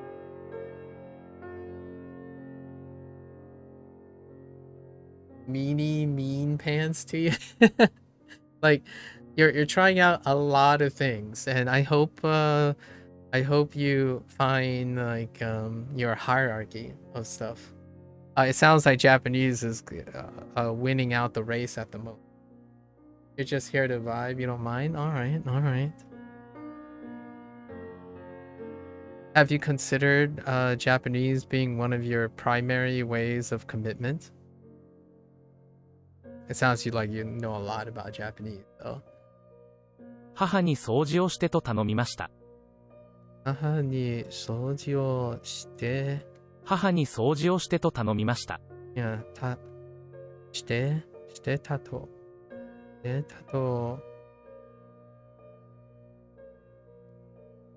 Oh, you know what? I need something explained to me here before I look for it tonight. Can you explain to me what this ta is doing? As compared in relation to what da is doing in other places. Like, for example, like here. Yeah, I'm still not sure what it's doing.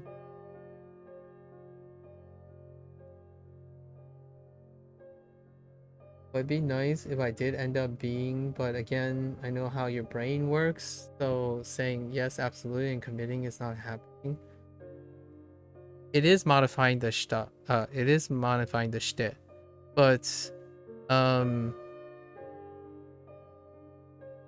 da would also be modifying the shite if da was here.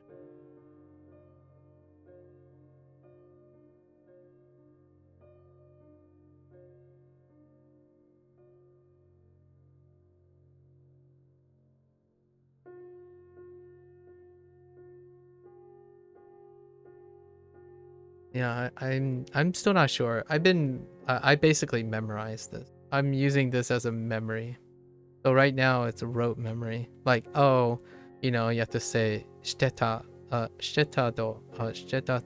here. I have no explainer as to what it actually does. As opposed to like shiteto. Oh, shite is usually used for other people, so ta is making that past tense. That is your guess. Oh. Oh, wait. Oh, oh. So, wait.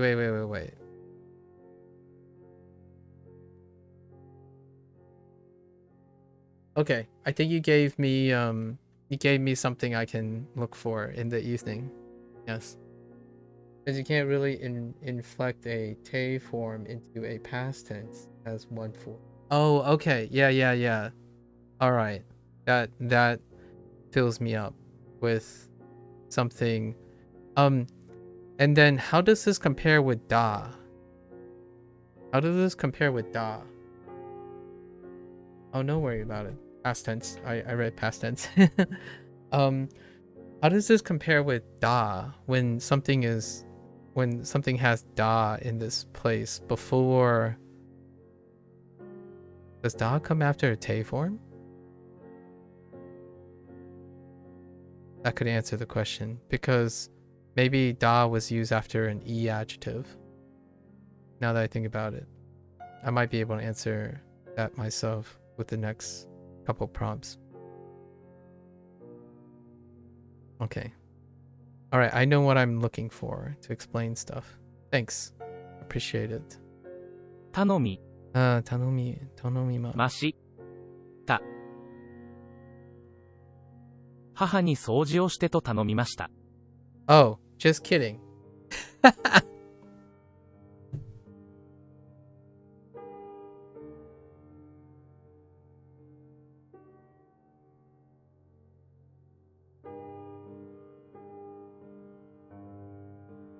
Never mind. Just forget everything I said the last 5 minutes.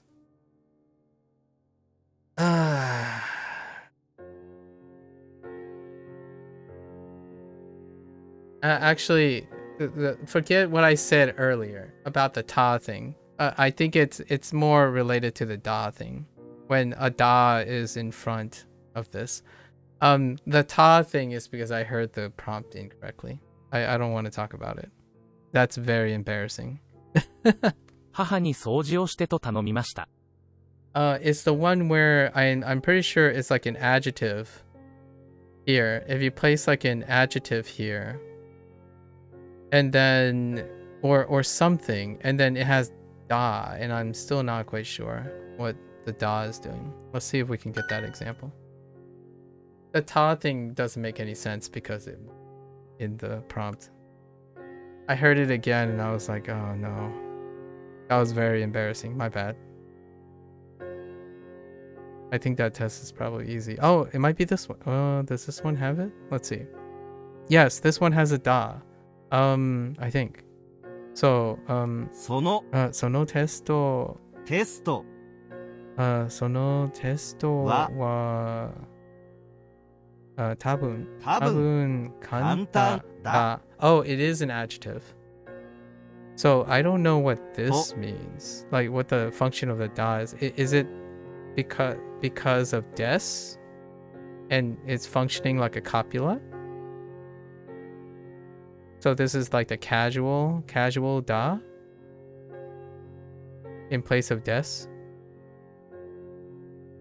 So they needed like a copula or something. So そのテストは多分簡単だと、right? 簡単だと思います。This is the one. Sorry. At first I thought the ta that I heard, which didn't exist there, was like a different conjugation of the casual da as a copula for des. But I'm guessing you needed this as opposed to like a no if it was a te form verb. So far that's my operating understanding. This is the first time this has occurred in Duolingo, so I'm trying to like figure it out before I go look. It's the fun part about Duolingo for me. I'm trying to figure out what it's functioning as with my fundamentals, I suppose. 今日は今日は It only happened after an adjective. So the da was only added after an adjective. Excuse me. So maybe the adjective needed a functionality to link it to what is being requested of them or what is being acted on them. right? Like whatever the topic is acting on that.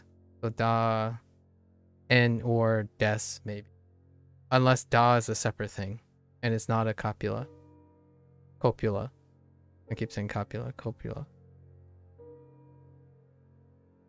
今日は学校エリカ。エリカ。いや、エリカさんね。今日はエリカのさん。So we're casual.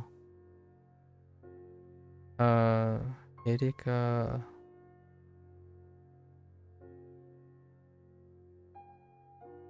I think.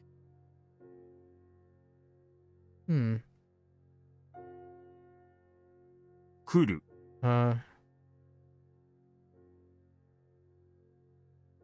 エリカ。今日。エリカは今日来る。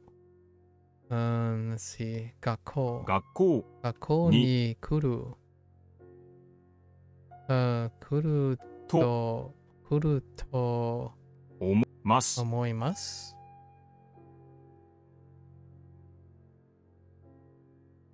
Erica will come to school today. I think Erica and I is implied. Okay. It'll probably rain soon.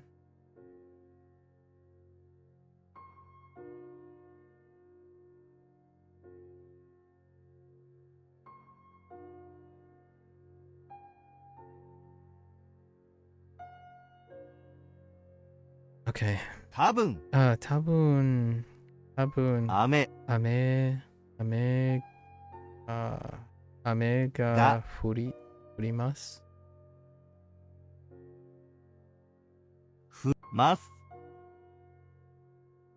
ね？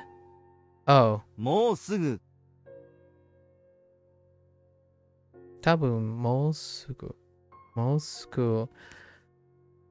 雨が降ります。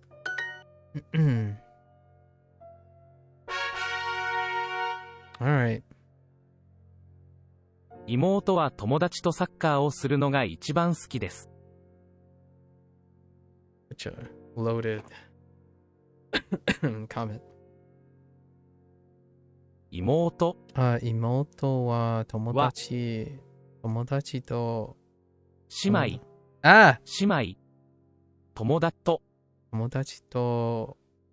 友達とサッカーをするね。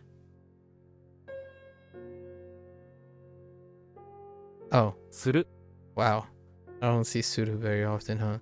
するがするのが好きです。です。一番好きです。Like the most.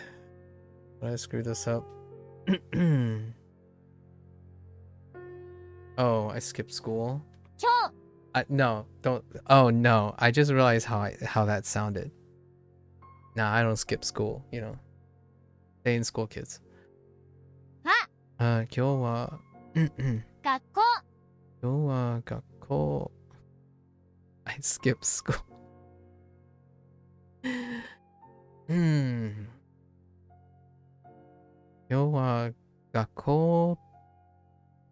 Oh, this has the dot. Oh, this has dot too after a noun. So I think it is operating as a des or a copula.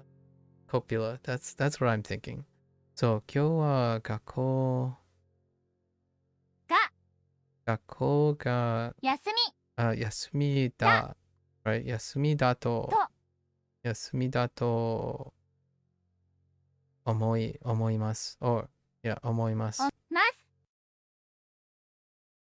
Yeah, so it's the is sort of, it's saying the school is. So it is a holiday from school. So the da here. いい日だね。いい日だね. Oh yeah, I mean that like that. Only not in a complex clause, I suppose.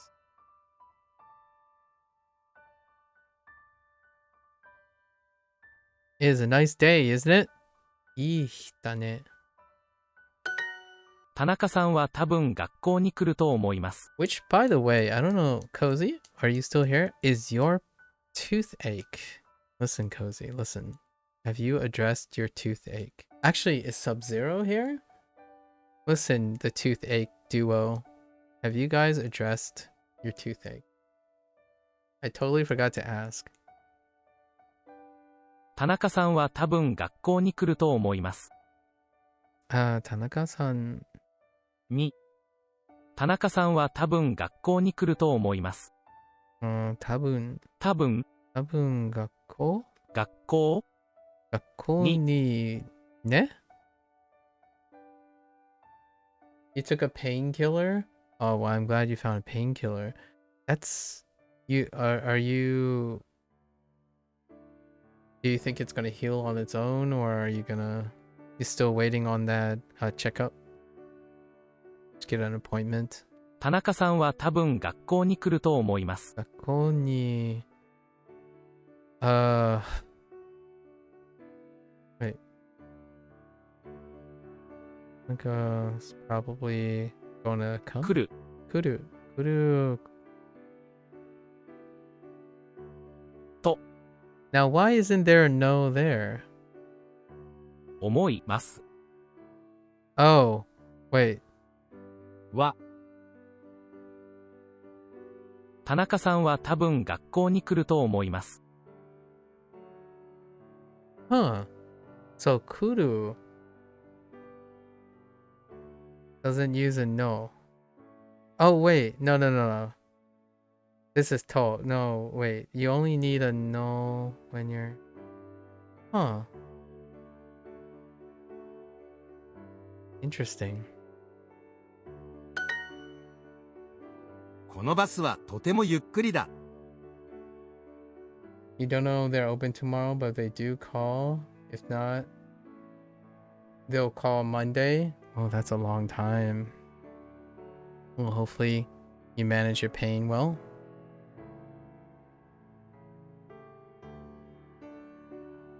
So far, I'm not quite sure if you put a no.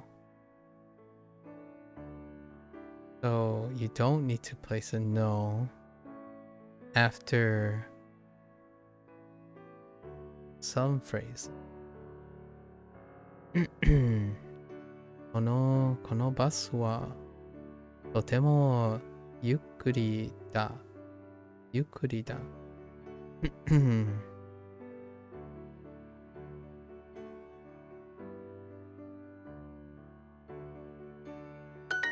カラオケに行くのが好きですか? And now the no comes back. カラオケ? Well, how is this different? カラオケに行く。カラオケに行くのが好きですか? So probably generative. カラオケに行くのが好きですか?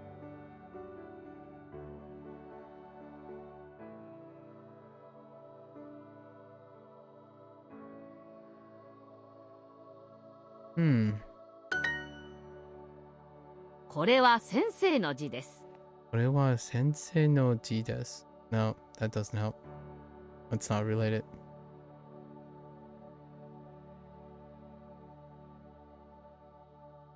そのテストは多分簡単だと思います。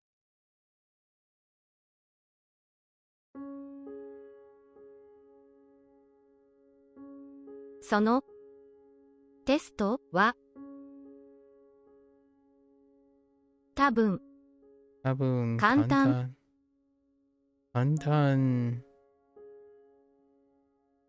Kantan right? So that is consistent. Dato, 思います。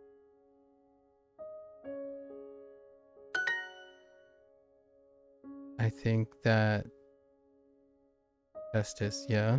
So that's fine. 彼の部屋はかっこいいと思います。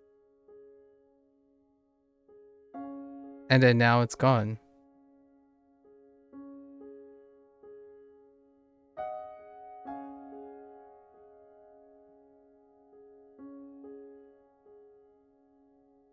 So maybe it's So 彼の部屋はかっこいいと思います。So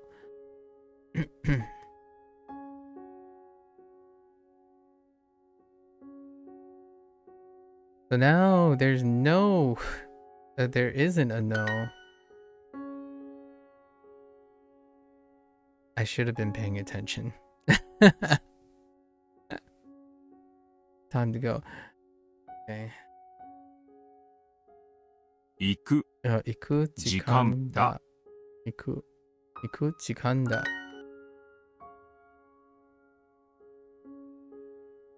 私は So 私は going shopping. 私は買い物に行くのが好きです。です。Okay, so now there's a no here.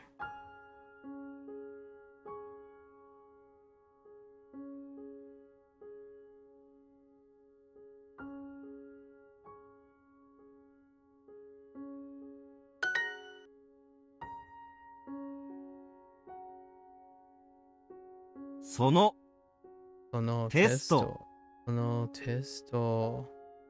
そのテストは多分簡単だ。Okay, that's fine. 簡単だ思います。簡単だと。So that's fine. Oh, we're out of... I'll have to look it up. 15 minutes in a dream. Let's go. We're behind. 野球。野球。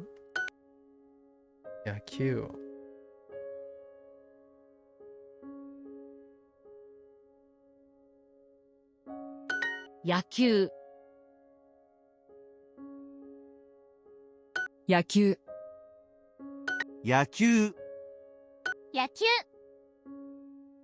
野球。野球。野球。野球。野球。野球。野球。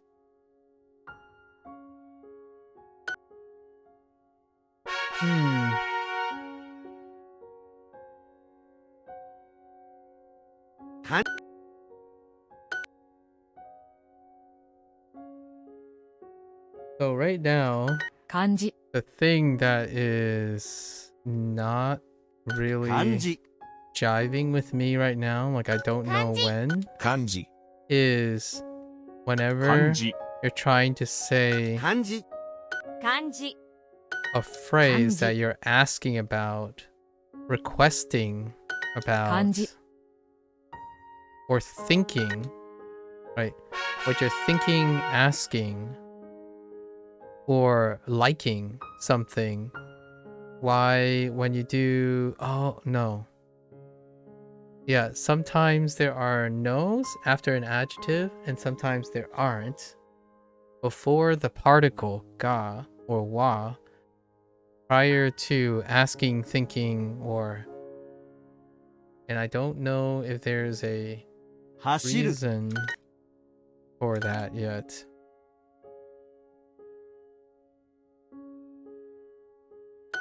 Hashiru. Try a new language or stay focused on Spanish output and listening. Oh, wait. 走る。走る。走る。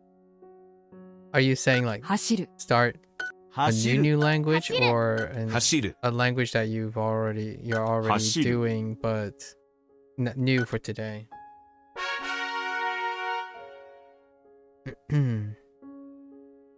泳ぐ泳泳ぐ Like new? 泳ぐ泳ぐ泳ぐ泳ぐ泳ぐ泳ぐ泳ぐ泳ぐ泳ぐ Oh. Oh, interesting. What are your choices? You decided on some choices.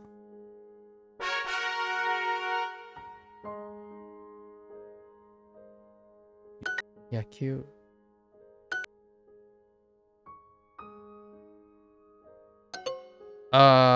Whoops. 野球。 Yakyo. I typed yakyo. 野球野球野球野球野球野球 Hmm. 野球野球野球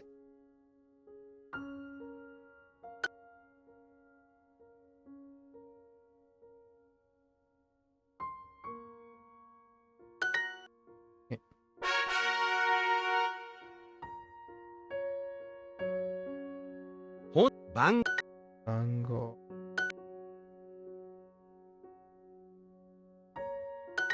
番号番号番号番号番号番号番号番号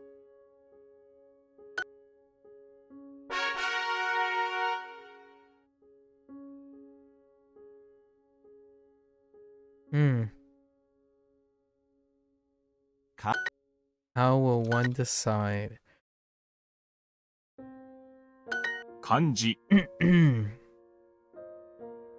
漢字 How will one decide? 漢字漢字漢字 Got four choices there. 漢字漢字漢字 What are your stakes Kanji. in each one of those? I guess first you have to decide if you're gonna start a new one or stick with Spanish. 走る You got anything against or for the idea? 走る走る走る走る走る走る走る走る走る I was looking to see your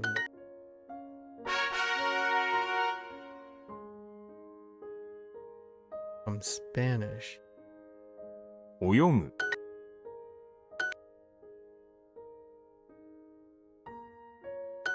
泳ぐ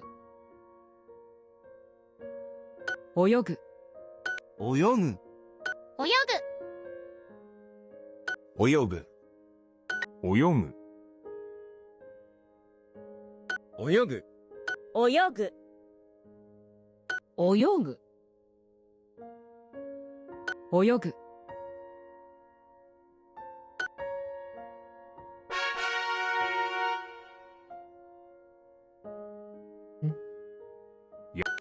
Cute.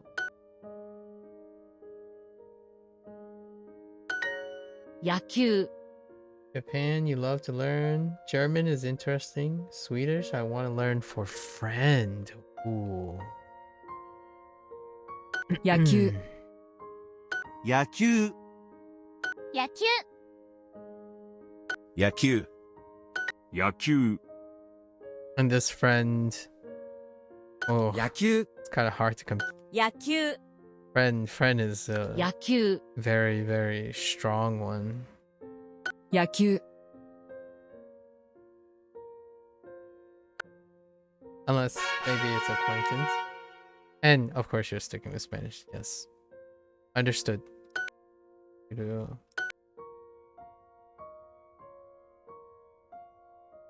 走る、走る、走る、走る。走る。走る、走る、走る、走る、 Indeed. You have like, on the one hand, you love to learn Japanese, but that's a youth, that's a you thing. But then on the other hand, you got a friend with Swedish. And it's not to say that, no interest. It's like you have a varying list of your interests in gradient, but then you have the wild card. German seems like you got anything in German's favor? 泳ぐ。 That's an interesting 泳ぐ。 choice. 泳ぐ、泳ぐ、泳ぐ、泳ぐ、泳ぐ、泳ぐ、 I suppose 泳ぐ。 now you must, now one 泳ぐ。 constitute, one may want to consider the weight of that friend to distinguish. I think love is certainly a much stronger word than interesting.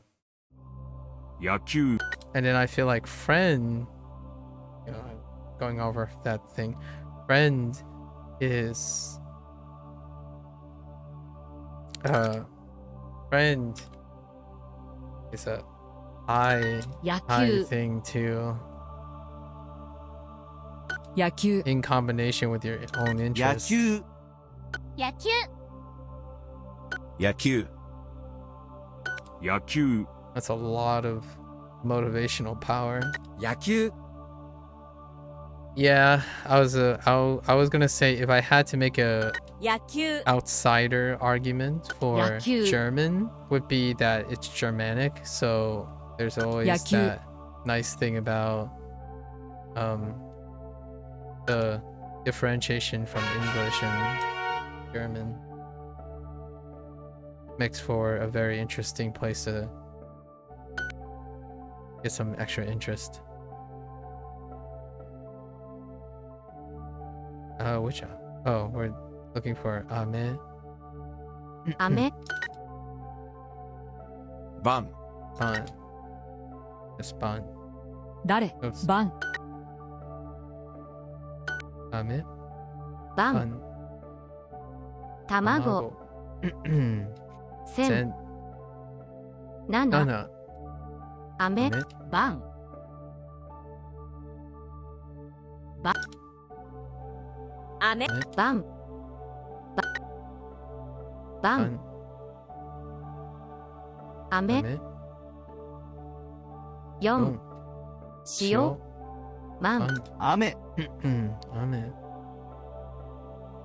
No, Ame. 雨、 Just relearn your own native language? Yeah. Oh yeah, that's true. You got the Irish thing too. 七、 And fourth choice. You don't happen to have a lot of friends who speak Irish, do you? Though 九、 that is also so weighing, right? 雨、 Ame. 晩、 Ban. 肉、 No? Oh, that's interesting. Ba- Well, 酒、 nothing to tip the scales. 雨、 Ame. 七、 Nana. 晩、 Ban. 九、 Ku.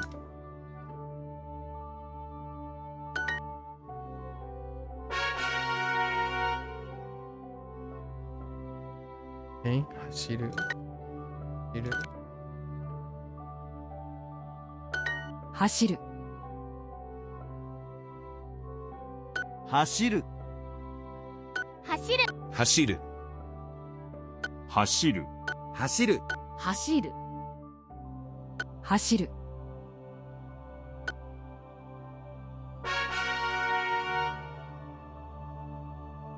you love to speak from time to time and watch Irish channels? Ooh. Well, you already have an activity. 泳ぐ I don't imagine you do it for the rest of them though. Do you do the rest for like German, Japanese, and Swedish?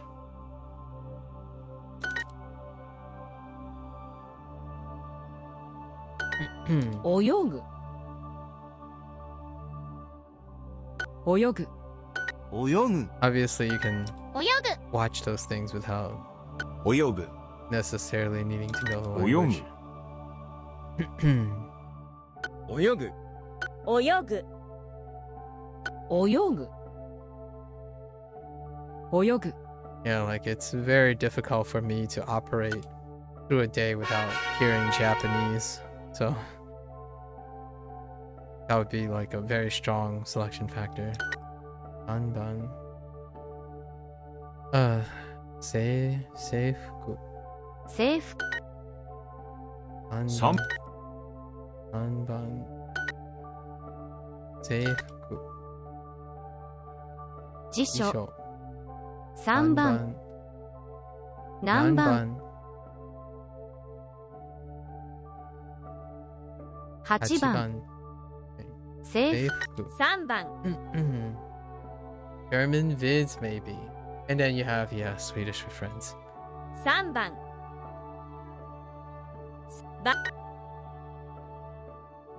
制服3番 I guess now you might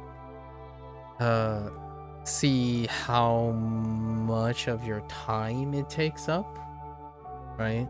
3番 Like for example, I know this is going to be a little, you know, it's, and then how much value that time is, right? 3番 Like you can put in your own weights. Like if you talk to your Swedish friend like 10 minutes a day, meanwhile you're watching like 4 hours of Irish programming every day, and then you put in your wild card, maybe every 10 minutes equates to like an hour of the quality of Swedish or like Irish television or something. 何番 That's always an alternative way of trying to figure out how to get around a tough decision. 留学留学制服8番制服。 Oh, he speaks English too, but it would be fun. Yeah, having a friend and the opportunity is very priceless. Right? 制服。 If we're talking about a quality of life thing, right? For language learning. 中学留学2番4番制服3番 Like if I had a friend probably that is interested in learning Japanese, they'd Sam. probably be on here already. 番。 What I mean is I probably get them to participate in some way. That's not the case, obviously. 制服 As opposed to like a trust me kind of thing. 3番 2番 2番 1番勉強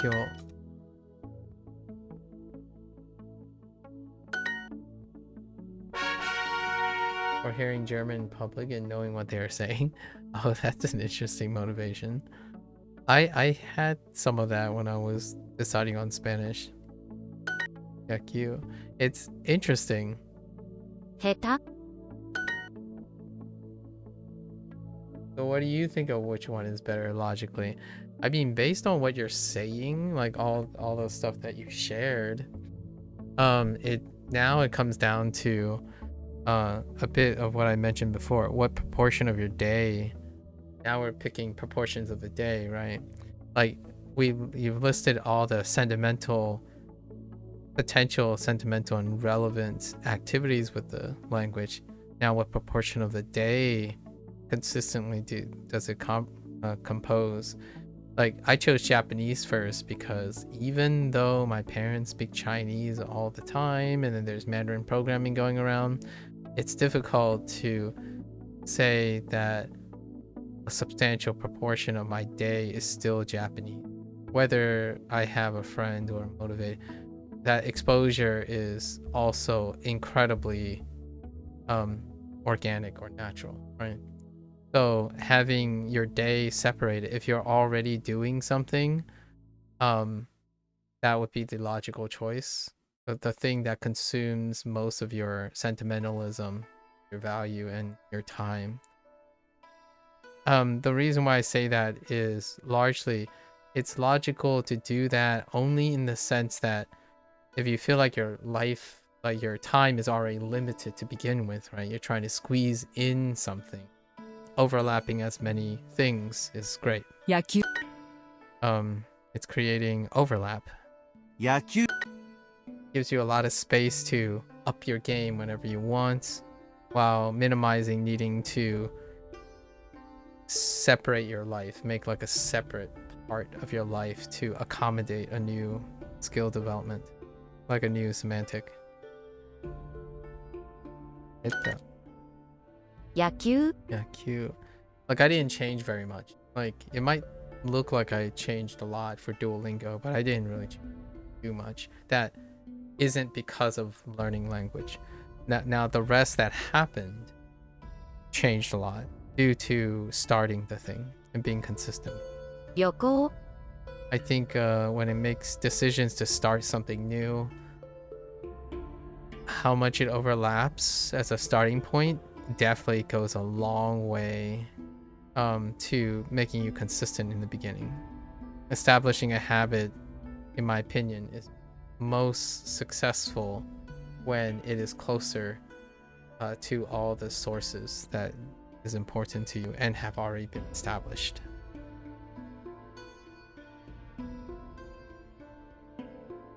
Unless you're vibing along, I think that's a younger take on things. 旅行 Yoko. I know that wasn't an answer at all. Sorry. Yoko. 大切大切下手新聞野球野球 Yeah, like for example, when I'm learning Japanese and Chinese, I didn't have to change any of my other lifestyle choices. I think contrary to what a lot of other people do, where if they start learning a language, they also have to rework their lifestyle around it. And I think the older you get, the more you can't have that flexibility. It's not very common to have that flexibility where you start tuning your entire life over something you're trying to add into. That thing that you're trying to add should like ideally be breathing more into your life, like you're building out from it. To be building your life up, as opposed to you have to like change your life, deconstruct and restructure your life around the thing.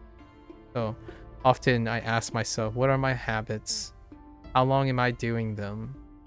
And then can I use this so that it doesn't disturb my lifestyle, and then I can use it to build out more lifestyle choices around it. So when I started Japanese and Chinese, I didn't have to make time to want to study Chinese and Japanese. I already have the habits in place to do that. And then that means then I can focus almost all my energy on being creative and figuring out how I can make this new thing make my life better, like bigger than it is. So 下手 at least that's how I go about things. 野球 People speak English around you, not Irish? Oh. 野球野球 Well, that certainly de-emphasizes the exposure factor, right? 練習野球上手下手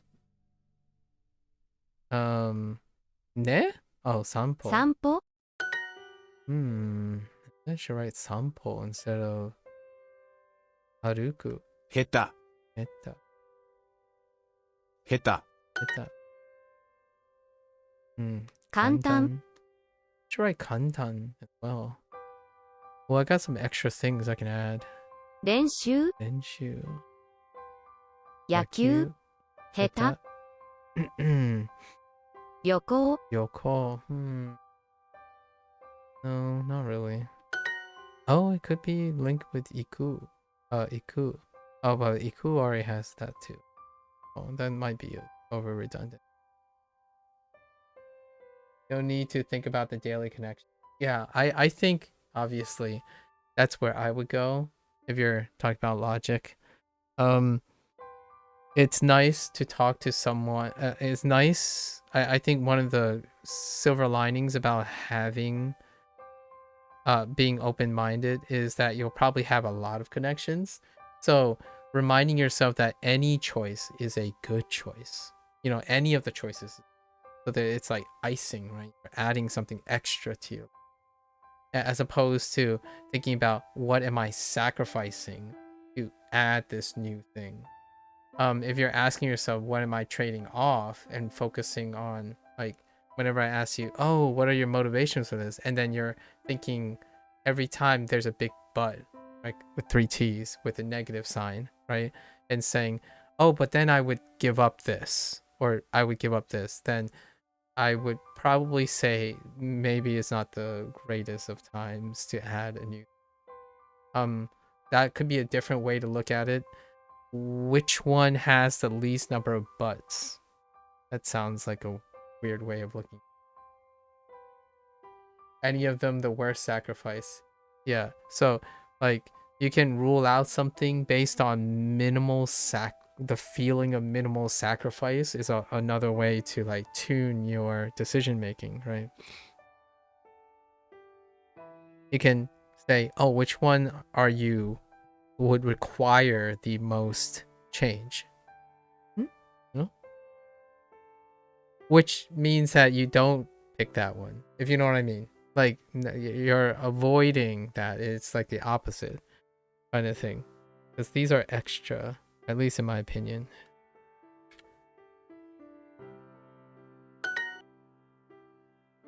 Extra is definitely not negative, like Yeah. potentially negative. 音楽 Ongaku. Trying to build your life. Less risks. 音楽 Ongaku. What am I drawing a playing? Ongaku. Oh. 野球 Yaku. 下手 Eta. 散歩 Ampo. 丈夫 Dobu.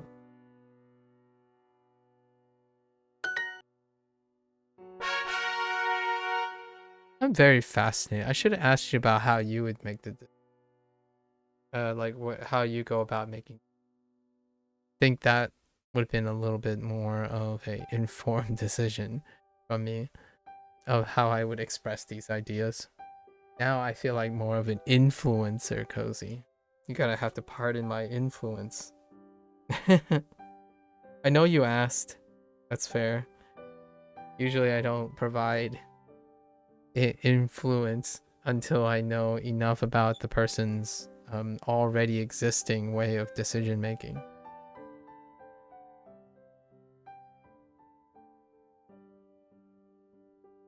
Don't want to overstep my presumptions. Okay, so I have like 10 things to add. Let's think about the things I can add. Starting with utao. So we're gonna use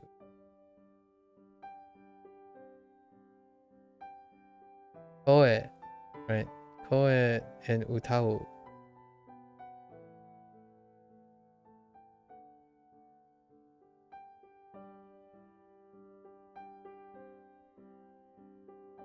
Right, that's 1. That's 2. Down. Next to utao, we forgot hiku. So I don't have an instrument that uses kanji, so we're gonna just use piano.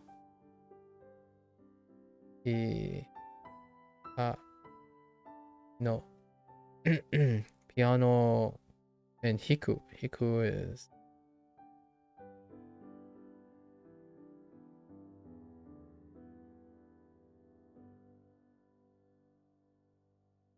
pick your friends in his native or just knowing a language? Because I say eventually you'll get to Irish in person classes. Yeah, exactly. So you can also rule out, yeah, using what may eventually happen. That's also a great way to rule out some stuff. So it kind of sounds like it's either going to be Swedish or Japanese at this point. You got a lot of things going, but Swedish and Japanese, it's hard to rival your use of the word love and possibly other social interactions, since you're on Twitch, possibly other social interactions with Japanese, and then your Swedish friend, right? Very, very high marks. Cool. That's 4. So I have to make this note too. So I don't know. So I made a note about this using like no in terms of ski, right?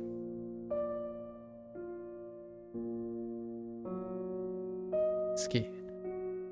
However, the no is preceded by sometimes te in this phrasing, and then we have to for that was the wrong stroke order. Don't mind me. I use Chinese stroke order. And then we had omou, right? Omou with to. And omou with to has a plus or minus no.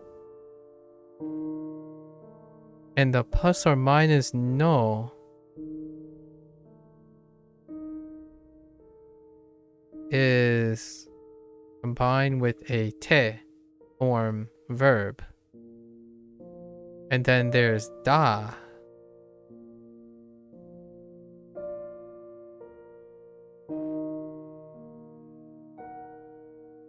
There's also da.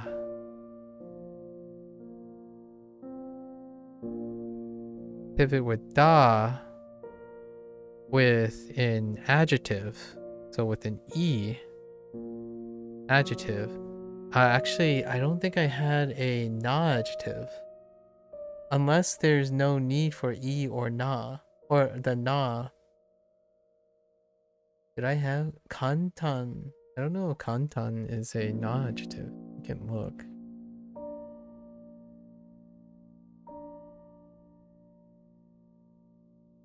It is a na adjective, so no. It's just an adjective. Because we had kantan da dato, kantan dato, and then, but then kawaii had a plus or minus da as well. Kakkoi did not have a no. A da in front of to. So it's a little weird right now.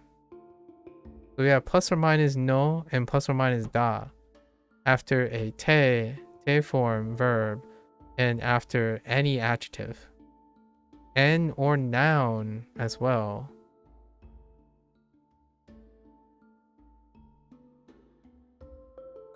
Actually, the noun ones go straight to. So this is what I'm going to look up this evening, probably. I'm not quite sure what's going on here. No rhyme or reason at the moment. And I didn't quite pay attention to how it was translated, if there was something in the translation. And then we can also we can swap out, there's a ton of things we can swap out. We can swap out sentiments, right? Like tanoshi.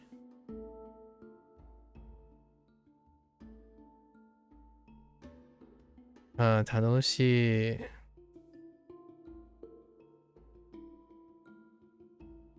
maybe 欲しい Wait, is this 欲しい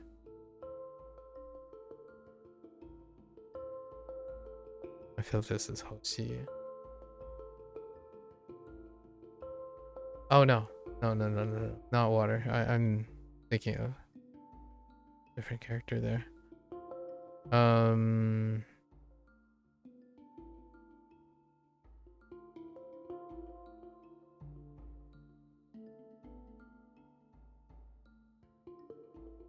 Hoshi, which is kind of related to ski.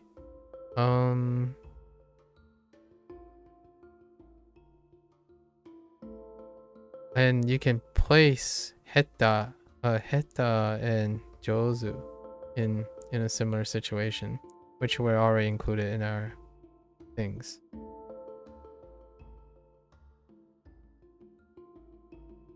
How many things is that? That's a lot of things. Like this chunk is pretty much all of the units complexity that I'm trying to wrap my head around.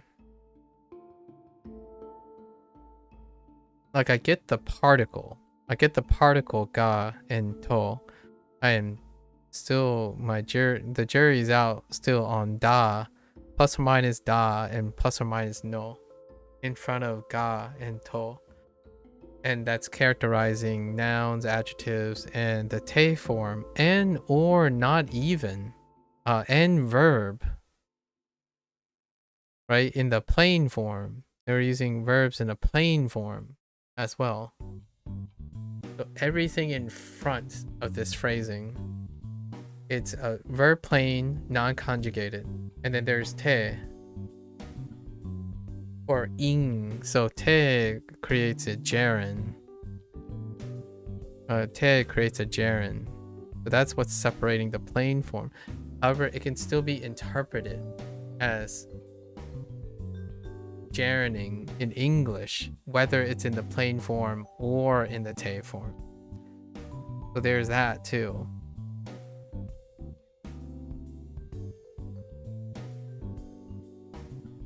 Yeah, I'm still missing something here. So we have these two coupled. There's something else. What other adjective? I feel like there's another predicate couple. Oh, we can funnel in Renshu, right? Renshu.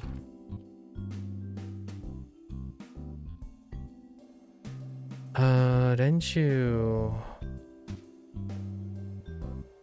Oh, does this go with my Tokyo thing? It might actually do that.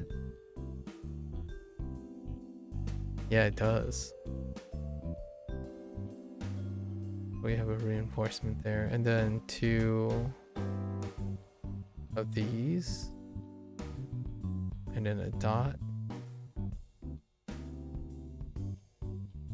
So Renshu can go with Iku.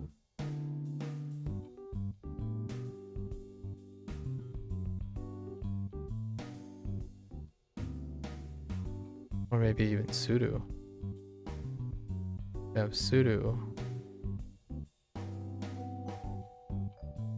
Maybe Suru and Renshu. That's actually fine too. Suru plus Renshu.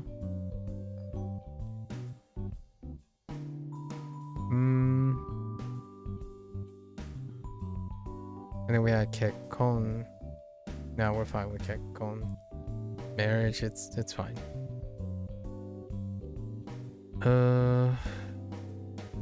Yep. Guess I have some homework to do. Outside homework to do.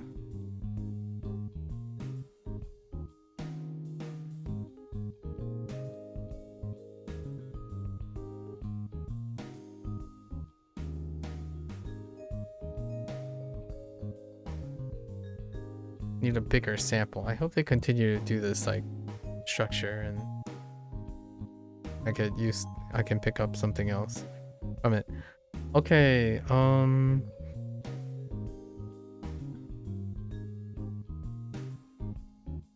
just double checking.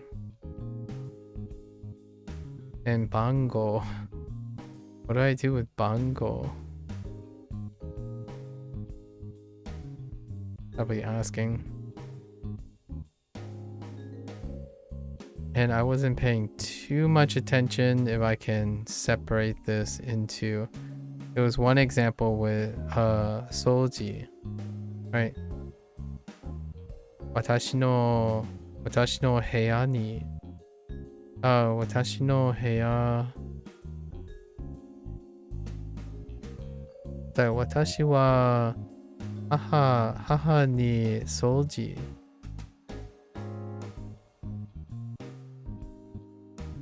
wording gets confusing when you have to infinitives or gerunds or prepositions before or after the verb. Yeah, it does.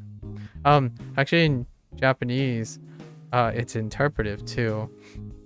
And in Chinese too, it's interpretive. So like,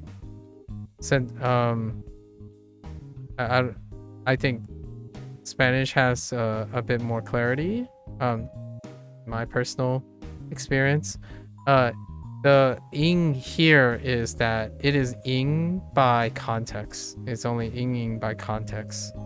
Actually, Japanese has a little bit more to some extent.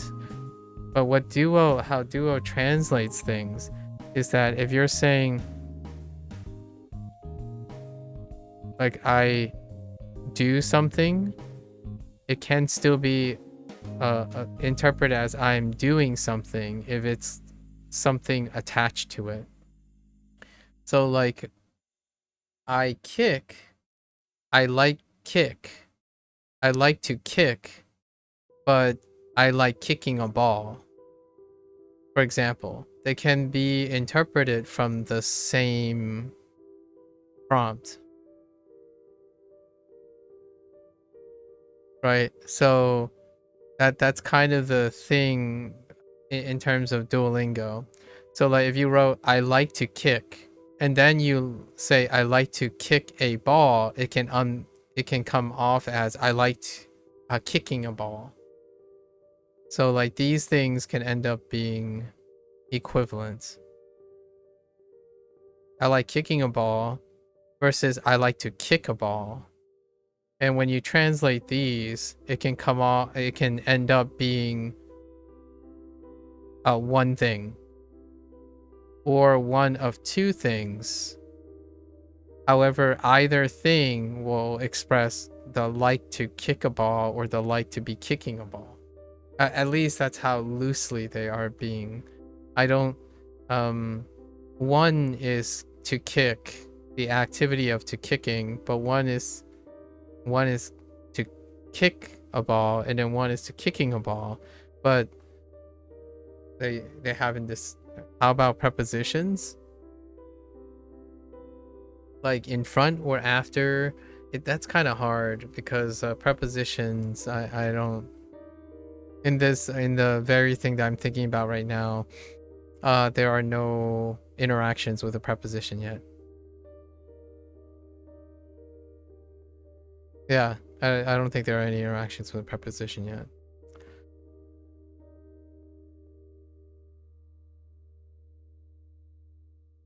All right, that's homework. I'll see if I can think of any more things for tomorrow as I'm practicing.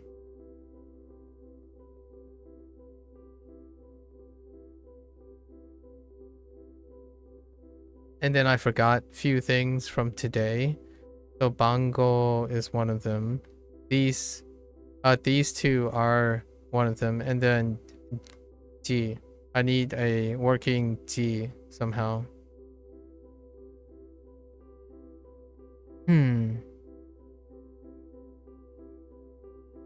Which is handwriting. All right. Well, interesting stuff. Not tomorrow, I suppose. Not tomorrow. I won't be here. I won't be streaming or doing anything. With that, with that end of the day, I won't be streaming tomorrow because I'm taking the day to go to bed early and do stuff because I have a wedding on Saturday, which is a day trip. And then on Sunday, it's gonna be a super late trip back. This is a day trip. So Sunday I won't be here either. I won't be streaming either. So we'll keep the streak alive. Technically I'll be near my computer on Friday and Saturday. However, it would be very, very tough to have the mental energy to do this. So we're gonna have a 3-day again for a wedding. It was like the last time, only I was driving last time, so it took a day forward and back. It took half the day to travel there, so that's why it was 4 days last time. This time it's 3 days. It will be a day trip there and immediately back. So 3 days away. Maybe I'll have time to stoop on this. It's a really interesting thing. I'm not too concerned about getting it, seeing whatever this is the first time around. I think seeing more will help. This is all I gathered so far. And I kind of like it that way for the time being. I don't think I'm pressed to know exactly what the underlying grammar structure is. We know how to use it to get prompts for now. All right. Yeah, that's a wrap for Japanese. I won't be back for another 3 days. Hopefully, you guys keep on chilling, working new things into your life. We had a great discussion again with someone incredibly passionate, although very ambitious. Well, quite ambitious. I wish them the best on their super passionate exploration of language learning. I can't say I had anything rivaling that when I was younger.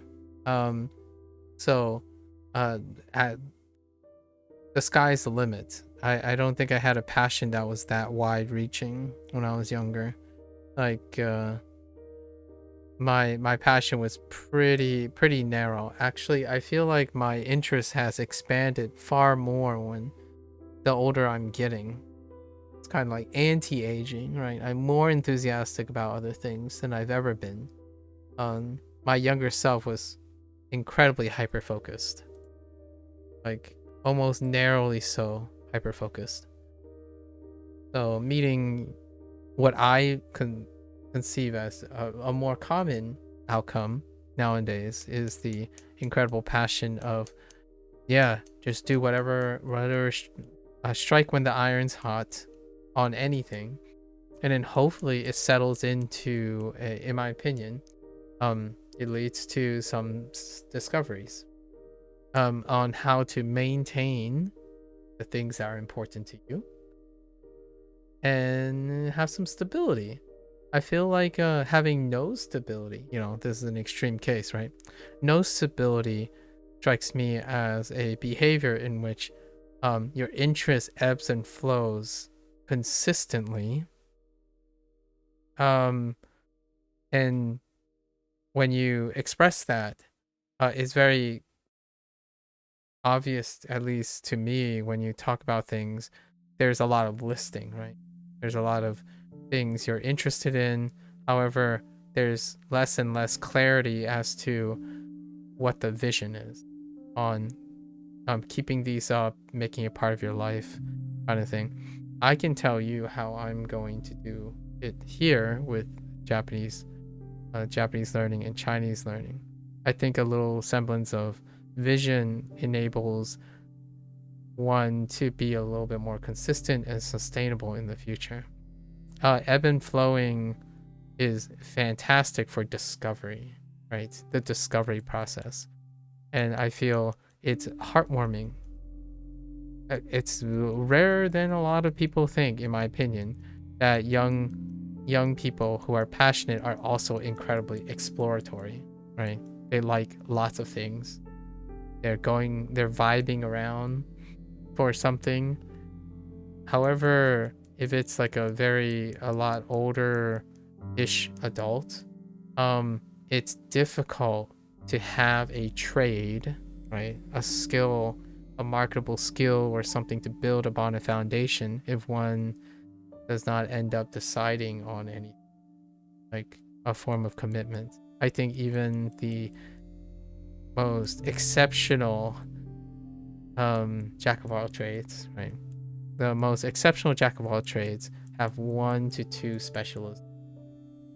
And those specializations kind of anchor all the other maintenance of all the other skills. Like, I am a speaker first and foremost, and I expect to speak Chinese, Japanese as my predominant way. To build that, I have to maintain the rest. So I have a natural balance of things that will allow me to write, listen, hear, and hold a foundation of those things. And then I'll pick my activity that will get more of my time, like things that will favor my applications.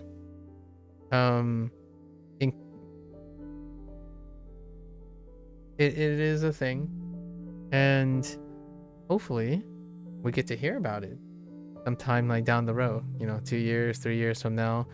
I mean, we met someone yesterday that suggested that they will hopefully one day be a aerospace engineer / artist / something else, and maybe one other thing. They were incredibly enthusiastic and had very strong opinions and made remarks that are incredibly strong and hyperbolic, like a very geopolitical statements, stuff that I feel are kind of hand waving. So that to me gives me an idea of who I'm and what I'm conversing with, right? And those things are something that I have a hard time, sometimes I have a hard time empathizing with, largely due to the nature that I'm no longer really that young and that ambitious. I like to emphasize things like, yeah, there's an overrepresentation of the internet where, like, you can be a superstar in a million things and you can continue to be a superstar in a million things as long as you're working on it. However, it's kind of like turning over things, right? All right, I'm gonna learn I'm gonna learn Spanish today. Oh, I got really good. Now I'm gonna learn the next language, and then you never come back to that Spanish, right? It's a task. You're creating notches in your belt, right? And that's kind of discovery, as opposed to having a rigid, a more disciplined maintenance approach. Are you keeping the skills with you? Like, do you want to collectively keep all the skills? And in my opinion, generally, when people start involving or start thinking about how would you maintain all the things you currently have, sustainability, right? Instead of reshaping your life over and over again on the newest thing that you're working on, those skills will turn over, and those skills will feel, in retrospect, in my opinion, you get that comment like, oh, I wasted time doing this because I thought I was interested in it. It turns out I'm not as interested. I don't no longer use it. I mean, that's perfectly fine. That's part of discovery, right? You're trying new things, see what sticks. Constantly trying new things and see what sticks. For me, when it comes to these decisions, this isn't a one-off. Like, you're going to hear me talk about Japanese and Chinese and Duolingo or forever. Like, I mean, ideally for the rest, because I'm not building skills to explore. I'm building skills to keep. and I hope it continues to be that way. So a difference in perspective, maybe a difference in age. I see this really big vision in front of me, and I'm putting the puzzle pieces together all the time.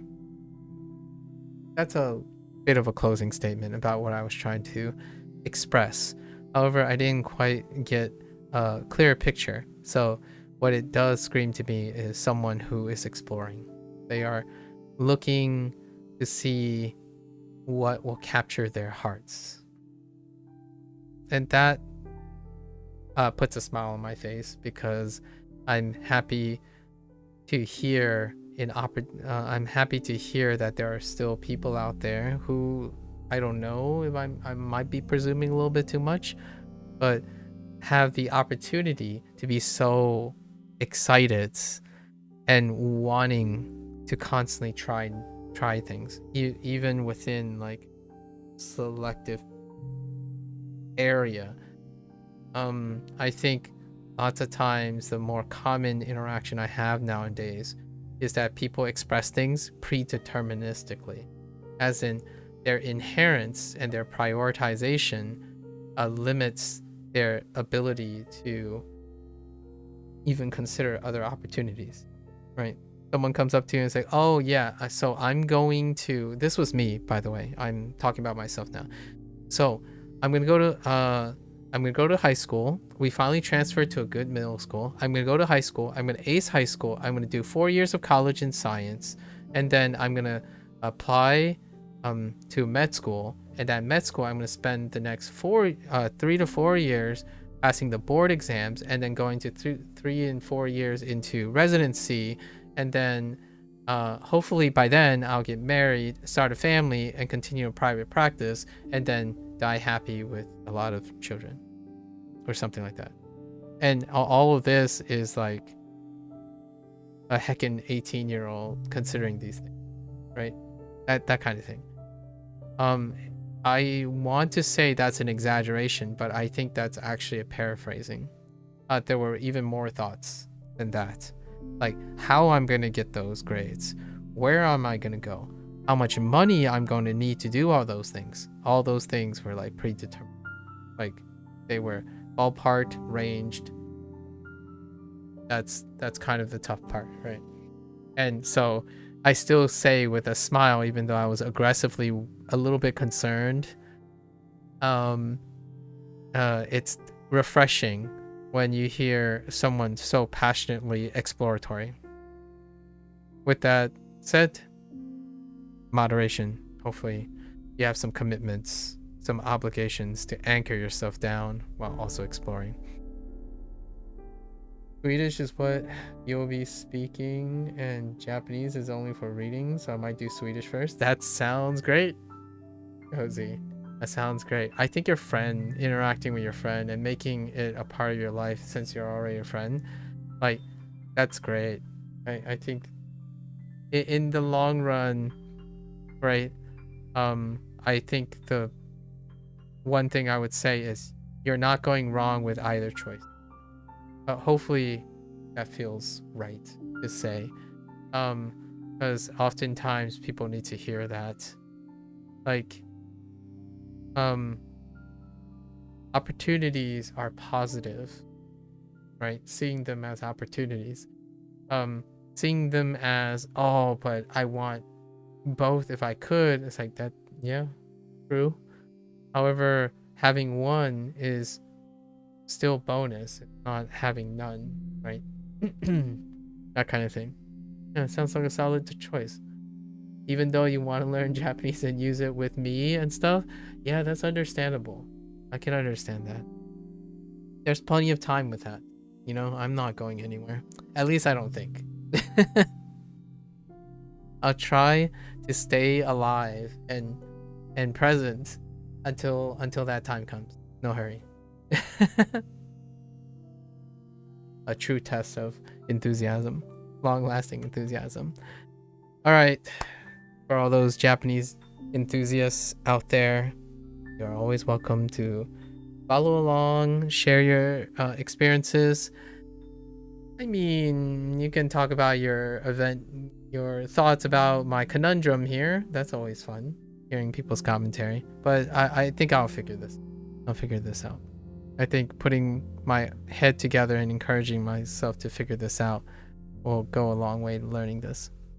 So until then, right? じゃあね。またね、皆さん. I'm gonna get up. I'm gonna get some glucose. I'll be back for my Chinese lesson. Thank you. Thank you.